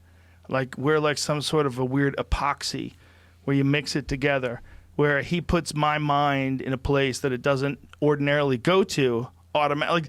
Like, I genuinely believe there's ideas that I form when I'm talking to Duncan, like ideas pop into my head when I'm talking to him that they don't get there anywhere else. And it kind of goes in with what we were talking about that other guy's idea of thoughts and my concept of ideas, that maybe they're a life form. Maybe they're just like E. coli that lives in your gut, or the flora that's on your skin, and that different people have different combinations of those things. Just like some people, you just don't vibe with them. You talk to them, you just want to get away from them as quick as possible. You're like, oh, this person's so annoying. And you can't help it for whatever reason. It's like they say that women, pheromone-wise, like women can smell a man's clothes, and they can sort of, I don't know if this is true, but I read that they can accurately depict if they smell a man's clothes, whether or not they should be attracted to that man, whether or not they're genetically, they match up well with that man. But that gets fucked up when they're on birth control. Yeah, that's when they're sex on birth at dawn, control. right? It gets confused. Yeah, it's in Sex at Dawn, but it was a real study, and there's a real concern about that people are, we're losing some of our senses. Dude, I was in a relationship with a woman who got off birth control and stopped wanting to fuck me. Ooh. And I remember like hearing that and like being able to refer to the moment that she seemed to be really into me. But then she got off birth control, and suddenly her like real intuition was like, you don't want to make babies. This guy's fucked up. And she stopped. It was real. Like I remember the moment it happened, it was so bizarre. It was like, it was great. I'm glad, by the way, I'm glad. Cause like the baby that we made is so beautiful. And like, have you heard this shit about how the egg picks the sperm? Have you heard about this? How the egg does? This is the new research. It's like, as dudes, we're always like, well, we make the cum, and there's a sperm that makes it to the end of the race, and that's the one that makes the baby. So in our minds, we're like, it's like a sperm that won a marathon gets into the egg as a reward for winning the marathon. But now the idea is the egg actually is like the sperm are running to the finish line, and the egg sends out chemicals to destabilize certain sperm and picks the one that fits best with the whatever the plan of the egg is. Look at that. Human eggs use chemical signals to attract sperm. Humans spend a lot of time and energy choosing their partner. A new study by researchers from Stockholm University and Manchester University NHS Foundation Trust shows that choosing your partner continues even after sex. Human eggs can choose sperm. It's the goddess, baby. Whoa. Dudes, it's like the last fucking bastion we had was this idea that we had this athletic little bit of our cum that made it's really the mother egg that picks it's it like, up. Come to me. Come to me, and the come rest to mama. back. Come to mama. It sends out signals to destroy certain sperm that made it all that way. Choosy eggs may pick sperm for their genes, defying Mendel's law. We're done. But then again, the sperm that get there, those are still at the front of the pack. Yeah, like in Price is Right. Like most likely, the egg, the egg's gonna like, look, I want the best sperm, but the best one's gonna be the one that's there first anyway. Dude, it's very. Maybe it's both things. It's good. It's sweet. It's sweet. It's kind of both things, right? Yeah, but the final decision's the egg. Bitch-ass, lazy sperm that just bounces off the head of the rugged sperm and, like, winds up, plop. Wow, can't believe you chose me. It's like, I didn't. Shit, now I have a nerd. And the egg gets really pissed because it's not a precise mechanism. There's a lot of chaos going on to encourage, entropy and to encourage innovation. That they figure out how to the better version of the species to get into the egg. Yeah. But sometimes there's a headbutt, and then the dum-dum goes right in head first, and bang, you got a kid that's not that bright. You don't want that kid. But then that being said, so on Those kids are supposed to get eaten by coyotes. On one level, it's great because it says actually the goddess chooses everything. But then on another level, you've got Hitler. Exactly. So that Hitler's mom's egg had a bunch of other sperm that were like, we're not doing a genocide. And what's the connection with what we talked about before with Hitler? Amphetamines.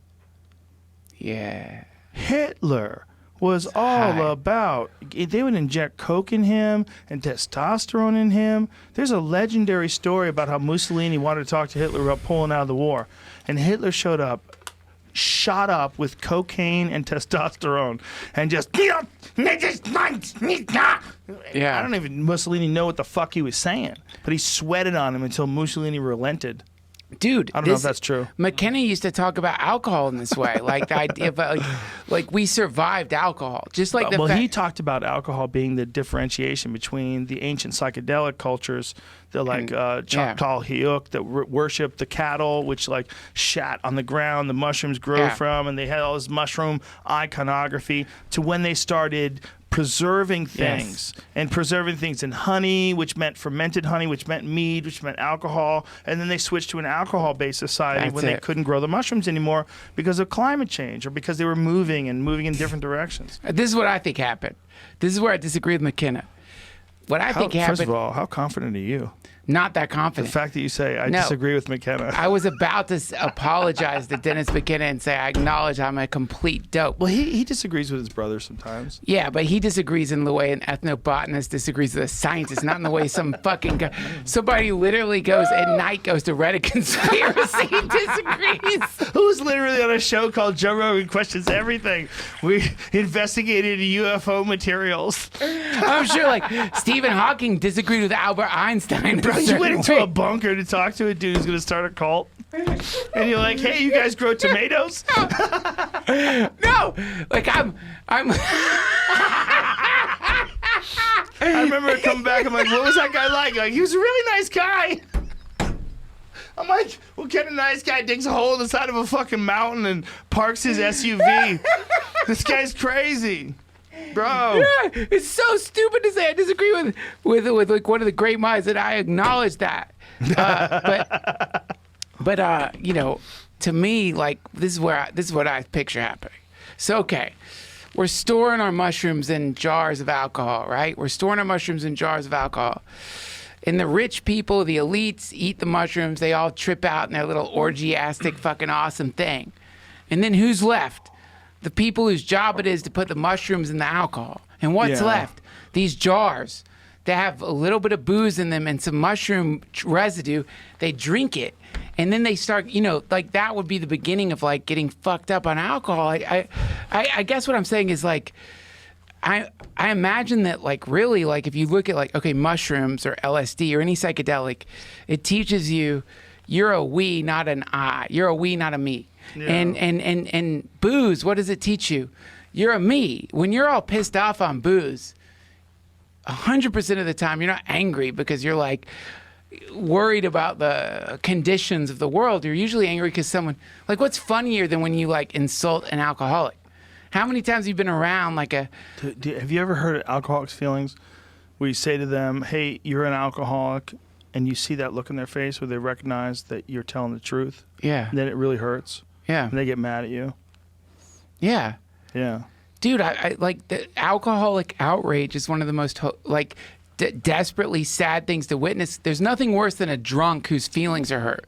Because usually their feelings are hurt because you told the truth, too. Yeah, they don't want the truth, and so because their condition depends on lies. So well, it's a weird, like one of the things about alcohol, it's like it sort of narrows reality. Yeah, you know, like if you think of one of the things that I really, really enjoy about edibles. There's a thing that I enjoy when I get so paranoid and so freaked out that I don't think I'm gonna make it, and then I come down from that. And I get to this place of humility. And that's one of my favorite places to be as a person. When I'm coming down from like a horrendous edible high, and then all of a sudden I'm like real thankful that it's over. I just want to be friends with people. Yeah. Like there's that space. And it sort of, like the world broadens, your danger broadens, your humility, your humanity, your vulnerability broadens. Yeah. and then it comes back to a manageable level, and you recognize that it could be so far worse than what you're experiencing currently, and it's just your perspective that's fucking things up. Because right now, with you and me right here, no people have ever been more comfortable in the history of humanity. No, we're both in love. We both have children. Yeah. We're both drunk and high. We both love each other. It's the We're best. both making each other laugh. Yeah. Anybody in this position that looks at things incorrectly. But like, our problem is always perspective. Our problem is always not recognizing how good we have it when we have it. That's right. Dude, this is like, there's a Buddhist teacher, Jack Corfield, who says, tend to the part of the garden you can touch. And also Chogyam Trungpa Rinpoche, in one of his books, one of the things he said was, look, it could, and he meant it, it could be there's an ism that's good. There's an ism that's the right way to be. Like, it could be socialism, communism, who knows, capital. He didn't say that, but there could be an ism that works. Right, because we can't accept the fact that the isms of the past are the only ones that are ever going to be available. That's crazy. There might be a utopian ideal that is applicable to the now. Or just better. But what he said, what I love about what he said is, it doesn't matter if you can't find peace in your own home. Yes. If when you're in your own home, there's disharmony. If you're in your own home, people are unhappy. In your own home, people are freaked out. Then why would you even think about socialism, capitalism, or communism when the pixel of society is the house, the householder, and if within that pixel there's division, then of course in the world that division would be like made into some monstrous thing. So even down to the core, to the singular you as a human. Are you okay? Yeah. Do you have your shit together or no? Sometimes yes, sometimes no. Sometimes yes, sometimes no. And everybody wants to point at people who don't. Go, look at you. Yeah. You don't have your shit together, Duncan. I know. You got 3/4 of your shit together. That's not helping me get my shit together. That with your white privilege. But I'm trying to be better. I believe you, but you must be punished. I'm not sure for how long. Well, that's aggression. Silence. I want silence from you for an extended period of time. I'll give it to you. On the side. I'll give it to you. The further the silence, the more you're going to appease people. You could wait 10 years and no one gets, like 4 people will be upset. Look, man. 10 months. All, like, to me, like, it's like the whole, that whole ball of wax, man, is like, dude, like, once I started, like, the thing is, like, when all this shit happened, and as a comedian, I was like really afraid to get into like even like a little bit of studying the shit people are upset about. Cause like no like comedian in their right mind wants to be identified with like some woke ass comedian because it's embarrassing. But then when I started looking into it, and then I found out about the George Washington shit. The George Washington shit is super creepy. Because Because there's no way if those teeth were valuable that people weren't murdered for their teeth. That's it. Like there's no way people weren't like just held down and they got their teeth stolen, or they were told that they were going to get money and they weren't. And many of them had been raped. But here's the thing: is there real value in getting outraged at shit that happened hundreds of years ago, or is it an acknowledgement of, first of all, the fact that we all agree we can do better? That's what the turmoil exists. All of it, social, economic. The turmoil exists because we haven't really come to grips with whether or not we can all get together and be cool with each other all the time. Yeah. So there's always some sort of turmoil. And when you look at turmoil in terms of like whether it's financial turmoil or social turmoil, we're always trying to figure out like who's being the asshole, right? Don't you feel like that? Like when you what do you mean? When you see anything that's happening, like when you see when you see a government getting overthrown, when you see war, you're always like, who is being the asshole?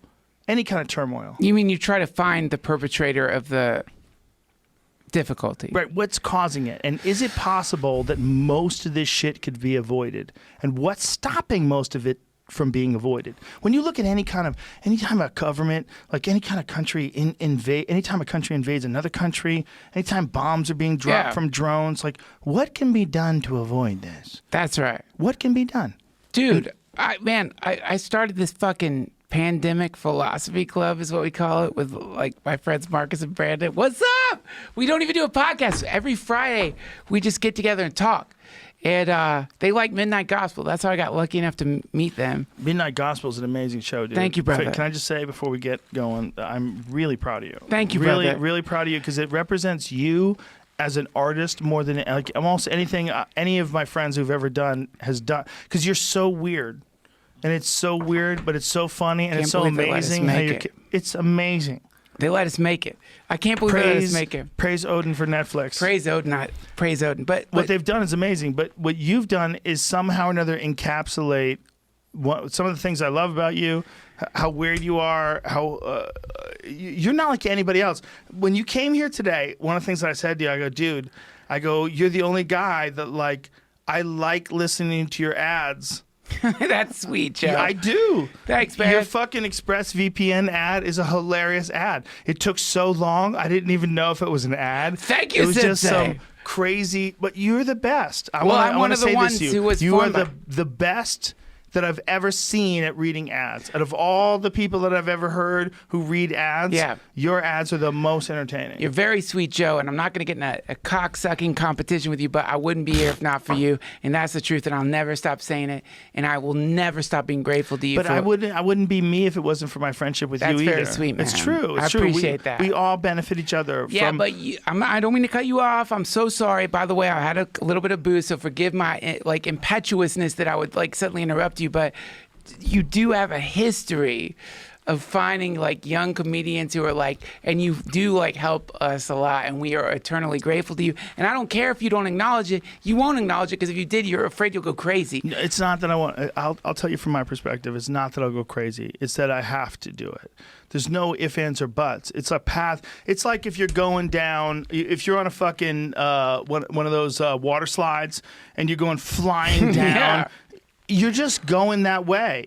If you're a good person and you love comedy and you love comedians and you have friends and you want to see them happy and you want to see them successful, Yeah. and you know they're good and you know it benefits not just them but you to elevate them. Right. I'm like, hey, check out Annie Letterman. Hey, Yeah. check out everybody, whoever Yeah. it is. It's like, I want them to know that my relationship with them, anybody who's listening to this podcast or anybody who listens to my stand-up or watches it, it's genuine. That's who I am. So if I find someone who's awesome, I want you to know about it. I don't want to get paid for it. If I find a great band, I start talking about it on Instagram. I find a great application. Yeah, man. I tell people. It's cool. I have the obligation. I didn't know Not if I every did or I comic does didn't, that. but I did. I don't think I'm in a position that everybody's in. It's a weird spot. And might I say, I'm so glad that Annie Letterman is someone that your attention love is fun. her. She is so funny. She's so Her funny. podcast is so fucking funny. I'm sure it is, but dude, her and Whitney, dude, this is what happened. We were at the Comedy Store the other night. Mike Binder is doing his whole Showtime documentary thing. So we're all on the roof. It was fun, man. I got to chat with Paul Rodriguez. Very cool dude. I really never got a lot of time spending talking to Paul Rodriguez he's before. cool. He's really cool, man. He's really good. He had some good stories about South America and Latin America and Mexico, where comedians who actually got jailed. Yeah. Really interesting shit. And Bill Burr was hilarious, and Annie Letterman was on fire, and then there was Whitney Cummings and Jay Leno, and we had a good fucking time, man. It was and Mike Binder. It was a really good fucking time. It really was. First of all, it reminded me how much I loved that place. Like I walked in there, I was like, God damn. I got so emotional when I walked in the door. Man. But when I had Whitney and Annie together and they're talking shit to each other, I'm like, these girls are so funny. Yeah, man. And they love each other. They're really good friends. And I said, Whitney was scheduled to be on the podcast, and then I said to her, I said, do you care if Annie comes? I want Annie to come, but it's up to you. She's like, fuck yeah.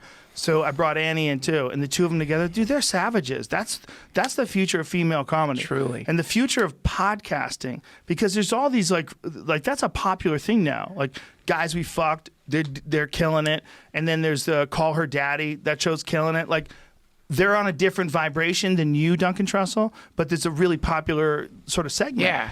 And these two girls together, two hilarious stand-up comics, talking shit together on a podcast. I'm like, you guys have to do it. But they're also like, you got to admit, like, they're gonzo. Like the Hunter S. Yes. Thompson thing, like They're full gonzo. both of them are like terrifying in their own way. Yes. Like, you know what I mean? Like when you encounter either of them, I have to help them, right? You I have to help help them do a podcast. Well, and whatever it you has could to do. be Annie and Whitney because the A's make you find it quicker. the world deserves it. But like, I remember going to do Right? Annie when it I has went to be Annie and Whitney. when I went to do Annie Letterman's podcast. I won't give anything away, Annie. What happened? I can't say it on. It's not legal. But like, I remember like leaving there being like, wow. Holy shit. Like, I remember leaving there just thinking like, not just that, not whatever I'm saying right now. I'm saying like realizing like, I've always loved chatting with Annie Letterman. We have great conversations. But I remember like getting into where she lived and looking around and realizing like, well, she's formed some kind of cult. I don't know what it is. She's And really funny, man. she's so funny. And like that, like just that moment of like, wow. Yeah. Like you're like both of them. Well, it's the thing is like this acknowledgement. First of all, your podcast has a cult following, and you've hit this like weird place, and I think you feel very similar to the way I do. That when you find someone who's extraordinary, you want to let everybody Yeah, else know. exactly. We both have that. Yeah. We all of us have that. Joey has that. Ari has that. Ari is one of the best. If you're Ari's friend and you have a special coming out, Ari will promote the fuck Yes. out of you. He's amazing at that. He did it for Joe List. He's done it for Mark Normand. And he's helped get guys on my podcast, and I blow them up because if you're friends with Ari, you're friends with me.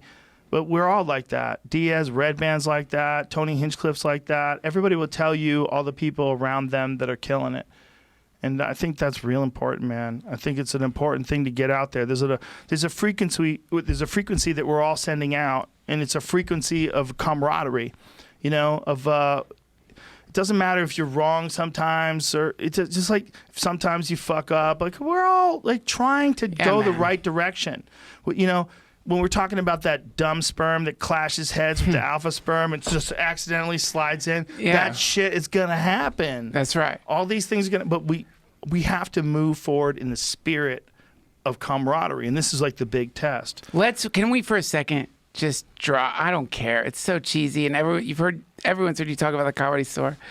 Let's just spend a second with the Comedy Store, man, because like for me, and this is the truth, and like, you know, I was talking to Ari. He's like, you never would. I'm like, I was going up like twice a week, but even if I wasn't, He said you never went. no, for a second, because he did. You 'cause worked there, dude. That's how we became friends. I know, but Ari saw me in a really dark period where I was like not showing up for spots, and he rightfully judges me for that. But like, it's okay. I get. Was that when you were living with me? That was after I was living with you. I went through a dark period. I took it for granted, and I deserve No. But whatever But is. Duncan, you just always been complicated. That's not. It's not. Yeah. It's not. You're complicated. You know. yeah. I was having a conversation with someone, and they were saying like, it's okay to have a loose chassis, but you got to stay on the road. Yeah, I try to stay on the like, road, man. But I love the Comedy Store. I love it with all my heart. Dude, when you and I became friends, we should tell people. You and I became friends because I would call into the Comedy Store and I'd say, hey, Yeah. I'm here Thursday, Friday, and Saturday. Yep. And you'd be like, cool, man. Hey, did you fucking see this thing Yeah. that they're saying is happening in Nepal where all these people are getting together and they're all seeing these? Like, Yeah. we had these crazy conversations that The go on for best. hours. You'd put me on hold. You would take another call. And then we would talk about fucking Terrence McKenna Yeah. and Graham Hancock. The best. Dude, we would get baked on the phone where Duncan Trussell was a Comedy Store employee, and I was at home, and we would get high, and we would Yeah. just start talking about aliens. It was the best, and ghosts. Joe. It was the best, man. That place is a temple for real. Dude, but you and I became phone pals. That's how we got to be friends, and like here we are right now. The funny thing is, the conversation we're having is no different than the conversation we had when I was working there. But I was saying to Jamie when you left and went to pee, the people bring things out of people, and it's something that I don't think people like to admit. But Yeah. sometimes people bring bad things out of people, and sometimes people bring good things out of people. Yeah. And when I'm with you, I'm different than when I'm not with you. yeah, man, I really don't want this conversation to end. Like, I'm not gonna get all sappy and sentimental. Will you but fly to Austin occasionally? I'll fly anytime you want, out. man. I'll come fly you anytime out. you want. But Okay. like, it won't. We To have me, it's I'll- like This is my solution to all this. I'm just gonna Yeah. fly people out and put them up and pay for their food. It'll and be great. Get them massages. It'll be great, man. But like all that being said, like I don't think anyone can understand what it's like unless they've been there to get off stage at the Comedy Store. And you have a good set maybe, but you're working on a joke and you get off stage and suddenly Whitney Cummings, who's like a very rightfully successful, brilliantly funny person, stops you and says, "Hey, what do you think about this addition to your punchline?" You know what I mean? Like those Yeah. moments are so Yeah. because in that moment there isn't like a hierarchy. Like in Yep. that moment there isn't like, look, I made like shows for network TV. Dude, one of my proudest moments as a comic, I was at the Improv, and this was like 2003 or some shit like that. And Louis C.K. sits in the back of the room and takes notes. And then we get off stage, and he actually asked me before. He goes, "Do you mind if I watch and give you some give you some notes?" I go, "Dude, I'd fucking love that." Yeah. And then afterwards, he had a bunch of really funny suggestions. I don't remember if I wind up using any of them, but it was just so fun to hear him and I talk about like bits and the fact that he would like sit down and watch Yeah. these bits. That's it. So to me, like, you know, and I would always tell Erin, my wife, I would always say, like, you know, there's no Comedy Store anywhere else. Like, I want to go, I want to be here. I don't think it's impossible to make that somewhere else. This is the whole reason why I'm interested in moving to Texas. I don't believe that we have to be tethered to this machine that makes things that we don't do. Right. This machine makes music, this machine makes movies, and it makes TV shows. And we don't do any of those things. Right. We're in a totally different business. And I don't think we have to be connected to any sort of legacy entertainment structure. It doesn't make any sense. And it's Legacy they're entertainment just trying structure. to siphon money off of you. Right. It's just like they're missing the point. Like, I want to tell the truth. I don't want to just sell things. Right. I want to say what I'm thinking Yeah. right now, whether Yeah. it's good or bad or angry or sad or remorseful. I want to be able to say it anytime I want to say it. And this is not acceptable in the regular old school legacy medium that people are thinking of as mainstream media. And it was mainstream media like 20 years ago or 30 years ago.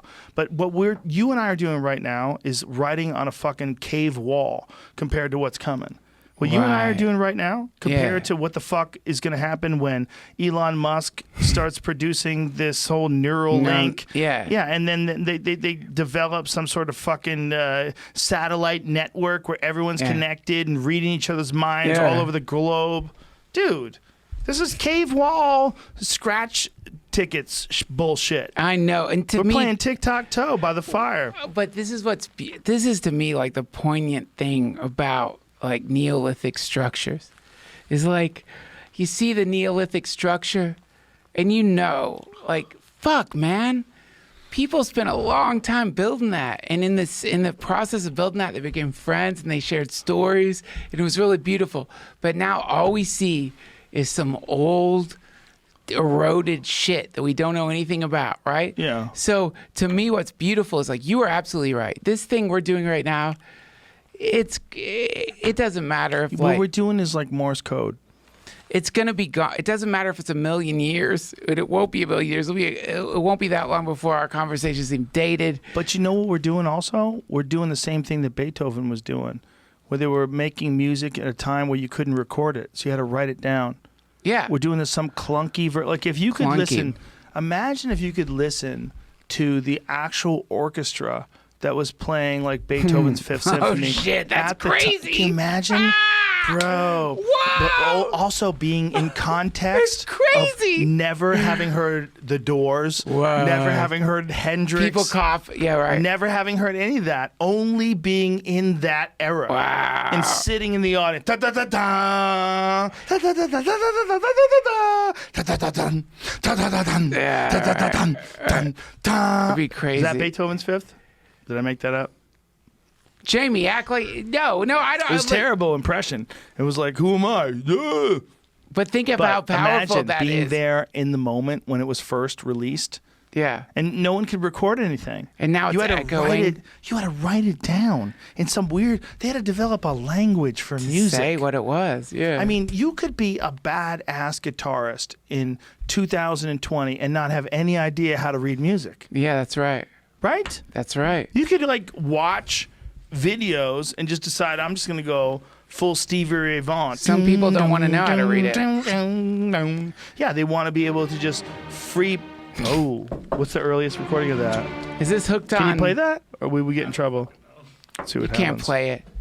That is it. That's it, right? That's Beethoven's Fifth. I mean, but- bro, man. imagine being alive back then when you never heard any shit like that. Dude, I was sitting in the audience. Do you remember when Notorious B.I.G. B.I.G. Big IG, Biggie. You remember when Biggie came out with Hypnotize? No, Do you remember? How old were you? I don't know the year. I don't know. I have to do Biggie math. Hypnotize seems like 95 because I was on News Radio, and I remember driving to work. What year? 97. 97? Yeah. So, okay. I was on news radios from 94 to 99. So I was on news radio, and I remember driving to work and hearing that going, whoa, they just cracked through some new level. Yeah. Biggie, Biggie, Biggie, can't you see? Sometimes your words, they hypnotize me. Great song. Oh, my God. But it was just, there was something about it where I was like, oh, somebody figured out a new level of the video game. Yeah. They spent a ton of money on this. Of course he did. Dude, you don't understand what it was like back then. No internet. You would see him on MTV with piles of cash. Yeah. There was And he's- no accountability. That's so cool. Like this is the there's a concept in Buddhism which is like if you want to really Song hasn't even started yet. It's just That's all. That's just so Miami many. Vice. That's just helicopters and how shit. many helicopters do you need? Look at him. Look at him, Biggie. Man, do you know how many fucking amazing songs we missed out on because Biggie and Tupac didn't get together and I know. smoke pot? How fucked up Just is have that? a couple of drinks. Like somebody had them tricked that they were enemies. Imagine if Biggie and Tupac were just Yeah. like me and Stanhope. Or like comics, Yeah. like comics who just like what the fuck are we should love each other. We're the only ones that There are you like. go. How many goddamn MCs are there? How many rappers are there? How many stand-ups are there? There's so few. There you go. We should be so happy. We run it. We can't. That's that kind of talk will get you killed. Because that's the last bastion of the thing that wants to keep us limited, man. It's like that's the idea is But like even them, man, I'm telling you, for them, they need to listen up. I know you want to have control, but sometimes not having control is better. Like, here's the thing in archery. Let me tell you something about archery. There's a thing about archery where it's very few people can what they call command shoot. What that means is when you draw back the bow and you have your finger on the trigger, you just decide when the arrow's going to go. okay, sure. Most people don't do it that way. And most people who do these big tournaments, like even the Olympics, they teach them to have a surprise release. It's a psychological trick where you're using a certain type of release where either you have your finger on a trigger and you don't push your finger, you just let your back muscles pull it because they're crude muscles, or you use what's called a hinge, where you slowly pull in the hinge and the arrow goes, but you don't know when it's going to go. Whereas a trigger, you know exactly where it's Yeah. going to go.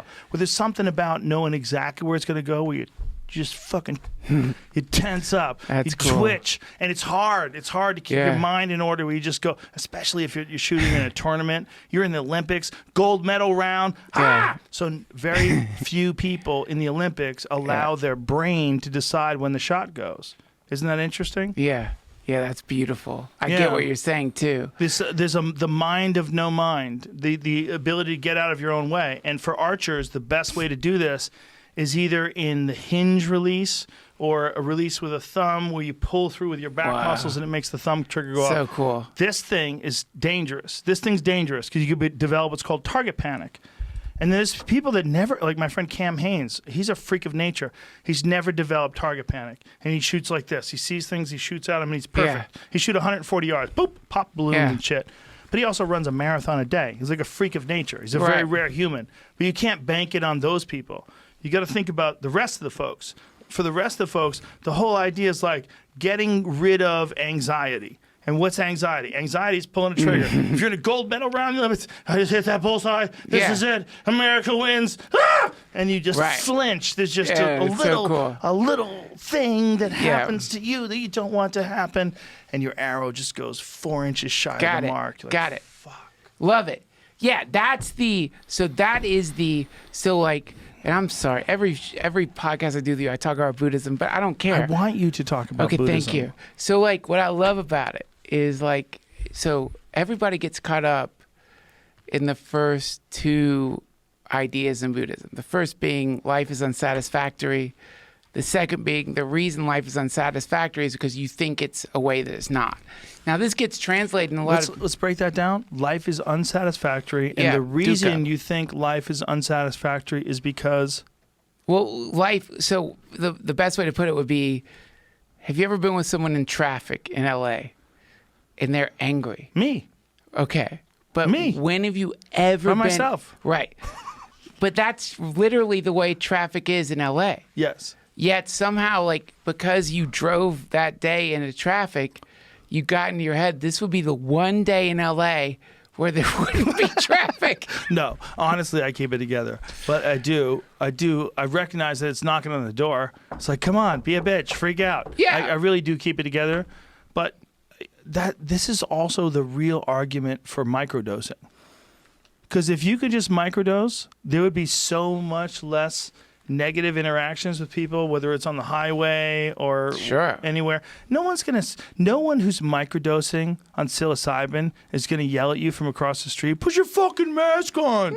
No. They're not gonna do You're that. going to let them be themselves. But Dude, yeah. I want to be the person that makes people smile.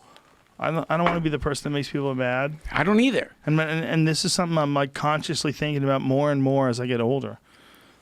I want us to do better. I like really do. This is one of the That's reasons why I have this idea of like starting over in Texas. I have this idea of like disconnecting from all these old hubs and this idea of what we're doing when we're putting out content into the world. I don't believe it. I don't believe it has to be from a media center. I don't believe it has to be from New York or LA. I don't believe it. And I think Yeah. I want to prove to myself that it doesn't have to. I want to go. One of the reasons why I wanted to go to Texas is because it's like almost like there's a certain mockery to living in Texas, you know? Listen, Especially man, for someone like me. I wouldn't want to be you. Like, you everything you do is too studied. And like, I like being free of that magnifying lens. But, you know, to me, like, whenever I'm thinking about, it's fun to think about what's the root problem here. The root problem seems to be centralization. It's like wherever centralization rears its head, problems emerge. The root problem is compassion. What do you mean? The root problem is compassion, that we don't make our decisions based on compassion. We make them based on beneficial markers of improvement, whether it's financial improvement or land There you go. grabs, or that's the problem. The problem is that we have these things in our head where this is what's the most important and this is what's not as important. Like love is important, but if you see two people that are, you know, they're in love, but you don't like either one of them, do you feel like that's the same kind of love as two Right. people you admire that are together? Yeah, right. Like how many people? Who do you know? Like, all right, I'll give you one I do. Laird Hamilton and Gabriella Reese. I'm friends with those two people. They're super athletes. She was a super athlete in volleyball, and he's like one of the greatest big wave surfers the world's ever known. Yeah. I'm friends with them. And when I talk to them, if I talk to them either on like we did a little FaceTime the other day, and I get out of it, I go, that I want to be somebody who makes me feel, or I want to be somebody who makes somebody feel the way I feel when I talk to them. That's cool. When I talk to those people, I'm like, these are Yeah. superior people. Like Laird Hamilton's a weird dude, but he's also like a superior human who does these crazy pool workouts with like 70-pound dumbbells. He gets in the fucking sauna at 250 degrees and rides an Airdyne bike with oven mitts on. Jesus. Yeah, they're freaks. He wears oven mitts because it burns his hand? Yes, 250, 250. You at some point, he was like, I gotta put on oven mitts. But he doesn't get out of the sauna. And I said to myself when I got off the phone with them the other day, they're really nice people. They're really, really, they're genuine people. And this is one of the things that happens, and it's a weird thing that happens. when you become more and more famous, you get more and more comfortable talking to other famous people. You know, so you talk to famous people and you realize, oh, they have a hard time talking to people because other people think they're weird. Yeah. So they have to find famous people that are also nice. Right. And so that's how I feel about them. So I get off the phone with them and I'm like, you can be Gabriella Reese and you can be Laird Hamilton and still come out and be a really cool, friendly, inspirational, genuine person. Yeah. And I'm like, I want to make somebody else feel the way those people make me feel. Yeah, man. And that's what I felt like. I love that. That's the best thing we can do for each other. That's the answer. And that's like, if anything has ever come out of this podcast that's been good, it's that it's given people a perspective where there's a potential where that maybe their limited ideas of what they're capable of in terms of their own personal happiness or their own success and whatever their chosen endeavor is, maybe it's not really limited. Maybe they can just shift their consciousness and through effort and focus, they can change their destiny. Yeah, Maybe man. it's true. Well, you know, the reason I say centralization is because, like, the first and a very natural reaction to being associated with a body would be that you would centralize on the identity that you're in. You know, if I stomp on your foot, you're going to feel pain. Yeah. So why wouldn't you centralize on this identity that you're in? So, and again, like right now with the science we have, it can't show us I think it will eventually show that our sentience isn't limited to the body, that we're a field of consciousness that's kind of getting associated with like particular like quantum clouds of meat that we call it. And they interface with other sentient bodies in a way that makes them unique to the relationship between that person. Yeah, like, man. I bet you're different with your wife than you are with anybody you've ever met. Well, that is true. Yes. But that's also like one of the great, like right now, one of the big ideas. It's such a cool idea too, is like on stage, off stage. So, how are you acting when you think you're on stage? In other words, like when you're in front of like. This is the best part about COVID. There's no on stage anymore. Exactly. That's it. But that's the only good thing about COVID for me. Well, there's actually. That's it. I'll tell you some other great things about COVID. It's taught us that we can telecommute and businesses still work, and that transforms the landscape. But like. Yeah. The on-stage, off-stage idea, or the way like Chogyam Trungpa Rinpoche puts it, is some people, at the end of the day, they go home and they sit on the couch and they go, but they only let themselves do that at the very end of the day of work because they've produced in their mind a situation where this is me relaxing and this is me working. Right. Here I am with my family. Here I am with my coworkers. So this differentiation produces a kind of neurotic, kind of like split personality way of being, which is like really all those. You don't need to wait to get home to sit on the couch to go. That's where you're at now. Like that's actually every single thing. But the story you're telling yourself produces moments where this is a relaxing time and this is a non-relaxing time. But it's just a story, Joe. That's the idea. And like compassion is like, I think the beginning of recognizing, like, you know, how many people have you met? I'm sure and I know my life changed when I went to the doctor with my swollen fucking testicle that, by the way, before I went to the doctor, I would look at myself in the mirror and think, man, if they were symmetrical, I would feel awesome. Like it felt good to have a big ball. There was like... I literally was like, God damn it, if they were both like this. You were happy about the one big ball. It looked powerful. I'm not going to lie, man. Have you ever seen Joey Diaz's balls? Yeah, like that. Like the way They're preposterous. he feels like that every day. They don't even make sense. So like for a few months, Jamie, have you seen Joey's balls? See if you can pull up the picture of Joey on stage where he's naked with a he had a Can't show. I know, but just for me, he had a safety pin and a towel around his neck like a cape, and this was for my 1999 Warner Brothers CD called "I'm Gonna Be Dead Someday." We took these crazy pictures in the main room of the Comedy Store. Dude, I was there. You were there for those The pictures? Matador outfit. I was like, there was some drama about it. You were there for that? You guys snuck in and took the pictures. Were you working? I was the talent coordinator. You guys snuck in, took the pictures. You didn't. No, we didn't snuck in. We talked to whoever the fuck it was. It was me. Was it Scott Day or Tommy? I'm sorry. I feel like I was there when it happened. I could be You wrong, did but I it? remember the Matador But pictures. no, Warner Brothers did it. Maybe I'm wrong. They made calls. No. Dude, I remember the there- Matador picture was real. I'm sorry, but I remember a moment that I think I was a talent coordinator where suddenly there's pictures of Joey Diaz in a Matador outfit. With They're his the balls funniest hanging things you've out. ever seen. But Mitzi caught wind of it. That's what I remember is there was some drama around the situation. Like the pictures themselves were like not just funny, they were like kind of artistic. They looked cool. There's a picture of Joey, and he. Please, someone find this. It's in. I think I have the CD, so I have it. so funny. If it's on the it's on the CD, so I have it. Because I, when I'm moving, I'm going through my shit, and one of the things I found is those old "I'm Gonna Be Dead Someday" CDs. That's '99. I became Joey Diaz associate and best friend around '96. That's when I met him. So I could be wrong though, when I was there. I just remember there was some drama. No, you might have been there if you were there in '99. When did you start working? I don't remember. I don't remember the exact date. And again, like I don't remember. I just remember there was some drama I think around. it was before your time, man. I want to feel like it's before your time. Dude, it could easily be that Mitzi caught wind of the pictures late or something. It could easily. I just remember there was some drama attached to that lady was so nice to me. She loved you, man. She loved Joey too. She loved Joey. Both of us. She had the funnest thing with like her idea of us together. She loved that we were together, that we were friends. She was a loved it. wild She was a beast. wild lady. She was wild, dude. That was a real guru. Like Mitzi Shore was an actual guru. Yeah. Listen, man, I tell everybody, if there's one human being that's the most important human being in comedy ever that wasn't a comedian, it's Mitzi Shore. That's why she's on the wall of this room. She was a I'm guru. taking her with me, man. Not only that, the movers don't take her. I take her.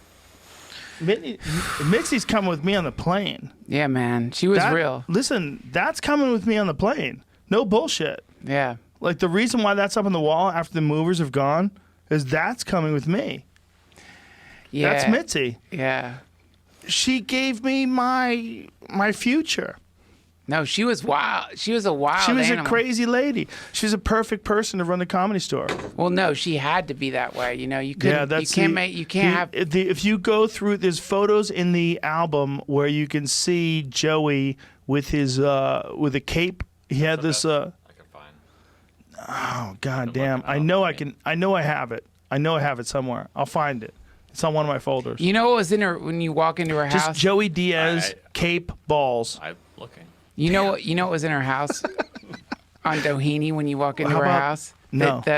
So on her house, when you walk in, the first thing you see is what do you call it when people sew and they make art with crochet?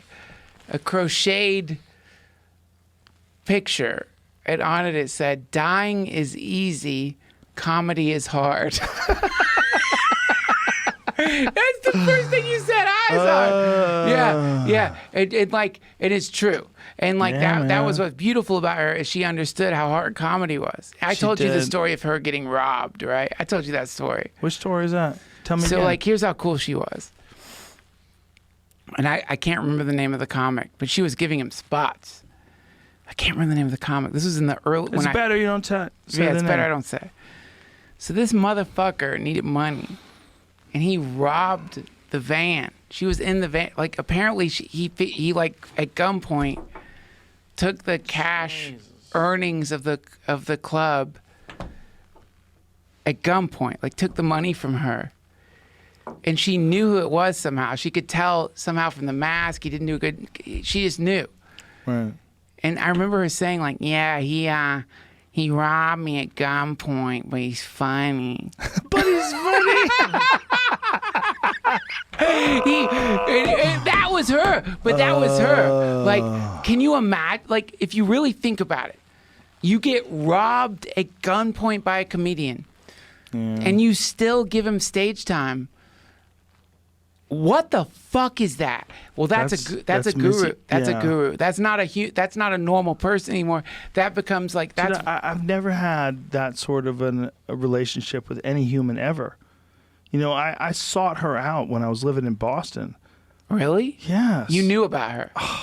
Dude, when I was an open micer, okay, I had gotten obsessed with comedy for 6 months before I could ever do an open mic night because I erroneously assumed that you had to be 21 to be able to get on stage. It turns out you can be younger, but you just can't drink. Right. They watch you. But you can be a 19-year-old and do stand-up. I didn't know. So August 27th, 1988, when I turned 21, I went on stage. And when I went on stage, I remember like really clearly thinking, like, how weird is this job? Right. That there's a bunch of people out there that can just talk and they can make a living. Yeah. How weird is this job? What did you think the first time you ever went on stage and you talked into a microphone? Hello? Hi, my name is Yeah. Duncan Trussell. So weird. Like, when you look back at those times, like, how do you feel? You feel like it's not even you. I met that lady. When I met Mitzi Shore, and when Mitzi Shore passed me at the Comedy Store, I remember thinking when I was in 1988 in Boston, that there was this mecca. There was this place you had to go where Richard Pryor filmed live at the Sunset Strip, and Sam Kinison used to stand up. Yeah. And fucking Howie Mandel went up, and Rodney Dangerfield, and David Letterman. Yeah. God damn, I got to get to the Comedy Store. Yeah, man. That's all I wanted to do. I didn't want to get anywhere else. There was one part of me that wanted to go to Houston because I had heard that like Sam Kinison did these Yeah. wild shows in Houston. I want to go to Houston. But the big thing for me was I got to get to the store. And Yeah, when I man. got passed by that lady, dude, you know, it's one of the reasons why I feel so compelled to help people on this podcast. It's because I feel like when that lady passed me, I was like, holy shit. Like, I'm a real comedian now. Yeah, man. Like, I don't have to be scared. I just have to keep working. Yeah. I got passed Yeah. by the godmother, the real godmother. Yeah. And you worked for that lady. That's right. You were there all the time, man. I know. And Can't go back. She made us. She created an environment that accelerated comedy. Yeah, man. She pushed comedy because she kept it together, but like at the fucking highest RPM, like at 9,000 RPMs of the engines going. She kept it together. You And remember she let these comics be wild. You remember when Ari slapped Bobby Lee? Of course, I remember. Do you I know remember that's when he started getting spots? Is that true? Yeah. You know how I know? Because I was jealous. I was Oh, the my talent coordinator. God. Ari, I remember Ari's gradually unraveling into his comedic self. And I remember Ari smacks Bobby Lee. I don't remember, there was a fight between Ari and Bobby Lee. And I remember as the talent coordinator, that was when Mitzi started giving him spots? He's now a comic. Oh, my God. Somewhere in that, throwing off of rationality and that, I don't know what it was, man. Here's the most important part of Mitzi. She was a woman. She was a woman, and she encouraged chaos. She wasn't remotely concerned with safety. She wanted wild people, man. Well, no, she wanted, she wanted me to be wild. That's what she wanted. She wanted wild comedy. She wanted Kinison. She wanted Pryor. She wanted everyone that came in between. Damon Wayans. Yeah, man. She wanted wild. She wanted Martin Lawrence. She wanted wild. She wasn't domestic. Mitzi She was feral. Mitzi was a feral lady. Mitzi was a human. I mean, Yes. what we call human now, people think of as feral, or what people. No, I mean, but when I say feral, I mean. I know what you mean.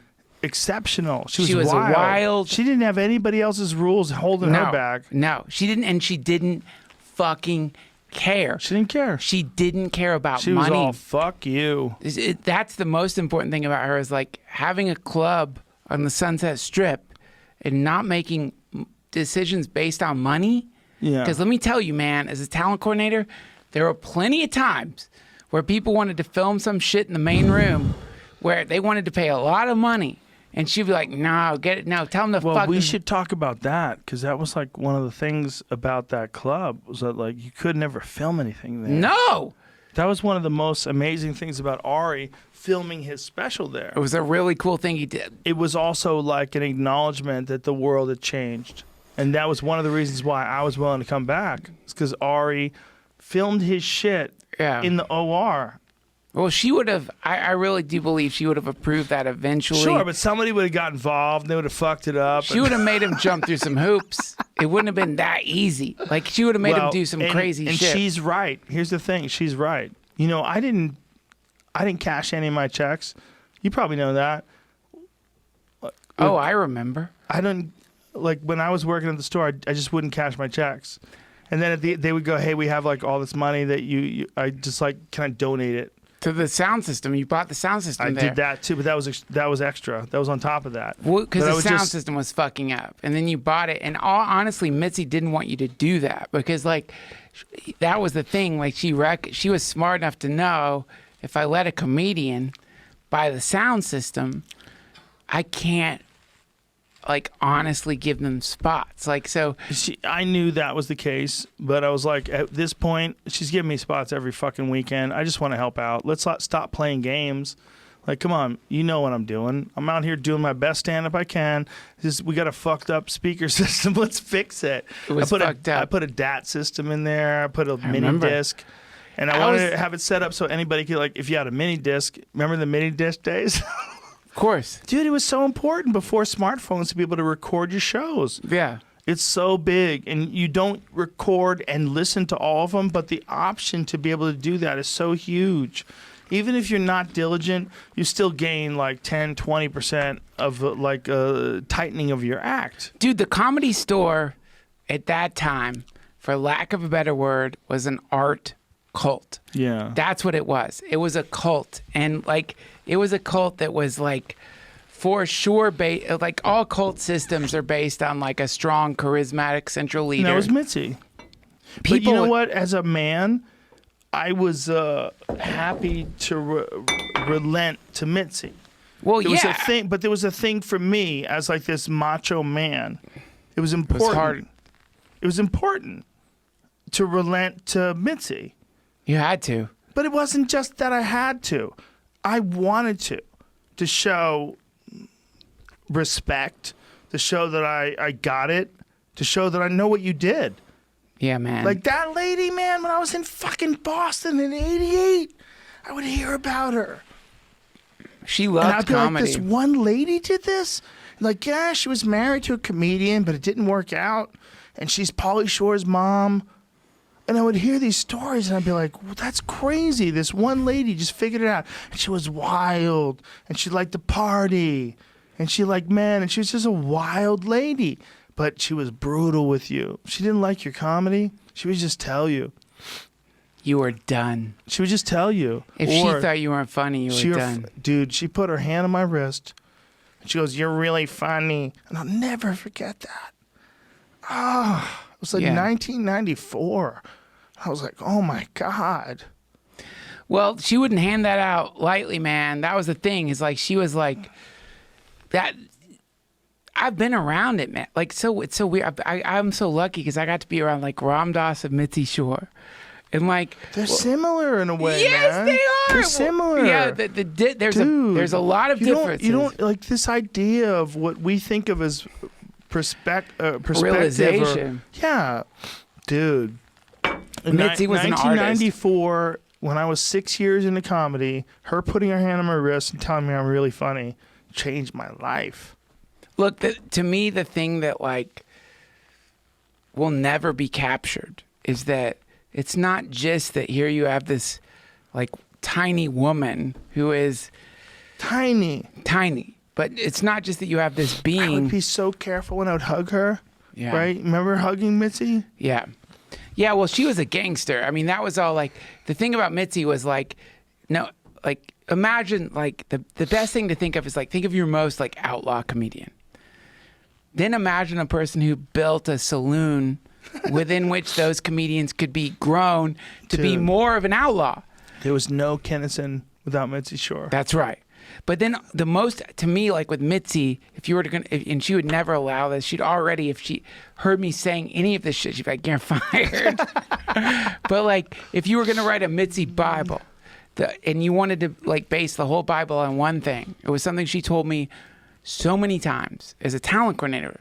And I like to fantasize she thought I was funny. But as a talent coordinator, something she told me over and over and over again regarding comedians was, you don't need them. They need you.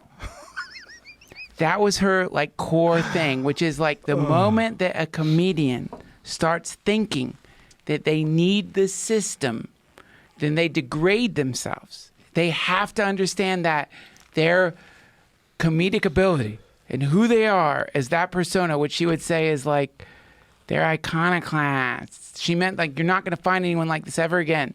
And that's who she was trying to find. She would say, therefore, it's supply and demand, which is like, there is nothing like you, but there's a lot of things like them. Yeah. So if you think that you need them, you will degrade yourself as an artist. That was her main core truth, which is don't get caught up in the thing they're going to try to teach you, which is you need them. You don't need the manager.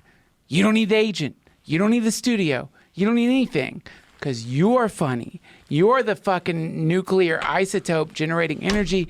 And if you get lost in this insanity that you require the system to be great, not only do you degrade yourself, you degrade an art. But, you know, this is one of the things about recognizing what Mitzi Shore did, and a lot of Bud Friedman, a lot of people own clubs. Rodney Dangerfield. Yeah. Is it's not just about the ideas and getting the ideas out in a way the audience can digest. It's setting up a club. It's bringing people in. It's setting a standard where people know, hey, man, David Letterman came out of here. Robin Williams came out of here. Yeah. Okay? Bill Hicks came out. Bill Hicks was a fucking doorman here. Yeah. Sam Kinison came out of here. Okay? Yeah. This is the motherfucking Comedy Store. Yeah. There's a standard. Yeah. And that's a factor too, man. You can't let the artists completely be in control because one charismatic artist with a lot of fucking song and dance moves can trick people into thinking things that aren't necessarily accurate because That's of right. charisma. That's true, man. Like that's She figured that out, though. yeah. And we need another one of her, man. I mean, like the You're thing. never going to get another Mitzi. But we can carry on her legacy. We all learned from her, you know, and I think she was uniquely qualified to run the Comedy Store because she wasn't a comic. She had no desire to be a comic, but she was married to a comic and she knew exactly what comics were. Her son was a comic. Yeah. She knew exactly what comics were, and she wasn't stupid. She was smart, and but she also didn't give a fuck. Like there's a rare group of people that legitimately don't give a fuck. She didn't give a if fuck. If Mitzi Shore was alive today, if we could somehow or another like go back in time and grab Mitzi Shore from 1974 and bring her to 2020, she would just be running shit. She would just be running shit. First of all, she would have like 100 girls under contract for like OnlyFans accounts. She would just run people. I'll tell you the one time. That part's not true. The OnlyFans. The OnlyFans, like, it's conjecture, but I'll tell you the Do one you time. have a problem with OnlyFans? The porn site? It's not a porn site, though. It's like girls can do whatever they want. I don't have a problem with sex. I have a problem with my own inability to like regulate my desire to come. But I'm like, I can't get mad at the world for that. Like that's I had a conversation with someone, and they were saying, well, also she has an OnlyFans site. I'm like, if I had big tits, I'd be like getting paid for those big tits. I'm so tired of these sex If I was- negative fucks, man. Right? It ramped up during the lockdown, though, because it became Of course it should. an easy job Yes. for a Listen, lot of people. If I was 22 and I had big tits, and I like to do squats, and I was sitting around thinking, do I want to work Yeah. at Burger King, or do I want to shake my ass for $10 a month for 35,000 guys? Yeah. It doesn't have to just be that, though, either. It's not just a porn site. You can do whatever it's Patreon for, Right. you know. This is madness. So You can OnlyFans has wear put a out bikini. You could just do yoga. But Joe, in like a dimension where like being funny is getting people to come, you'd be like the top porn star in that dimension. It's just That's a weird one, right? Like getting people to come is so specific. what's the big deal? It doesn't matter. It shouldn't be a big deal, but yet it is. Like if you find out that somebody came, It's not a big deal. it shouldn't be, but it is. It is right now because we're lunatics. Like we hate life. Like we're in Exactly. we're so death centric that like anything that's the source of life, which is a hand job, a blow job, fucking, we look at that as like being depraved, you know? Well, it's really just some sort of weird canyon ladder in between two fucking cliffs. Between this and what is gonna be available for people in just a few years, there's gonna be virtual sex. You got to have Riley Reid on, man. She's so great. Like, I had her on my podcast. You have her on, and I'll take my pants off. What I'm gonna do is No, she's so funny. She's goggles cool. on. This is the future. Goggles. You put goggles on. You lay back. You're in another world. Well, yeah. I mean, that's heaven. But like, But is it? yes. No. What's wrong with coming? Because there's 1% of your brain that knows it's bullshit. Why? There's no real girl, and they don't really like you, and your jokes suck. And you kind of smell, and you didn't brush your teeth that good. Yeah. Yeah. But she's like, I And the love girl's that like, part of you. No, the girl. Oh, no. If the girl really did love that part of you, that would be extraordinary. Yeah. See, that's the beauty of alcohol. Alcohol is you're hanging out with a girl who's got a like Hello Kitty tattoo in between her thumb and forefinger, and you Yeah. guys are drinking, you're having a good time, and you're like, I love you, and she's like, I love you too, and you just give each other a hug. It doesn't even have to be sexual. That's where alcohol comes in. Where? Where? What do you mean? What do you mean? I'm following you in the Hello Kitty. Where does alcohol come in? That's where alcohol comes in. And like it allows you to take chances and hope that the other person doesn't have ulterior motives. Oh, right. Where you both release your ambitions and run. Let's go to Vegas and get married. I don't even know you. Let's go crazy. Whoosh. How crazy is it we think fucking's bad? It's not that we think fucking's bad. It's that we worry you fuck too many people. Why? Why is that a you worry? got tricked too many times. You're like one of those people at one of those David Blaine street shows, and you're like, it's gonna be the Queen of Hearts. Trust me. Isn't that wild? It's like it's one of the great things. It really is one of the great things. Like think of like anytime like You know why? why? Because we're concentrated more on innovation and progress in terms of numbers. Like So weird. But earning money and getting new projects passed through, they take precedent over everything else. So sick. It's weird, but it's just it's a weird game. This is what I'm getting out of this book, Irresistible. It's like there's things that we have in our head where we have these. They're wrong. We have these ideas of what we need Right. in order to be sufficient. Like we're operating from the wrong principles. Wait, I'm sorry, Joe. I gotta pee. I've been holding it for like 10 minutes. I'm sorry because I don't want it to end, man. We don't have to end. Go pee. All right. This is the first show ever on Spotify. I can't believe I get to be here. I gotta go. I looked on your Go message pee, board. bro. People are Go voting. pee. I wasn't even in the voting. Jesus, go pee. No voting. There's no voting. God, isn't he funny? I wasn't even in the voting. Duncan Trussell, I wanted you to be guest number 1. It's important. Guest number 2. Miley Cyrus. That's right. Second one. Number 2. That's what I said. Miley's number 2. I said guest number 2. Yeah. You don't even listen. We're like an old married couple, Jamie. It didn't sound I said guest number 2. I'm drunk. I'm high. Guest number 2 is Miley Cyrus. Guest number 3, Mike motherfucking Tyson. How about that?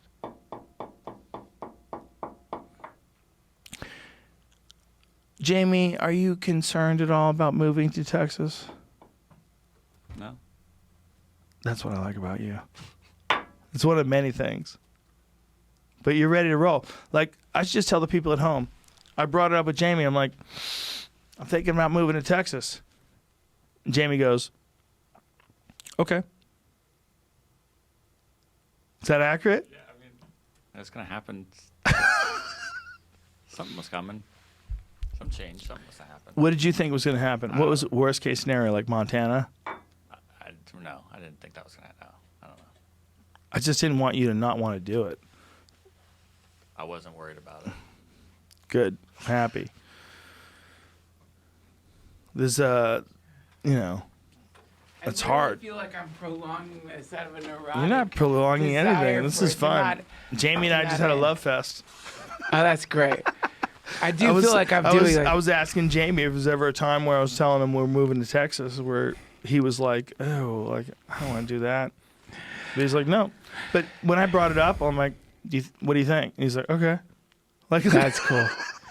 I do feel like I'm stretching it out. It's like, man. What does it it's like- mean, man? This is the first episode on Spotify. I love It's supposed that. to be you. It's I love supposed it. to be you. It's beautiful, but also there's a piece of me that Duncan, like, I think we doesn't- can work things out together. I really do. I think you and me together have a unique perspective, and I'm not bullshitting. I agree. And I don't think I'm not taking ownership, and you shouldn't either. It's the two of us together. I know. There's a weird thing that happens. I feel it, man. Like, look, it's my favorite thing, which is why I don't want it to end. Which is why I'm like, look, man, I'm a Buddhist. I know I'm gonna die. What does that mean, though? When you say you're a Buddhist, shouldn't we have a new thing? You said like communism, socialism. I love it, Joe. I love it. Can't we have a new one? I think we can, but I do want to, like, the reason I'm going to speak up for Buddhism in general, and I agree with you, and what I love about Buddhism so much is that, man, what's great about it is it invites you to reject it. It says to you, the first part of it is like, reject this if you can. Like, if you can find a flaw in the thing, reject it. And also, if you can find a, like, legitimate rejection, then we will add that to the, like, what Buddhism... Tenets of Buddhism. Yes, Yeah. so that's what I love about it, because it's more of a process. That's perfect. Yeah, it's perfect, and It's it has to be perfect. that way. It has to be that way. But if you're thinking about how to progress with ideas, yeah, man. you have to be able to say, hey, bring me a counter idea that makes more sense, and I'll reconsider it. But it's what we were talking about earlier. People are married to their goddamn ideas. It's sad. It's not just sad. It is sad for sure, but it's bad for all of us. And it's one of those things that we should recognize, just like, negative feedback, like, oh, I'm so fat, oh, I'm such a fucking loser. Everybody admits that is not good for you, and Right. it actually hinders progress. Yeah. And progress. I think that it hinders progress as well. I think we have to look at things in a more positive way. That's so weird, dude. There's this teacher, Jack Cornfield. He's so smart. He's a Buddhist teacher. And I remember, in the early days of the Ram Dass retreats, I would do these podcasts with him. And I remember being like, I want to get in shape. I feel like I'm fat. And what he said to me was, get in shape because you love yourself, not because you hate yourself. Don't get in shape because you are angry at who you are right now. Get in shape because you think you deserve to be in shape. That's cute. That sounds like a guy who's never been fat. Listen to me, pussy. Hey! He's not a pussy. Competition's real, motherfucker. Sometimes you just got to get in shape because you don't. Look at fat shaming works. This is what people don't like to admit. That shame makes you fucking lose weight because you don't want to feel bad. Listen. And then you feel good because you lost all the weight. I have to stick up for Jack Cornfield because he is one of the great teachers. I'll stick up for him too. And you would love him. And you would love him if he's friends with you. I love him. Thank you, Joe. But I do have to stick up for him. But just like an example of how badass this person is. Do you want to move to Texas? No, I can't. I'm not Are saying. you sure? I don't want to be local. I have an idea. I think you and I together can fix a lot of shit. What's the plan, man? You and me do like a weekly podcast. One a week. Joe and Duncan. I love it. Live from Austin. I love it. But it's not going to happen in Austin. Why not? All right, we'll Zoom for a while until you come to your senses. Listen, man, we'll do it off camera. This conversation. I love this conversation, though. Listen, man. Dude, I'm not bullshitting. I'm not do- bullshitting. I would do just about anything for you, Joe. I would do just about anything for you. I know you would. I would. Now, look, I got to stick up for this teacher, though. And We I'm can sorry. Zoom it. We can Zoom it. Hold on. What teacher? Jack Cornfield, Oh, Joe. yeah, and the Buddhist guy. Yeah. I love you, Mayor. I love you too. But you got to understand, this is like a person has deeply impacted me, and like he was a monk, and I know him as a friend, and like he's a monk Okay. in the sense that he went. Here's what's cool about him: he became a monastic Theravadan Buddhist, and he like took a vow of silence for like 2 years. So for 2 years he didn't talk. Is it possible he didn't have anything good to say? Oh no, man. Jack Cornfield.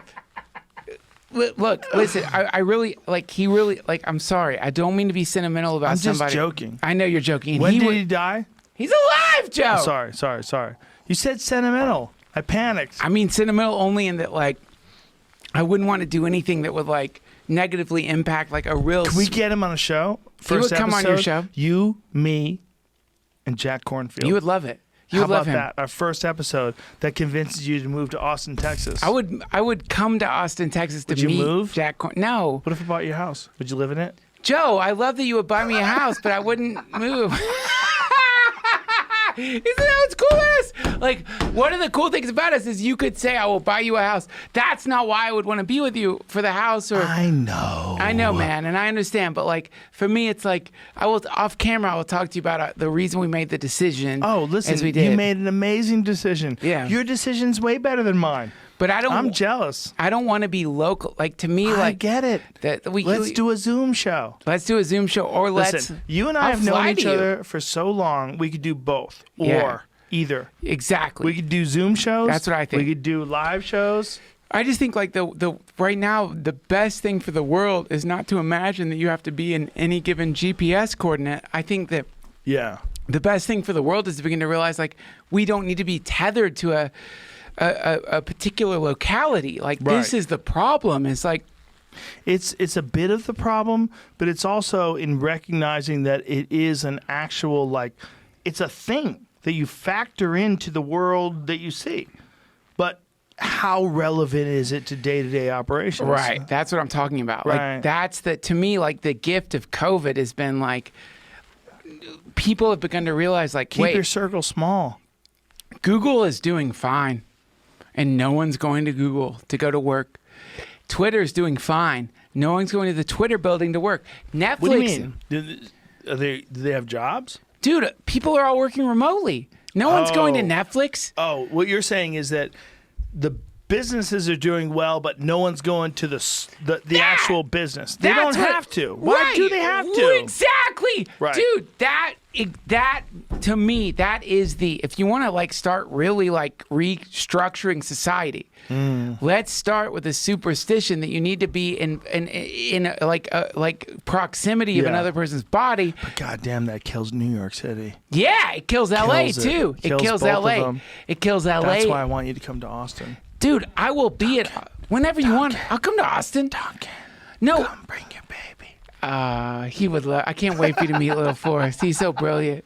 But my point is, look, man. My point is like we can't be centralized. Like, look, you're gonna be in Austin. I'm gonna be in a certain place. I don't want to say it yet. It's but a bunker outside of Nevada. Yeah, I'm gonna somewhere be in near Nevada. Barstow where the bats take over. We're gonna fight against centralization so that we don't have to get chained to shitty cities. Like that's the whole point. Is like, look, if anything happens after COVID that's beautiful, it will be that all the commuters say to their bosses, "Wait a minute. For the last 6 months, I've been zooming in for these fucking conferences, and your business is doing just as well as it did when I was driving an hour to get there, an hour back." And then the moment that happens, we break the back of addiction to being in a metropolis. Now we have a global society. Now it's not just that you have to have some person who's like living in an Angelino. It's like you could have someone from any part of the planet. Centralization seems to be the fundamental problem in the sense that it worked. We needed to centralize prior to the internet, but now we don't need to centralize. It's better for everybody if we take into account every idea. It's better for everybody if we take into account all the dumb ideas and smart ideas and let them battle it out. Yeah. Let's find out who's right. Yeah. And you got to be real careful, people who think that they're right and the other people are wrong. It's what we were talking about earlier that bums me out the most about the Democratic convention is that I would just like forget about whatever you don't like about Trump. Tell me what you're gonna do. Right. Don't tell me how bad the Orange Man is. Tell me what you're gonna do. Yeah. How you gonna fix it? How you gonna fix it? Yeah. What are you gonna do? What are you gonna do about Flint, Michigan's water? What are you gonna do about the fucking earth is heating up? What are you gonna do about you gonna there's do? no fish? Where's the fish? Right. What are you gonna do? Yeah. Nobody has an idea. They just want to talk shit and make sure everybody's trans. I would rather them talk shit and make sure everyone's trans than be like what's happening now, which I is. don't mean that, trans people. I'm with you. I know. Look, here's what's funny to me about your whole like pushback against the trans community. It's not. It's only pushback against trans people competing as females and fighting. That's it. But- and other athletics, a little bit, but fighting in a big way. To me, the part of it that's like interesting is I know you well enough to know that if you prove me wrong here, but if there was a technology That could allowed- turn a guy into a woman? No, they could not just turn a guy into a woman, which is very funny because right now that's what we're doing. And it makes sense because it's like right now what we know is men and women, right? So that's Right. where we're at. So right now, as far as our understanding of what can a human be, if you want to break it into a binary, we've got men and women, right? But that's pretty limited to me, you know what I mean? And I get wanting to be a woman. And I think that you, Joe Rogan, if there was a technology that could instantly turn you into a woman, Yeah. you wouldn't hesitate to turn I'd into a like to woman. feel a dick inside me. Yeah, exactly. That's what I'm saying. Me As a woman, yeah, and I don't think it made me gay. No, exactly. It doesn't make you gay. Trust me, as someone who's felt many dicks inside of them, it doesn't make you. I'm just kidding. But If like, you could be a woman and actually be attracted to a male for 18 hours, and Yeah. you're in love. You would- imagine, you'd do it in a second. Imagine if you have an Oculus Rift, and Yeah. they make you go through a bunch of waivers, and they say, Duncan, if you do take the next step, signed. what happens is you become a woman who actually feels the way a woman feels when she's attracted to a Signed. man, and a guy with a dick like a battering ram Let me try. is just gonna send it home. See what happens. And you can't wait. You want to feel him come inside your upper rib cavity. Like, I want to feel it. Sign me up. yeah. Who cares? The point But- is, like, but you would some do it. men, the weakest among us, would be scared of that experience. Right. Well, They'd be scared that that experience weakens them and turns them into something that they dismiss. but how But it's hilarious really is just- it that the it's a sign experience? of- Sorry, Joe. No, it's their own issue. No, it's the experience that literally made them exist on the planet. Yeah. They feel like if they were to feel it, it would be something against who they are, which is insanity in the sense that the very feeling of a cock blowing cum into Inside your body, you switch spots. That's with what your makes woman. humans. Imagine if the only way a woman was willing to marry you is if you become the wife and she becomes the husband, Right. And you switch consciousness. You had to I feel wanna- it. Duncan, I love you. I love you too, Priscilla. I want to know what it feels like to be you. Yeah. I want to be with you, Yeah. but I want to be you for 4 years. Yeah. Let's swap Imagine identities. a 4-year contract Yeah. where all of your secrets get downloaded into your wife's brain. Let's swap. He likes feet. That's not a secret. Imagine though. That's the idea. Is like the point is like right now we're like terrestrialized. Like we're the reason we're hanging out on planet Earth is not because we decided to be here. We're hanging out on planet Earth because there's not other planets that we could fly to But be even on. if we could, we haven't figured this one out yet. Right, but it does Slow down. If there were other planets and we could get there, trust me, this is what's funny to me about like Lindsey Graham. I love Lindsey Graham. He's such a fucking asshole, but I feel a weird connection to him. He's such a fucking asshole. But like Lindsey Graham, I have the feeling that if suddenly there was like the ability to travel through space, he would leave the planet within seconds. He would just be gone. The Lindsey Graham is like, here's what I think He's America is. a religious guy. No, he's a politician. Lindsey Graham is just like piggish. Isn't he religion? No, religious? he's No? like poor Lindsey Graham, man. He's like he has a weak chin. I have a weak fucking chin, No, man. you don't. Yeah, I do. Not like that Wait till guy. I shave my beard. No, listen, bro, that guy. No, can't take- Lindsey Graham. Look, I know Lindsey Graham. He like got sucked into a dark vortex. He's a sweetheart underneath it all, and also he's like a gay dude. You know, he's like a gay dude who like has. But what I'm saying is like, What is he saying? What? He's a gay dude that has like a. Lindsey Graham causes problems because He's like a gay dude that what? he like is a he's a suppressive being that like is like aligns with Closet. shit. No, not a closeted thing. It's not the gay dude is in the part. The it doesn't matter if Lindsey Graham's gay. That's what I'm saying. But you brought it up, so it must matter. No, what I'm saying is like his shit came out about him being gay, and like then he had to fight it, or like there was like something I felt bad for him in that regard. I feel bad about. But don't you think for him, even like it would be if he just said, "I'm gay," Yeah, it'd be the best. or "I'm not." Like that's the argument against these two ideas. If you could turn Right into and a left. woman Right. and get fucked, like you just said, would you be gay? That's a good question, bro. No, you would just be a woman who got fucked. But like Yes. somehow, if you've decided to centralize on your masculine identity and someone fucks you, now you're gay. The whole like conceptualization of gayness and straightness is just monkey talk. Is the problem the word itself? The problem is the binary. It's like The definition? like it's a Gay, straight? It's a binary, dude. It's like, look, I don't know. Whatever the fuck it is that you think is like limiting your ability to experience pleasure on the earth is Satan. And it's like, if that thing is telling you that you're a dude and this is the only way you can feel joy, but on the like simultaneously you're like hanging out with a guy who's like the same gender as you and you're falling in love with him, and then you're pretending you're not because like some devil voice in your mind is telling you, that's Satan, man. That's Right. evil. That's fucking evil. It's Right. dark. It's dark. And I'm not like deriding Lindsey Graham's sexual proclivities. I'm How just do you saying know he's not actively gay? I don't know that. All I'm saying is like when Why I are you shaming him? I'm not shaming Lindsey Graham. I feel like you are. No, I'm not. I'm saying if I there feel were, like it'd be nice if you admit your privilege. I hope Lindsey Graham is listening to this because I'm not insulting you, my friend. You can hear from my voice that I'm not insulting you. I'm just saying. Hello, darkness, my old friend. No, Joe, I'm telling you, if Lindsey Graham could fly off the planet, he would. That's what I think. Would he fly off the planet with a man's mouth on his penis? Who wouldn't?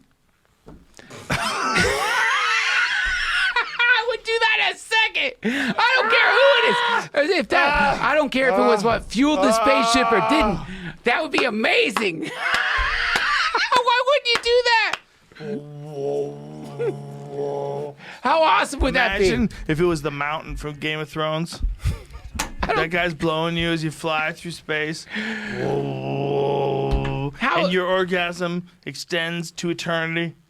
be? Yeah, the whole like gay straight thing really What are you falls playing? apart. Pink Floyd, I wish you were here. No, it's Sound of Silence. I was trying to work it in there, but can't find the cue. But the gay straight thing falls apart if we stop being terrestrial. Like the moment you're not on the planet anymore, it's all planetary based memes, man. It's like the Yeah. moment we're like released from the gravity well, all the stuff that seems so important to dumbasses. Yeah. Which is like, what? You would put your mouth on a penis? You must be crazy. Imagine if it felt amazing. Imagine like, man, I'd never blow a fucking guy. And you get that dick in your mouth. And the moment that sperm hits your tongue, it's like pop rocks. Yeah. Pop, pop, pop, pop, pop. And your brain goes, oh. You and I, man, we will suckle on a mucus thing that's like The that's vagina. we'll do that the all, and baby chute. we pride ourselves on it. We The pride end ourselves. of a water park slide. That's what I love so much about Christina Pazitsky's Instagram. She does these like fucking hilarious TikTok clips that she recovers from TikTok. And there's a whole genre of TikTok of these creepy fucking pervs who are like showing how they lick pussy. And like the whole TikTok is based on them like going, it's so fucked up. But it's like a guy will, in the masculine sense, will go down on a girl, yet the concept of having a dick in your mouth, it's considered to be like fucked up. Like you must be like a complete, like you something about you is weak. You know, and I think we're gonna have to contend with that. As What's this? That's the dude. What's he doing? He does like how like he like watch. Just you gotta watch it, man. What's This- he do? I don't know. I just checked her. This guy her does Instagram now. like eating See what pussy TikToks. That's what he's doing? Yeah, Yeah. watch, just watch. This one doesn't do it. He but like he mine- like eases into it. Her, by the way, her Instagram, the TikTok she does, like, she should do a whole show based on her. Like she like curates the most fucked up TikToks you've ever seen. Isn't that important? Like TikTok, whether it's TikTok or Instagram or any of these things, isn't that important? Just a random one. How did that kinda- guy do that? It kind of is, right? It kind of, yeah. Like, lowering the boundaries, like dropping down the boundaries for people to be able to enter into the world of expressing whatever weirdo idea they have, or a video of them Yeah. doing backflips onto a fucking whale, whatever they're doing. Yeah. Yeah. It's the best. I don't like TikTok in the sense that like my I've never wife even isn't. opened it. She's into TikTok, and I don't like it because she's always looking at TikTok. And then I'll be like, "Really, you're looking at TikTok?" And she'll be like, "You're on Twitter all day long." You should get off Twitter. You should read this book. I hate Twitter. This book, Irresistible, it's a mind blower, man. It really is. Because it lets you realize that as much as we're at each other's throats right now, I don't know how much of it is our fault. And I think we could have been a lot better off if someone decided, instead of trying to make money, that they would recognize that this strategy of whether it's social media likes or Twitter, Twitter or Facebook, or whether it's showing you the things you get angry about and you comment on Facebook or YouTube, like whatever we're doing, like ultimately we're changing the path of the way people think. Right. We're way more malleable than we like to think we are. Right. Way more. Right. And I think people that have a voice, whether it's you or I or Ari or Bert or Tom or anybody who has a podcast in particular, because if you have a podcast, at the very least, no one's telling you what you can't talk about. Right. No one's Duncan. I love that segment. But when you're talking about people like not conforming and trying to Yeah. figure themselves out, people are thinking you're non-binary, Right. or somehow or another you're not woke. Sorry. I'll repeat what I said. I'm sorry. I'll revise. We're in the middle of a storm, Duncan. Yeah. Well, the main thing, the most important thing, I think, in the storm, and it's easy to forget, is that, like, you and I and everybody we run across, I've yet to meet somebody who's a real monster, man. There's a few, but even them, they just need hugs. They're also very unique. When you run across, it's very unique. And, like, anytime I feel like, this is where I'm, like, I'm attuned to this. Anytime I get the sense someone's wanting me not to express myself, that's where I get really locked in. And really, like, and I get the whole like anti-woke thing, because nobody wants some fucking liberal Baptist piece of shit to tell them how to be. But you know, man, like the moment I'm on my Instagram, I did a Black Lives Matter thing. That's the only time anybody told me to shut up. No one told me to shut up before that. But the moment I did a thing that was in alignment with like Black Lives Matter, there was all of a sudden like this weird similarity of people hitting me up, being like, you fucking woke me. There was a lot of blowback from that. And also, When you say a lot, like how many? enough that like I noticed it. And Right, but if you tune in at Not a any- huge any percentage. part, like 30 messages, how many messages? No, not 30. Just enough where I really, 10, I'm going to say like 5, 15. 15. Enough where All right. like I But realized. how many Instagram followers do you have? I don't remember, dude. I can look it up right now. Like, not 200,000 or something. That's I a don't know. lot of people, man. No, but I know what you're saying. But it was like I realized that like my thinking regarding being like even remotely a political activist was being shaped by my fear that a tiny percentage of my audience would reject me. And that's what I'm saying is like I was letting my ship get steered not by my own intuition or not by my own sense of like, fuck, man, like that fucking George Floyd video, that's unforgivable. That shit's fucked up. But you know, it's both. It's unforgivable. Any man that would do that to another man, like that man needs help. I bet he didn't think he was going to kill that guy, but he tortured that guy for 8 minutes and 46 seconds. It's like that guy needs a DMT trip. He needs something. He needs to recognize who he is. Killer. It's also, Duncan, I think we're asking people to do things they're not really qualified to do. They don't have the tools to handle it. They don't have the infrastructure to handle the load of pressure that comes in. I just feel like all these people and then right now we're so anti-cop. It's like it's over the top. Well, look, man, what I love about you is that you're like not afraid to say a thing like that. And like, I think if we're going to move forward right now, we need cops. But man. if we're going to move forward, what we need is not just cops. We need compassion. Yes. Like if we're going to move forward, what we need is it's like, look, man, you're right. This country was completely founded on human trafficking. You're right that your idea that like the way like if you have a particular complexion in this country, shit is immediately against you. You're completely right about that. You're right. Like the thing is like this is the problem is like, and I think this is an important question for everybody to ask themselves is how do you act when you're right? That's how you can really tell a person. Like you know what I think?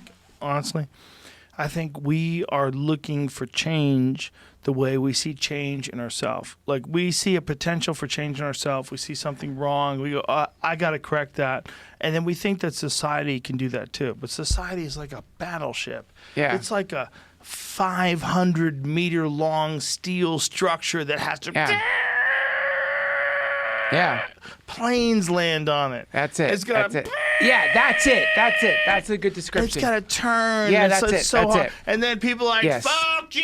We don't like people from fucking Muslim countries. Right. Fuck you. Trans women are real women. Yeah, right. And it's this battle to try to like navigate this enormous metal structure through the fucking ocean. Right. And that's where we're at. That's where we're at. That's why you got to do a podcast with me, Duncan. Anytime. I'll do anything for you, man. We got to work this out. We can work it out. I mean, the answer is... Jamie, I'm not wrong, right? No, but... The answer is compassion, Joe. There's lots of ways to do it. No, this is what I'm thinking. You and I have a very unique frequency. Yeah. Let's do it. This is why it's important. Because when you and I get together... And I firmly believe you and I could do this every goddamn week. I love it. Especially if we only saw each other once a week. It's the best. I'll fly you in. You can in. Come to Austin. We can Zoom. We can Zoom. We can do whatever. I'll fly to North Carolina. Shh. I'm not going there. I'm going to Colorado, man. I meant Cuba. Yeah, man. Like, I love it, Joe. I mean, to me, like, you know, that's what I think so great about the fact that you got to be the person that you are, that you got to be the spotlight got to be on you as it is. And the reason it's on you, and the reason I really, like, not much offends me, man.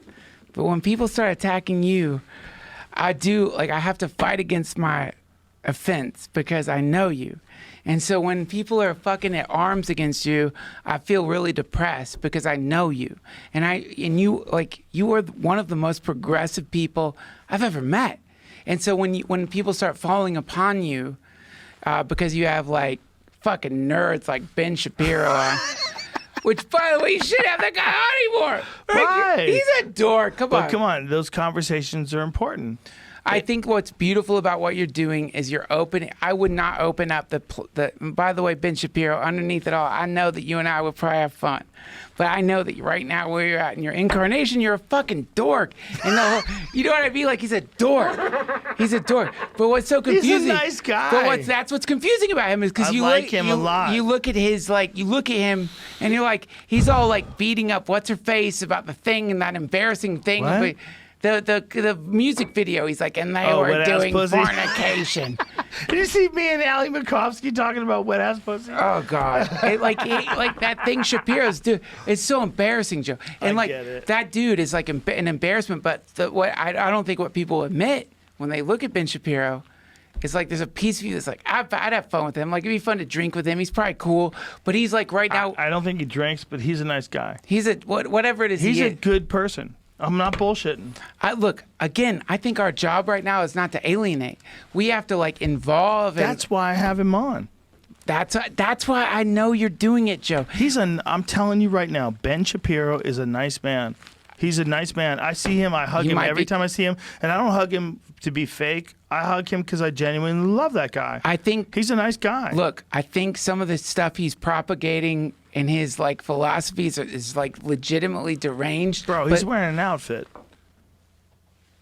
it's a costume. He's got, I mean,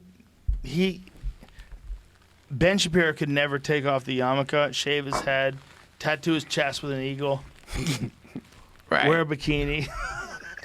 He's got an outfit, I just want but it's not his fault. I'm telling you, we all come from a different spot. If life is a race, it's not like everybody's on the same starting line. Like people are on starting lines that are like a mile behind Yeah. yours. They're so far away. They're all different. And here's the thing, even if people are wrong about many things, or even, I'll explain this better. Even if you disagree with the way people feel about so many different things, Yeah. it doesn't mean you can't be their friend. It doesn't. And I'm telling you, we got it wrong, so man. sweet. Here's what's important. What's important is whoever that person is, they got to be sincere. Now, as soon as you feel like someone's a grifter, yeah, you got to cast them out. right. You got to cast them That's out cool. because they got to figure that out on their own, and they got to apologize. That's cool, man. Listen, you can be wrong, but you have to be honest. And if you're just bullshitting, then I can't hang out with you. Dude, hey, let me ask you Ben this. Shapiro's not bullshitting. I don't think he's bullshitting. I just think he's like a little like antiquated in his idea. Look, man, I like I'm not like the whole Ben Shapiro thing. Like that's of all your guests, it's the He's one. a great guy, man. If you met him, if you and I and him went to a steak dinner, we'd have a great conversation. I hung out with him at the what's that steakhouse? The Boa in Hollywood, down the store Yeah. from the store on Sunset. I had a great time with him. He's a good man. I don't care. I genuinely like him a lot. When he texts me, Ben Shapiro texts me, I look at my phone, I'm like, Ben Shapiro, I like that guy. I like him. Look, as far as I'm concerned, if you're gonna create what I think could be created by humanity, we have to create the engine not of rejection but of acceptance. Which meaning that like, if you got a charismatic Ben Shapiro avatar in the video game, in the simulation that we're in, there's a way to reabsorb him into reality that isn't like the way people currently see him. If he's willing to relinquish his ideology. Yeah, And like- he has a very strict religious ideology. Yeah, he's stuck in this like- little thing. But I think that's helped him. That little thing. Look, if you figure out a way to do something that helps you past most of the people that you're competing against, Yeah. but ultimately hinders you against the people who learn your lessons plus other lessons and aren't hampered by ideology, and they pass you. Like you have to. There's a moment where you have to figure out when you're going to let go. He seems to have a very like clear mind. That's what's cool about him. He seems to like have a very insightful mind. I like that. I just feel like something about him, it like smacks of like the Nazi intellectuals. Yes, it you does, know? but he's Jewish. And here's the thing I love. When people get mad at me that I talk to him, I'm like, listen, just listen to what we're saying. Listen, he's not a bad guy. You might not agree with him, but me and him are having really, really good Yeah. conversations about why I feel like you can't tell an 18-year-old kid just pull your pants up and don't shoot anybody. Yeah. We're having these like really nuanced conversations, and he's allowing me because he knows I like him. So you're like the Bohemian Grove. But he knows I like him. Like Ben Shapiro and I don't agree on many things, but he knows if I see him, I go, "What's up, man? How you Yeah. doing?" I hug him, No, I and know, it's man. genuine. That's what's I cool. really care about him. That's the whole point. That's the whole point. So if we care, he and I are sitting like right here and we talk about stuff, he knows that if I don't agree with him, it doesn't change my feelings about whether or not I'll hug him That's it. or I love him. That's it. That's it. Yes, that's the problem we're all facing. We're all facing this problem where we identify with ideas, whereas I think we can just do our best to make good with where we stand right now as a human, and when we encounter other humans, let's take ideas and put them in front of us. And let's cross our arms and let's go over these ideas without any attachment. That's yeah. where it gets hard because most of us don't have enough personal satisfaction in our own accomplishments to relinquish this idea that our ideas are not ours. That our ideas are just it's just a mathematical problem. It's a fucking Rubik's Cube. Yeah, it's man. a fucking game of Clue. Like, who knows who did it? Is it Charlotte in the fucking library with a rope? We don't know. So this thing that we're doing as people today is we're scared. And one of the things that happen when people are scared is they pull back. You pull back, you put up fences, you wall off, you protect your tribe. yeah. Your tribe gathers. You decide what you can say, what you can't say. Yeah, and you you're decide scared. who's the enemy and who's good and who's bad, and everybody walls off. And my thoughts are that's a trap. And that is just something that we've been involved with forever, from the beginning of time, from single-celled organisms to small mammals to human beings. We've been involved in this weird trap of competing against each other in the wrong way, competing against each other in a way where ultimately somebody gets victimized. I think the best competition is keeping the other competition alive, competing against each other while helping each other. And everybody Interesting. gets by. Everybody gets better. And even people who are not doing well, you tell them why they're not doing well, that will force you to do better. Right. All of the people that are trying to take your position, if there's a ladder, you say, this is why you fucked up. And then you'll do better because they'll do better. And then Right. everybody does better. Yeah. There's no stagnation. I get it. It's just like the part, like you're in a like brutal position. You're in a really brutal position. Like, and no matter what, I don't see how you can resist it. Like the problem with your position is you have this like powerful voice. That's the problem. Is like you're a signal booster, and like I also got a NASA suit and I can hold my piss for 4 hours, son. how have you not pissed? But to me, like the bizarre, like the difficult situation you're in is like you get Ben Shapiro on, you signal boost that whatever that is. I don't know what he is. By the way, He's Ben not a Shapi- bad guy. Ben Shapiro, I'm not trying to attack you. You're fucking like whatever the thing you did with like attacking the music video was Wet ass pussy. that was an embarrassment. That was a mess. That was a mess. It was a mess. I get it. It was really sex negative. It was so stupid. He seemed like such a nerd, a dork. Like, and also anybody who's gonna like do that, you like feel like they negate whatever their philosophical ideas by attacking the thing. But, Who gives a fuck? However, he's doing the exact same thing that Trump does when he gets attention. He's saying something about something that's culturally relevant, and he's taking a contrary position, and he's generating likes. He's generating interest. Right. He's like he's a salesperson for negativity. If I was his best friend, and Ben and I were sitting around, he's like, "You think I should post this?" I'd would be like, say, yeah. okay, yeah, you probably should, because like ultimately, people are gonna fuck with you. But my position is, it's better if you have vulnerabilities. yeah. If there's something you've done that's really stupid, it's probably better for you when you shit on things. yeah. And I think that's a good argument for coming out against wet ass pussy. That. What's It's wrong with wet ass pussy? Nothing, by the way, Nothing. But a guy like Ben Shapiro, he shouldn't be right too many times. Part of his charm, it's his failure. part of his charm is occasionally he's got to say some shit that only a fucking dude with a yarmulke says. It's not that he's a bad person. What do you mean I you're love doing the him. yarmulke? There's a lot of Jewish. Ari's Jewish. Listen, I love Ari, but he doesn't wear a yarmulke. Okay? You're saying the You don't yarmulke have to means wear that. fundamentalism. You don't have to wear it. So now you We're in space. Wait, We're flying. You've gone from Like rejecting this. Ben Here's us as a golf ball. Flying through the universe. God, Joe, wait. Impossible. Look, man, I don't care about fucking Ben Shapiro. I don't Thank care. God you're the first episode on Spotify. I don't Thank care God. about. I Thank God. legitimately. What are we, 4 hours in? Who At cares? least. Plus. I don't 4 hours care. plus. I don't care about Ben Shapiro. But I don't you care. should. He's a nice guy. Who That's my cares? No, he cares. Listen, if I hug Ben Shapiro, I really hug him. I love that guy. He's a sweetie, I'm sure. He's a sweetie. But when he's I also- meet him, he's a nice guy. Look, man, it doesn't matter. Like, here's a deeper point, man. And I don't mean to do this every time I'm on, but you have such a crazy power that if you're not careful, folks from deep, dark wells of perspective are gonna infiltrate your shit. Dude, have you watched that great documentary on the like white Aryan folks? Man, it's fucked up. Like this. dude, why crazy- you gotta go there? Give me that lighter. Here you go. Like, yeah, you look at like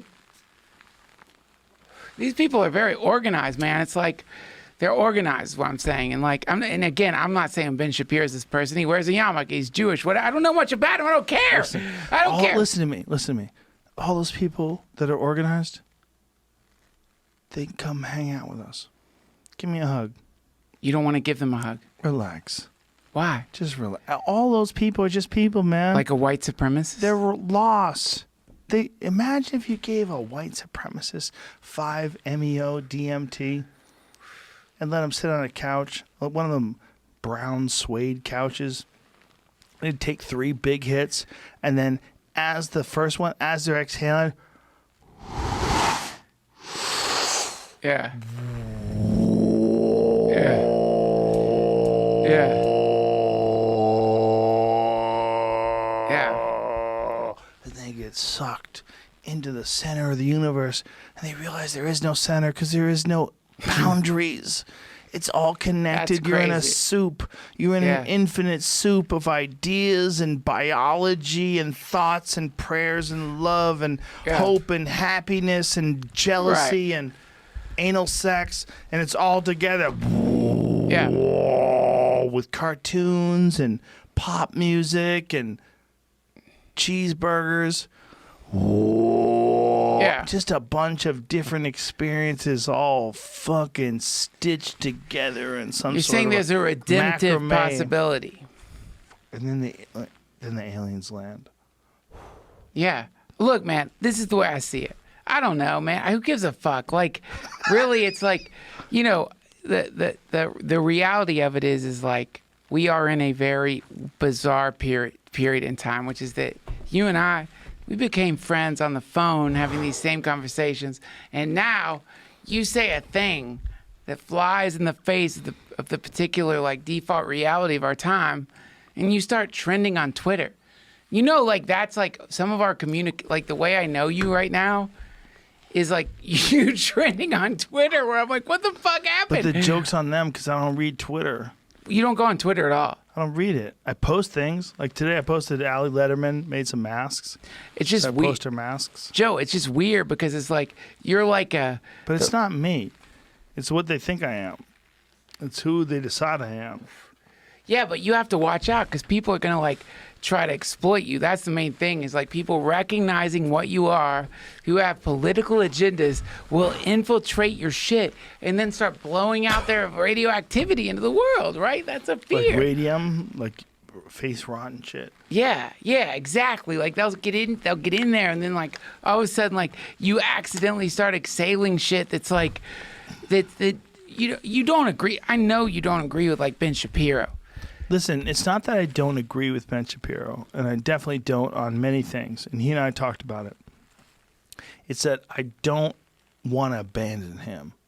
Oh, that's cool. I don't think he's worthy of abandonment because I think he's a good person. Right. And I think many of the things he says because he's rewarded for saying controversial things on the internet many times make sense in a logical way if you don't take into account all the different situations that lead to a person becoming who they are in 2020. Right. Slavery and Jim Crow laws and all these different things that we all have to deal with. But I think he's a good person. I really do. And I think many a times, like, the things we say were half defensive and half promotional. You're saying things because you think that people are going to react in a certain way. Yeah. You don't necessarily mean it. And you also say things because you've seen the contrary to that poorly worded, and you decide you don't agree with that, and so Right. you want to counter it. But I think the problem is in ideologies. More than anything, if I'm really being objective, I always feel like our problem is purely in ideologies, because we just get committed to one side or the other, and ideas to one side. You're right or you're wrong. And I think if we could just divorce ourselves from ideas and divorce ourselves from all ideologies and just look at something like honest, like you come to me and I come to you and I go, hey man, what's up?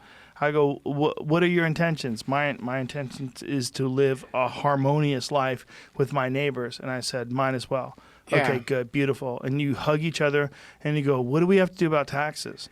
Yeah. Look at, man, if we lived in a community where I felt like, hey, if I pay more in taxes, people will have their kids in a better school, and the water Yeah. will be purer, and there'd be less crime, I would fucking 100% sign Sure, up for that. of course. But I don't think the people that are taking that fucking thing and running with it know what they're doing. That's right. That's the problem. You believe in the idea of democracy. You just don't believe in the organizational facility that's like administering democracy. Been to the red line of human beings. I know where people fall apart. I know the red line. Yeah. I know when the RPMs hit. Yeah. I know when people Yeah. bitch out. And I know I'm not going to bitch out. And if you're going to bitch out, I know if you're bitching out and you're also making laws. Right. What are you saying? What are you doing? What's Yeah. going on? Who are you? Why are you deciding what people do? We shouldn't have any figureheads. That's it's right. dangerous. Yeah. Alpha chimps are dangerous. This Take is- it from me, a person with a big platform. Yeah. You shouldn't listen to me. You shouldn't listen to you. You shouldn't listen to Bert Kreischer. No. You shouldn't listen to Tom Segura, Ari Shafir, Joey Diaz, or name all the people you love to listen to. Sam Harris, don't listen to them. Meaning, listen to their show, but apply to whatever they say your own objective opinion. But how weird is it that people will focus that you have Ben Shapiro on this I don't podcast, don't but care. they don't focus that you have Bernie Sanders on? How weird is But it? they that, do. They do focus. But what I'm saying is, like, people in the left will say you're a monster that you would have Ben Shapiro on, and they completely forget that you gave one of the great potential socialist presidents of our time a platform that you supported. They forget that. and Andrew Yang and Tulsi Gabbard. To me, that's the Those part. are that, my favorite that's people. the part that drives me nuts. Is it's like, Listen. why do they forget that? You are Because I'm a savage. That's why. What do you mean? I'm a savage. I'm a fucking cage fighting commentator. Right. I commentate for UFC. I do stand-up comedy. I do wild comedy. I'm a wild person. It's a different thing. I understand. It's just that we have to stop trying to push people down in order to push ourselves ahead. And if we just all look at it like, look, there's things about all sorts of aspects of society that I don't agree with, that smart people disagree with. Right. I don't know if they're right. I don't know if I'm right. I don't know. I would like to talk forever to people that are vegans. Like my friend John Joseph, he's the singer of the Cro-Mags. He's a fucking interesting dude, man. And he's been a vegan forever.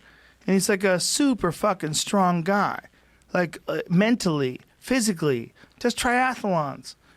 I want people to think different than me. Right. I want them to. Right. I want bad motherfuckers to have completely separate ideas of how the world should or shouldn't work what is wrong or isn't wrong, what's right or isn't wrong, what's privilege, what's bullshit. I want everybody to come to the table clean. Right. I want everybody to come to the table warm. I want everybody to hug. I really do. And I think we're all scared. And I think it fucks up everybody. And if everybody who wants progress doesn't want people to feel good about running into each other and talking things through, we're going into this thing with the wrong energy. Right. The right energy is going into this thing going, listen, I didn't ask to be born. You didn't either. Right. Here we are, 2020, Yeah. trying to figure the world out. But let's just admit, the idea of wrestling between gay and straight, black and white, male and female, those Yeah. are so dumb. I don't want to do that. Right. I don't want to do that.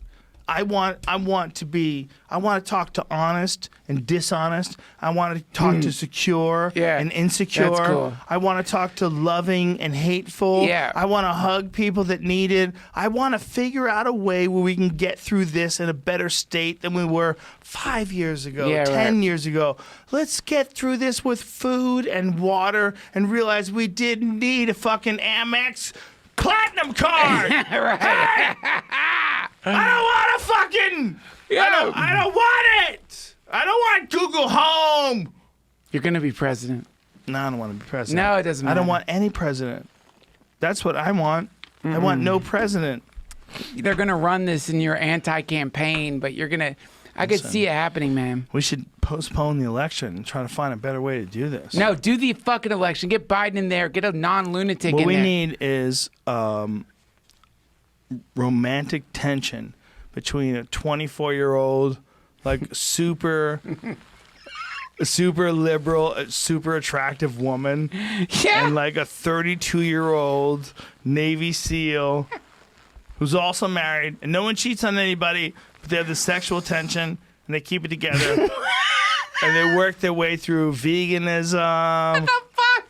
And What are you even talking about? I'm trying to fucking fix the world, Duncan. I'm trying to tell you that all the things that we see, pros and cons, pluses and minuses. Yeah, man. I'm just trying to figure out, like, we got to the election and suddenly it's this erotic romance between this 24-year-old. That's so much better than a fucking agree, guy man. with fake hair and some dead man weekend at I agree with Bernie's you. with a cop Why did- shoving her hand up his ass and walking him to the aisle. Here's the thing that I don't understand. In sports, somebody in any fucking sport, if they're not doing great that night, the They get coach pulled. pulls them off and puts someone better in. Here's the thing, Duncan Trussell. No one wants that spot. The replacement? No one. Why? Who wants to be president? I would love to be president.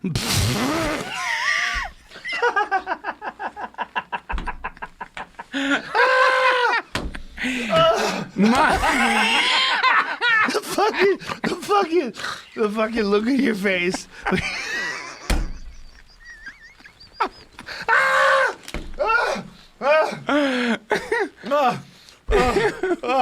Oh my God, Jamie. I don't want to go through an election, but like I would like that. Listen, elections are so archaic. That's Yeah. fucking wood stoves. Yeah, but I would love to be president. Being president would be so fun. Would it be? Here's the best part. You could exonerate all your friends. That is Immediate. the most ridiculous thing about being president. You can The best. You can just decide. You're out. I'm gonna pardon. Out. By the way, He's a bad guy, but he's a good guy. and here's a really important thing: the Trump administration just let out one of the great LSD chemists of our time. Who's that? I can't remember his name. It's so sad. If you Good. look it Don't up, say it. Don't say it. Don't No, say it. you should say it. You He already blew deserves up that being guy's said. spot that was throwing cigarettes on the ground in Utah. no, look, he deserves to be. His name deserves to be spoken. You And know who you- contacted me recently? Who? Do you remember the Neuro Soup story? William Leonard Picard. Do you remember? I'm so drunk. Me too. Do you remember Neuro Soup? Yeah, yeah. She was a girl who was on YouTube, and her and I went back with her. This is an interesting thing. She had a detailed account of how she put DMT up her asshole. She dated William Leonard Picard. Yeah. That's the guy that had the LSD lab in the middle of the bunker. And the DMT accelerator pedal He contacted me. Okay. And from prison. I don't know. I just got an email. and it's not my main account, but I was like, maybe that's real. But that lady, she had a whole YouTube series about different ways she took drugs. Yeah. And one of them was she took DMT up Up her her ass. asshole. Whoo! It was a bad trip. She had a bad trip. Yeah, but part of me was like, that girl. DMT up the ass. That's a rare human. That's a great night. A rare human looks at that DMT nugget, that little Cocoa Pup, Whatever it is. honeycomb Cheerios. I want that in my life. I want to be around someone who's like, That's so free. Put it up your asshole. Would you even consider it? Yes. Really? I would put DMT up my ass. I've thought about it after I heard about it. It's a good way to let the universe know you give up.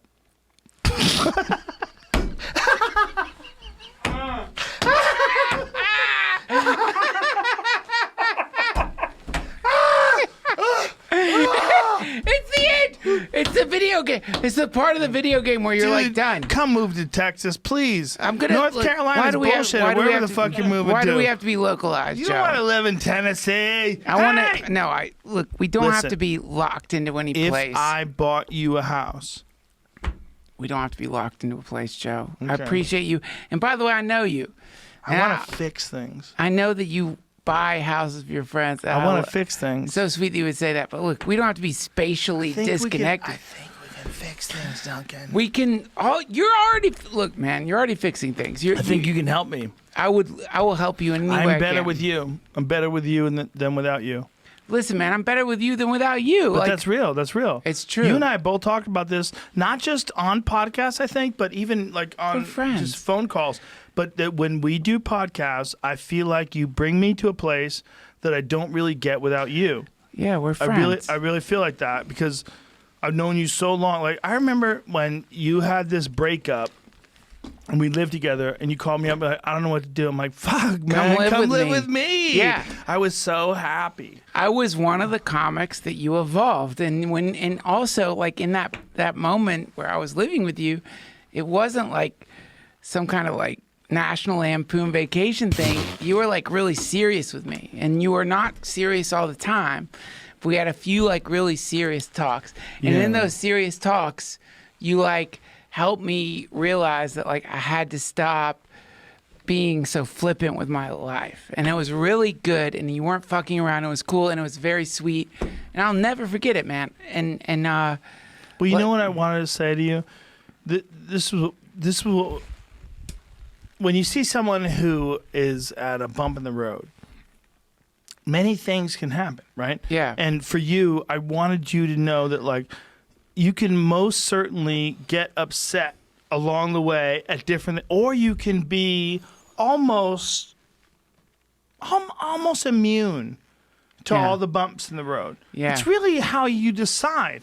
And if you decide you're this fucking Peter Pan character and just like float through this, like there's ways that you're lucky in ways that other people that live in Afghanistan and the Congo will never understand.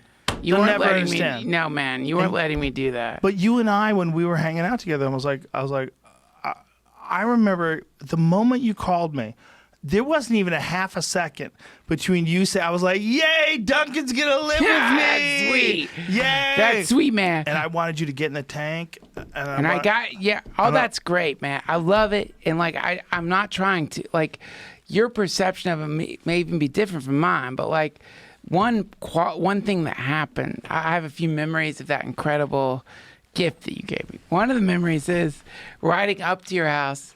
I don't even know how you got into my car. That you would be in my Mini Cooper, which was red at the time. I remember that. We're driving up I to your came to house. visit you. We're listening to Elliott Smith. I'm playing Elliott Yes, Smith. he's talking about fucking morose things. And so I remember like, and I've been listening to that nonstop. So we're riding up this hill to your mansion and listening to Elliott Smith in my Mini Cooper. So this is like, this is before your podcast, man, before you had become like what you are now. Just imagine folks listening, riding in a Mini Cooper with Joe Joe Rogan in a cherry red Mini Cooper, trying to play Elliott Smith for him because it's really been moving you. I'm not playing it for you because, like, any other reason. This is what I've been tuned into for, like, a long time. And so we're riding up this hill to your mansion, and I remember you look at me in this way that only, like, real friends can do this. And you look at me and you go, you have to stop listening to this. Yeah. You were like, you can't listen to this anymore. Like, this is terrible. This is like hurting you. Yeah. And it wasn't from a judgmental place or a place of musical brilliance. It was a friend being like, dude, you are depressed. That guy gives out a vibration. You know, Yeah. He was incredibly depressed. And incredibly talented. A terrible nexus. So good, so good. And he was a trap. Yeah, But like, it's a trap. But it is a trap. It's like you can squeeze out some really super positive juice, and then to the left of your body, you're filled with cancer. Like that's the Yeah, problem. man. That's the problem with people that. There's so many different things where people are depressed and morose, and they're talking about really dark things. but dude, like, it wasn't just you. Like, so I get to your house, I'm in this mansion all of a sudden. This is when you had a fucking piranha tank. Do you remember that? You had piranhas. I remember. So all of a sudden I'm in a like mansion where there's a piranha tank, and Eddie Bravo. I remember because I was going up like to like hide smoking because I was addicted at the time. And Cigarettes? So, yeah, and I remember like I was sneaking up to smoke, and at some point Eddie Bravo, I'd like gone up this hill to like hide smoking. And Eddie Bravo walks up the hill to me and is like imitating smoking to me, making fun of me for being addicted to cigarettes. but Joe, you know what happened? Like, if I so this is where I really go back and I think Eddie Bravo. In that moment, I'm like, what a prick! Don't tell me not to fucking smoke. Cut to me sitting in front of a doctor, being like, well, you have cancer in your balls. And I remember like referring back to that moment where he was like, "Stop smoking." Yeah. You know what I mean? Which was cool. It was like there's so many like in those moments. Well, there's a thing where you can protect people temporarily from their emotions, but you won't protect them from the consequences of their actions that you see that maybe they don't. And I think we're all responsible for our friends' blind spots. And when we see blind spots, we go, hey, hey, hey, hey, hey. There's only so much you can do, though. There's only so much you can do. Now, Eddie Bravo could have like turned into a dragon and been like, "Stop cigarettes smoking." are creepy, right? Nicotine's a very addictive drug, man. It gets you. It gets you, in yeah. a weird way. But he was legitimately trying Yeah. to get me to stop smoking. Eddie Bravo's a good man. That was a sweet moment. Like when I look back, when I look back pre-cancer, I always think of that moment as like, man, you thought that guy was such a cunt. Like you thought he was such a cunt. Because you didn't want to quit that habit. Yeah. Yes. But yes, like if yes, yes. I always like But think, you look back like he wanted me to do better. he didn't want me to get one of my balls chopped. Yeah. I got lucky because like it didn't spread through my whole body and I didn't die. We have two choices right now. I can pee my pants, or I can run to the bathroom Go to the and we bathroom! stop it, and then we come back. No, don't stop it. I've never had it where you go to the Jamie. bathroom. Talk to Jamie. We're 5 hours in? How many hours? It doesn't matter. I gotta pee There's so no bad. time. Be right this back. is amazing. I've Talk been to Jamie. dying. Talk I've to been Jamie. dying for this moment, Jamie. Just so you know, like through the years of us doing Rogan, I usually am the one who has to go to pee. Oh my God. But in this moment, here I am, with the thing happening, and you know, it does. What does he do in this spot when the guest leaves? What does he say? Pull something up? You're doing no, Phil. Just talk. He just yaps. Yeah, Well, he's gang, really good at it. subscribe to my Patreon /DTFH. We have a Tuesday. We have a meditation. Wednesdays we're doing a Dune book club. It's amazing. The book Dune by Frank Herbert is incredible. Fridays we have a family gathering. It's just us hanging out, but join us there. You know, the truth is it is a simulation, you know, and we told you that before you linked into the thing, and we told you it would wipe your memory and that you would feel like you are helpless in the sense that the thing you are right now, you don't know what the power that you wield. So you chose that, just so you know, and we said that in this moment we would do a thing where we alerted you of the fact that you had intentionally decided to dive into a simulation, making you limited. You're very powerful. You're Thor in the human world that you're in right now. You're actually Thor.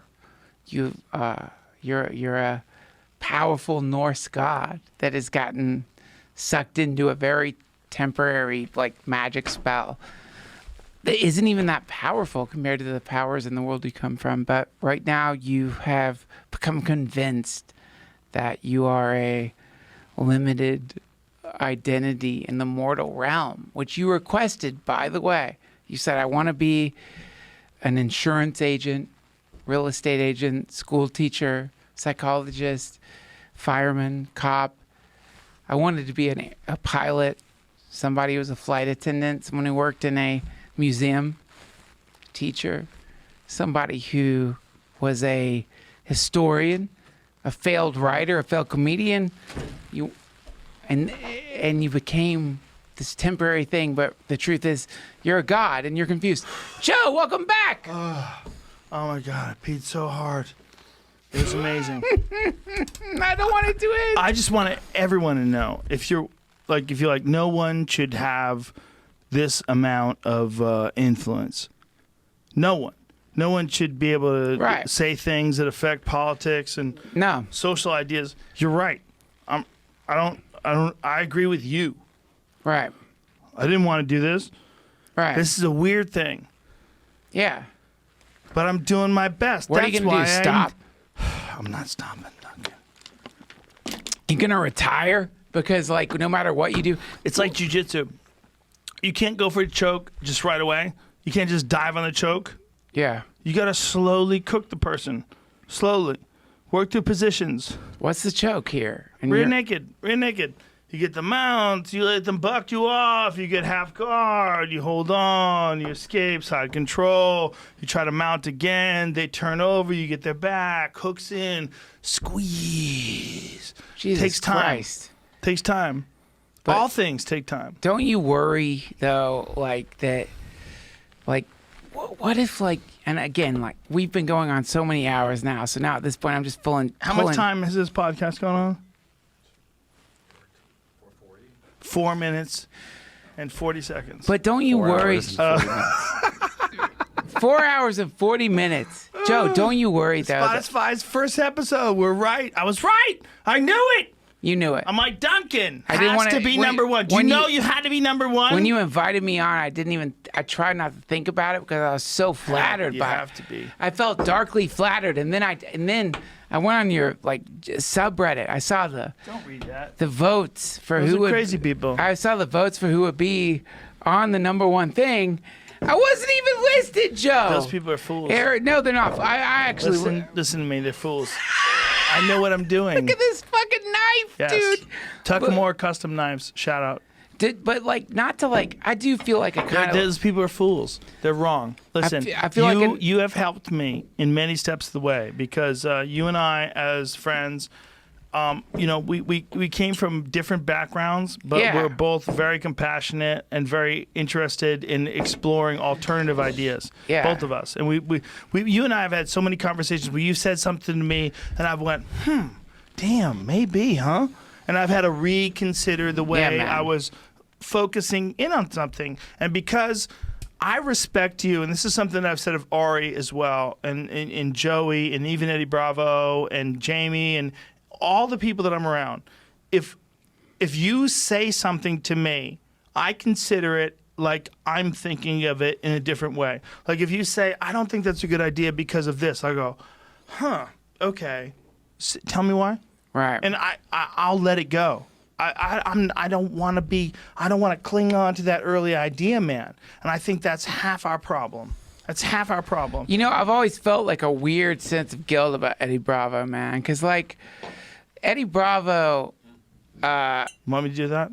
Yeah, thanks, dude. Give me that. I always felt like a weird sense of guilt about Jamie said yeah. I thought he was to cut his finger off last time he did. I felt like a weird sense of guilt about Eddie Bravo. Because, like, and I don't agree with all his conspiratorial ideas. No, I don't either, but neither does he. But, dude, this is an important thing. Like, this is an important thing. Like, not only did he tell me to quit smoking, and then I got one of my fucking balls, and I got one of my balls chopped off. Well, he was right about that, but Right, but I mean, want to tell that's you like, another hey, thing he said. Don't eat shit. He said Cheers. another. Cheers, brother. He said another thing to me. I do feel like it's worth mentioning. I've always felt a weird sense of guilt because I think I judged him harshly, and it makes me feel like a dum-dum. But like, because he's like a jujitsu master, you know? So like I always thought, he's my master. yeah. So Like if someone said, "Who's your master?" I'd say first Jean-Jacques Machado, second Eddie Bravo. Yeah. One of my best friends is my master. So I always had this trick, at the very least, a trickling sense of like, man, I think you're wrong about your judgment there. but it's like, dangerous. yeah, it's 'Cause he can dangerous. kill you. Yeah. Well, that also talking That's to the problem. Anytime I've been talking to him, I'm always a little bit like Nervous. At any moment, I could die. It's like a pet snake. Yeah. Like, what if at some moment you do like go insane and decide to kill me? I won't. Do you know who I feel like that around? Who? Joey. Joey Diaz? Yes. What do you think he would kill you? No. But he's so wild. Yeah, he's you so never know. crazy. You He's never like know. he's like a bear. I want to keep feeding. Joey Diaz is like, you know, He's like, the GOAT. You know that, right? Well, I do. Like, you know, he had. He's the greatest of all time. There's no one who's ever been funnier. I've seen Joey Diaz hit like frequencies I've never seen anybody else hit. Yeah, he was hanging out in Colorado with like around Shambhala, which is like the place like my meditation teacher's teacher was In teaching. Boulder. Yeah, man. So he encountered some like beings there that were like really advanced, and like he actually like digested some of that stuff. Like, he's wild. Joey Diaz is wild.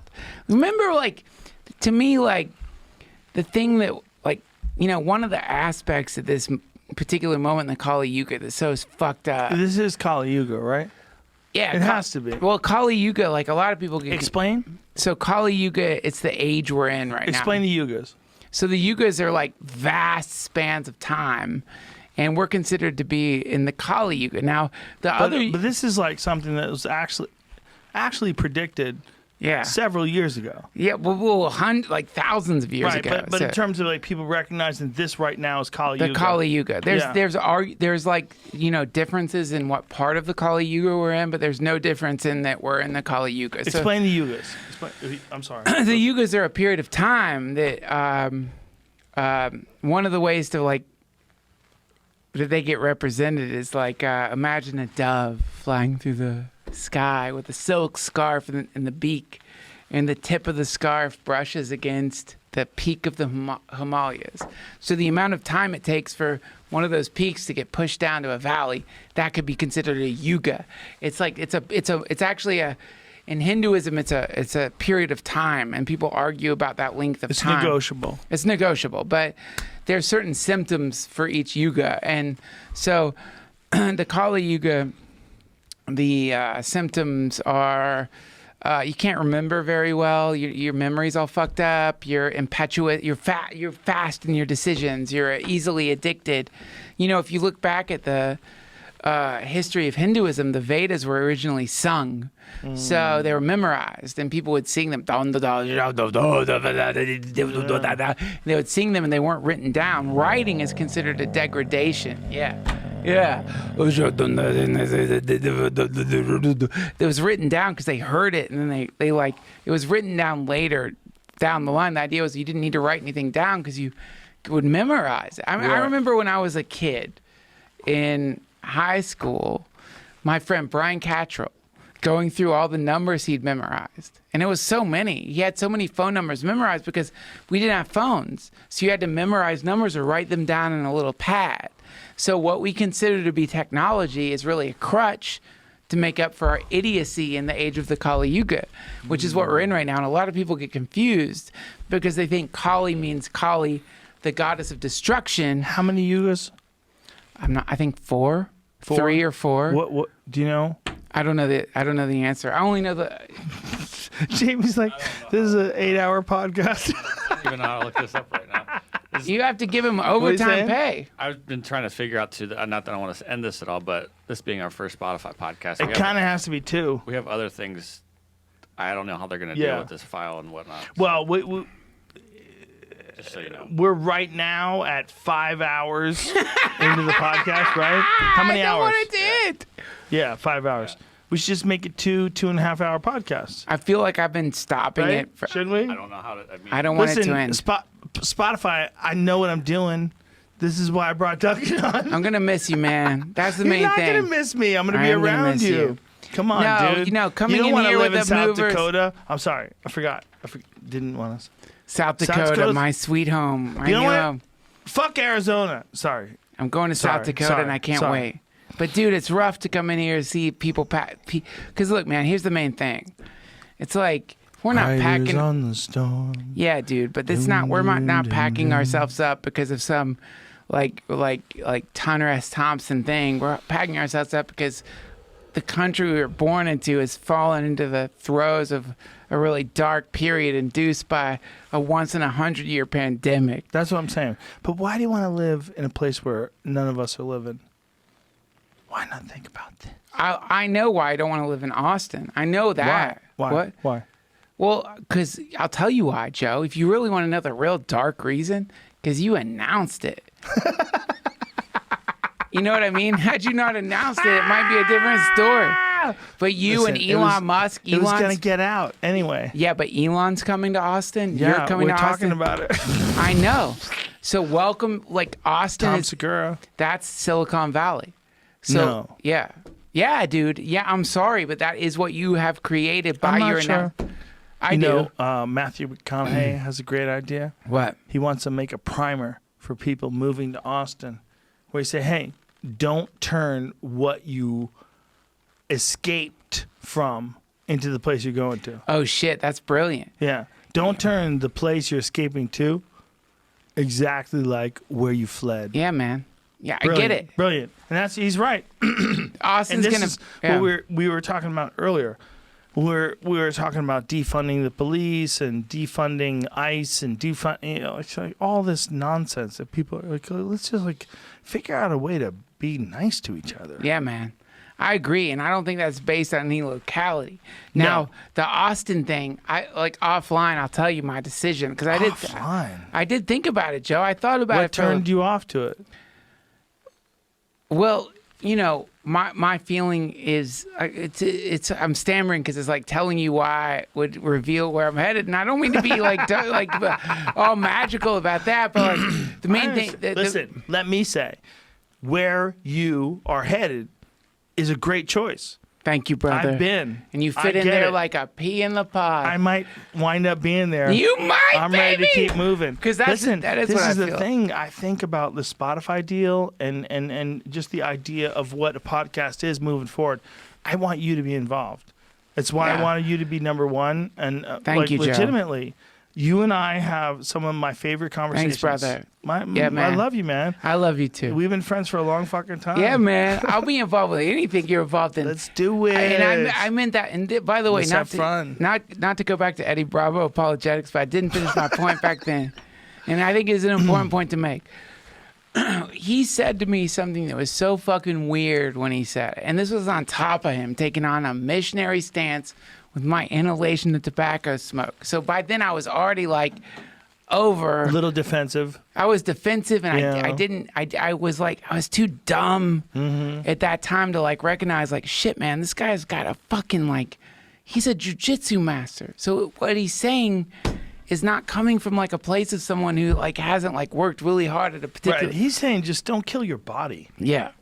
But one thing he said to me, which is, I always think back to it because I really remember when he said, I was like, you sycophant.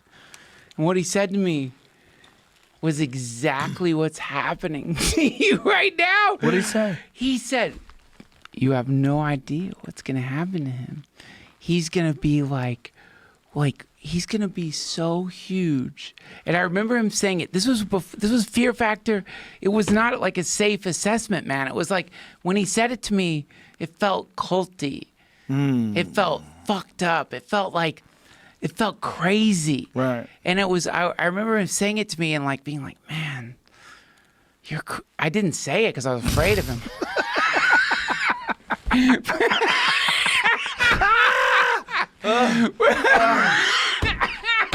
Where I'm thinking like, You're fucking crazy that you would think that. But it's weird that he's right. That's what's weird about it is like, this is your first episode on Spotify. And it's crazy, man, because like and I'm honored, deeply honored that you invited me on. Well, there was no second choice. Do you know that? Thank you, brother. You were first choice. I'm 100% deeply honored. across the board. When they said, who do you want to have first on Spotify? Before they said Spotify, I said, Duncan Trussell. That's so cool, Joe. I Well, appreciate I love it, man. you, man. It's so cool. And I really believe that what I said, that I think you and I have different shows. There's something about you and I together that it's different than just me by myself. Yeah, man. We're friends. We're not just friends, man. Like, we've known each other for so long, and there's no doubt we've tested each other back and forth and up and down and left and right. We know we love each other. Like, if you call me up at 3 a.m, Joe, I need your help. Like, I am fucking there, dude. I'm a commando. I know that. I'm ready to drop in from a helicopter. I'm gonna save you. Yeah. And because of that, like because of our long relationship, we've been friends for so long, dude. I mean, how long? When did we? Like 90s?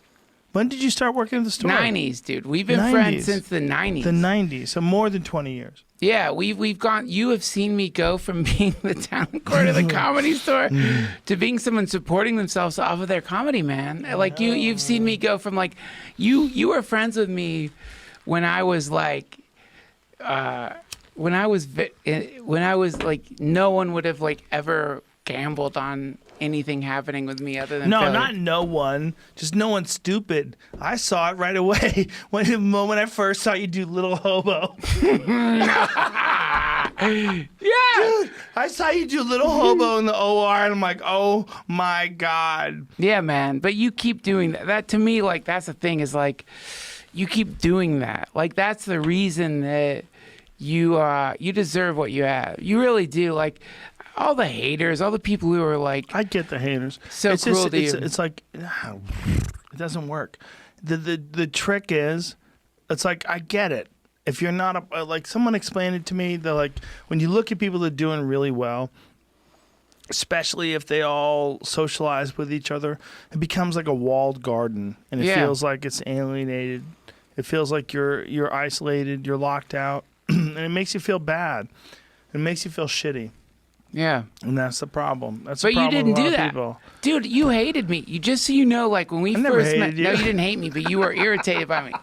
Because, like, you don't remember when we first met, was in the belly room. I was with Princess Corey Como. And, like, I was trying to, at the time, I was really into, like, it wasn't even called trolling them, but it was like, saying a thing opposite to what you should say. And I remember like something about... You were a contrarian. I was being a contrarian. And something came up about marijuana. You mentioned marijuana. I'm sitting with Corey Como. I was already nervous around you. Because at the time you were like, you were still like, at that time you were still like in this incredible trajectory. And like, I made a stupid joke about how weed was like bad. I'd come from, like, I was like, there's never been a time that I haven't been high for years. And you know what I mean? Especially then. But I made this dumb joke about how weed was bad. And I remember you looked at me with such like a scathing look of like, because you had just started like understanding how wonderful marijuana was. And you really thought I meant weed was bad. And I remember Corey gave me this look of like, no, Duncan, no, don't do the joke. It was a terrible moment because you weren't in a place where you could even like, you weren't tolerating that because you were getting high and starting to realize that it wasn't probably what you... I think when I first started smoking pot, I became a zealot, like real quick. Yeah. Because I realized I had been lied to. That's it. And I had misunderstood the idea of what marijuana was. I became a zealot. That's what it was. You were a zealot, and the look you gave me. For sure. I remember the way you looked at me. I realized, like, God damn, I bet he hates me forever. No, never. But today, in the same situation, I'd be like, ha. Yeah, right. But then I would think it was funny. You were defensive. Yeah. I was a zealot. But I was certainly a zealot. Once I first experienced marijuana, I became a zealot. But you and I had such awesome conversations We had most of our conversations when we first became friends on the phone. That's I would right. call you up. I go, yo, dude, I'm here Tuesday, Wednesday, Thursday, Friday. Yeah. What's up? What are you doing, man? Like, dude, I read this Aldous Huxley book, and you'd start telling me Yeah. about some crazy shit. Yeah. And you and I would just go. I mean, it would be like a significant chunk of my day on like Mondays when I would call in. Is that you and I would have these cool conversations. So you take me on the road with you. We go to the Irvine Improv. We're driving back from the Irvine Improv in your car. I'm so stoned. You're playing Terrence McKenna. Terrence McKenna is talking about the singularity, and he's talking about like this idea that we're accelerating towards this point in the future. Novelty. Yeah. And I'll never forget that ride back from the Irvine Improv. I'll never forget it because, like, I'd never heard that Terrence McKenna speech. I knew about Terrence McKenna roughly from, like, you know, I'd encountered him in my earlier years as a psychonaut, but, like, something about that particular lecture that you're playing, something about leaving something as weird as a comedy show, and this idea that he was saying, and this is the part that still sticks with me to this day, which is, you know, look, we are heading towards a point of concurrence of events that is known as the singularity, and that the closer we get to it, the more we're going to experience these things, tachyon particles being blown backwards through time that will produce these events in history that we call novelty. And something about that ride back and just that moment, me listening to it, I started thinking, it wasn't like I even thought this isn't real. I thought that is real. And so here we are now, 2020, in the middle of a pandemic. You've become what has been described as the Oprah for men. Oprah. And you are someone who, like, great leaders and principalities are trying to get into this podcast. Do you remember when you lived with me and I started buying Buddha shit? I started Yeah, man. buying, like, You already had the Buddha shit. but I started buying all the. I like bought a Shiva. I bought this giant bronze Shiva. Yeah. I brought. They're like, and you go, hey, you know why you're attracted to this, right? Yeah. Well, that's the thing that weirds me out about you, man. That's the part where I'm like, oh, I get it. It's like, well, there was some realization that happened, and you're picking up on that. And so because you're picking up on that, you have Ganesh out here, and you have all these, like, Eastern symbols, but I just think they look cool. no, I don't. That's what I think. Well, yeah, you think they look cool, but also you happen to have this massive audience. And regardless of whatever that is, I just remember that ride. I remember that ride back, and I remember thinking, like, you know, I think there's something real in here. Like, I think what McKenna is saying is probably true, you know. And I think this pandemic represents something he predicted, which is we're in a novelty wave right now. It's been a century since the last pandemic. No one here knows how to deal with this. So now we're in a novelty wave, and maybe we got lazy. We didn't take into account all of the possible variables, and a big one with this administration was pandemics. Yeah, man. But not just that. It's like the problem is, like, where you're kind of in a bit of a bind is that all this human attention has been placed upon you, and you have to wrestle with your identity because That's why I need you to move to Austin. Like, you don't need me in Austin, my Come friend. help me. Come on. You don't need help. I can't do this together. I'll help you. I'm always there for you, man. But the problem is like you have this burden of attention, and it's like, it's a real, like, for whatever reason, like people have decided you're one of the magnifying glasses focusing this beam of attention into the world. And so within that is all this room for disaster. It's like, you know what I mean? Like, Room for disaster is the perfect way to put it. Yeah. Oh my God. Yeah. Someone pays attention to every aspect of your life. There's so much room for disaster. Yeah, man. But I think at a certain point in time, it's like there's a sacrificial lamb, a person who lays himself down on the cross. Is that you? No, all of us. It's Together. all of us, but you know, it's a really, you are in a bit of a bind because it's like, look, man, here's what I love about not being George Washington. I didn't have to make the decisions he made. I'm reading this book, Dune. It's so beautiful. Like if someone says, Duncan, I know you only have 14 teeth, I don't have to make the decision. but I can sell you all the rest of them for I don't have to be 14 Moses. shillings. I don't have to be Jesus. I don't. and 2 pence. I don't have to be And 13 Churchill. pounds. I don't have to be any of these people, man. I don't want to be them. I would not assign myself to that incarnation. But like in Dune, I'm reading this great book, Dune by Frank Herbert. It's so good. And in this desert world, there's these beings called the Fremen. They're like they like have become they represent complete attunement with nature.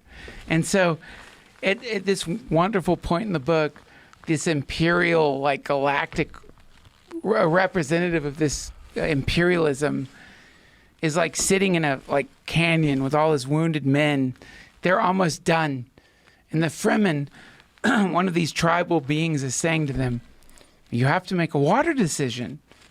And what they mean by that is your wounded men, you have to pick one of them to die and we'll render their body into water. Because in this world, there's no water. So you have to make a water decision. And the Fremen is interacting with a being in this pure way, which is the only way you can act if you're truly in tune with nature. You're innocent. And it isn't like dark or anything. It's like you have to make a water decision. Right. And the being is saying to him, like hesitating. And the Fremen is saying to him, do you want me to make the water decision for you? And they don't mean it in an aggressive way. They mean like, would you love these people. Would you give up the decision to us? Wouldn't you be enough to make the decision yourself? Fortunately, in the book, one of them dies. And they're able to like rend their body into water. But what I'm saying is like these being the position of power and the whole series of Dune is based on this problem, which is like if you get saddled with any kind of power, even if you want to pretend it's a kind of clownish power, you are still in a very difficult situation because you have to make a water decision. Like you will have to, like, if you're Trump and you're a clown president, or if you're Obama, you're some advanced president, or What if you're on Lost and there's only 20 of you? Yeah, man. Someone's got to become water. You have to make a water decision. If you're the president, there's 335 million people. Everything you decide is a water decision. That's a little easier. But if you're on Lost, yeah. there's 13 people left. Yeah, man. It's brutal. It's brutal. And like, no matter what trick you try to use to deal with it, no matter what trick you use, you're still forced into this terrible, it's a predicament, man. It's a Chinese handcuff situation. It's like Chinese handcuffs are bullshit. There's not a Chinese handcuff that's ever been invented that's going to hold me down. It's a creepy place. Chinese handcuffs are like this. Yeah. Well, yeah, I know, man, but it's like, damn. I always feel bad. It's like, I never want you to trend on Twitter. Whenever I see you trending on Twitter, it really sucks for me because I'm like, fuck, is he okay? That's what I hate about Twitter is like people will trend on Twitter. You know what I'm saying? And it's I get it. I hate it because I'm like, shit, was he in a car I accident? think just stay off Twitter. Yeah, you're right. I got to That's what stay I off think. Twitter. I just don't think it's good for you. The problem is you're interacting with people that they're not communicating, first of all, and foremost, maybe. They're not communicating with people that are right in front of them. So they don't feel social cues. Right. They don't feel empathy. You're they right, don't feel, man. and so they're talking in this weird way that's only existed for like fucking You're right. 10 years. It's at Duncan It's Trussell on weird. Twitter. Follow me. Duncan Trussell on Twitter. No, you're right, 2 man. I S's, agree with you. 2 L's. 2 S's, 2 L's. No, Jaron Lanier. You know, like the idea is like, get the fuck off social media. I agree. I don't think that's right either. Is it weird for this Listen, to... I think it's inevitable. I think it's too big, too much of a part of everything. I think I don't think there's a future in telling people to stay off it. I think there's more of a future of telling people to understand what it is and manage it. To look at social media, to look at Twitter and Instagram and all those things and understand what they are. I don't think you have to get off, but you should spend a lot of time outside of that. I got to get off there, man. It's not good to read comments. It's not good to Google your name. I don't think that's good. And that's how, when you see me and you see I'm okay, that's why. Because I don't do those things. You get crazy. Should we cut ourselves for a Spotify? Should we like do like a little blood brother ritual where we cut our fingers and like We mix already our did. blood? That's how you got your fucking COVID test earlier. Let's do it. We're like COVID. We don't have Jesus, COVID dude. anymore. Should no, we like no. do a slice? No. Come on, it's good. Jesus. Why not? Duncan, got to do All Trump. great rituals are based in like some kind of blood bond. Do you think there's this, honestly, if you didn't know me, if I wasn't your friend, would you think there's a responsibility that I have that I'm not meeting? No, I think you're meeting it. I think the problem is like, no matter how, like it's like it's hilarious in Star Trek. You know, Captain Kirk. They if you're gonna be like someone who like gets to be a commander of a starship, you're given a problem that is unsolvable. So no matter what you do, you can't win. No matter what, like when you get to a certain level of power, any decision you make on some level is wrong and right simultaneously. This is quantum computing, my friend. So I do not, in my analysis of your podcast and all my deep judgmental qualities, I do not see what you're doing as being wrong at all. I see sometimes you make naive decisions that I would Like make what? too. What would you say? I think sometimes you have people on who later are found out to be like, at least in the moment they were on the show, a little like fucked up. Like, For sure, in the early days. I had an issue in the early days where I didn't want to admit that I was getting as many views as I was. And I would do a show, and I would just like, no one's watching this. And I would have some crazy person on. Yeah. And maybe there was a few that I was like, I shouldn't have talked to that dude. That dude was fucked up. yeah. But that was a learning process. That was there's a thing about doing a podcast where there's no school for it, right? There's no Yeah. way to figure out how to do it perfectly. It's not like learning how to play piano. It's real linear. There's all these weird ways to do it, and no one knows. So unfortunately, I was like, I guess like second generation. First generation is for sure Adam Curry. He's the Yeah. podfather. And then there's like Adam Carolla. There's a few other people. But I came right after that, Yeah. 2009. So no one knew what the fuck we were doing. And I think there's certainly been some times where I didn't want to admit that it was reaching as many people as it was. Yeah. You can't think about that because it makes you feel crazy. Well, that's why I want to have you on, because I knew we were going to get drunk and get high. And Yeah, the man. first episode would be as preposterous as an episode can be. Yeah, and then from this you can like have people on who are like real pundits or whatever. I mean, Or look, not. man, anyone I've ever talked to, anytime I've ever been in a situation where people are talking shit about you or like questioning my friendship with you because they think because you had this person or that person on, if I'm friends with you, something's weird with you or me or whatever. I always and will forever stand up for you, man, because I know you. And to me it's like, look what, like, you got into this ridiculous predicament. Like you're in a bind, man. You are in a bind, and it's a beautiful bind, but it's a real problem. But like, because of your heart, which is very open and very sweet, you allow this, like, you allow a lot of people onto your podcast that don't make sense according to the zeitgeist. And so people get mad at you and they pounce. And I always feel so rotten about that, because it's like, man, you don't understand. This is a real progressive. Like, you're looking at someone who is exactly the being that you would hope would be the like result of like great government and great education, and you're fucking attacking an ally. That's the part that gets me up, where I get really bummed, is it's like, man, you have to understand that person. Look, you should, if you ask me, I feel like, Duncan, should I have Ben Shapiro on? I'd be like, no, Joe. No, there's so many better people to have on than that guy. But that doesn't mean you can't have those other people on too. Well, if you listen to me. But I would say to you, I go, listen, man, I know what you're saying, but if I just took you to dinner, you, me, and Ben Shapiro went to some fucking kosher joint. I'd love hanging out with him. I guarantee you'd like him. No, I know that. He's a good guy. No, the I know. problem is not him. The problem is all the people's reactions to him and him.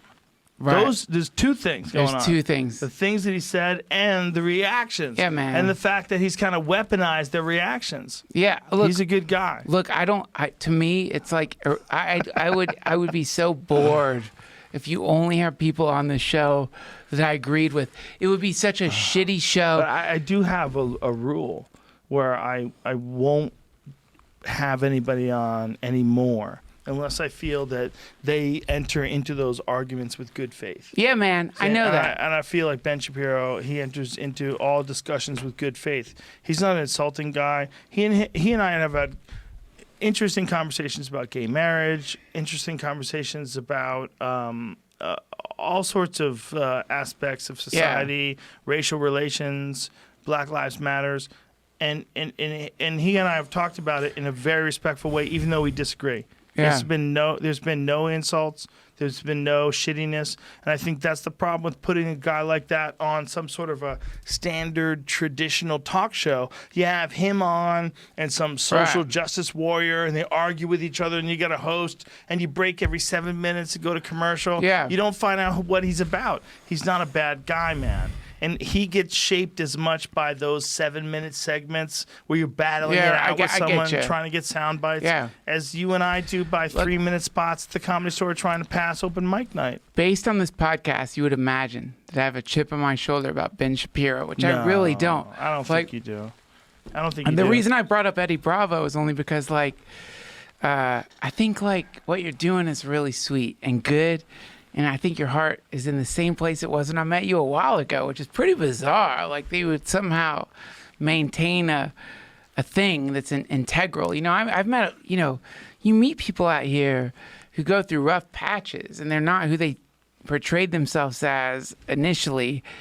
They're actually like con artists or fuck ups or like bad temporarily. I think people get better, but sometimes they're bad temporarily. But you really have maintained this, I think, a really beautiful kind of North Star regarding your ethics and your consideration of things. So, yeah, man, I'm like, I'll do anything for you, really. I'm one of your great devotees. I'll kill for you, Joe. I'm one of you started a cult. I'm one of your great devotees. Yeah. I really am too, man. I feel like legitimately, honestly, I feel like I've been tested, where I've been given an opportunity to help other people, and I feel like there's no controversy in my mind. My mind knows the right choice. Yeah, man. And so I've always tried to promote all these different comics, and I think that that's what we should all do with each other. I don't think we need to make all the money. I think you need to make some money.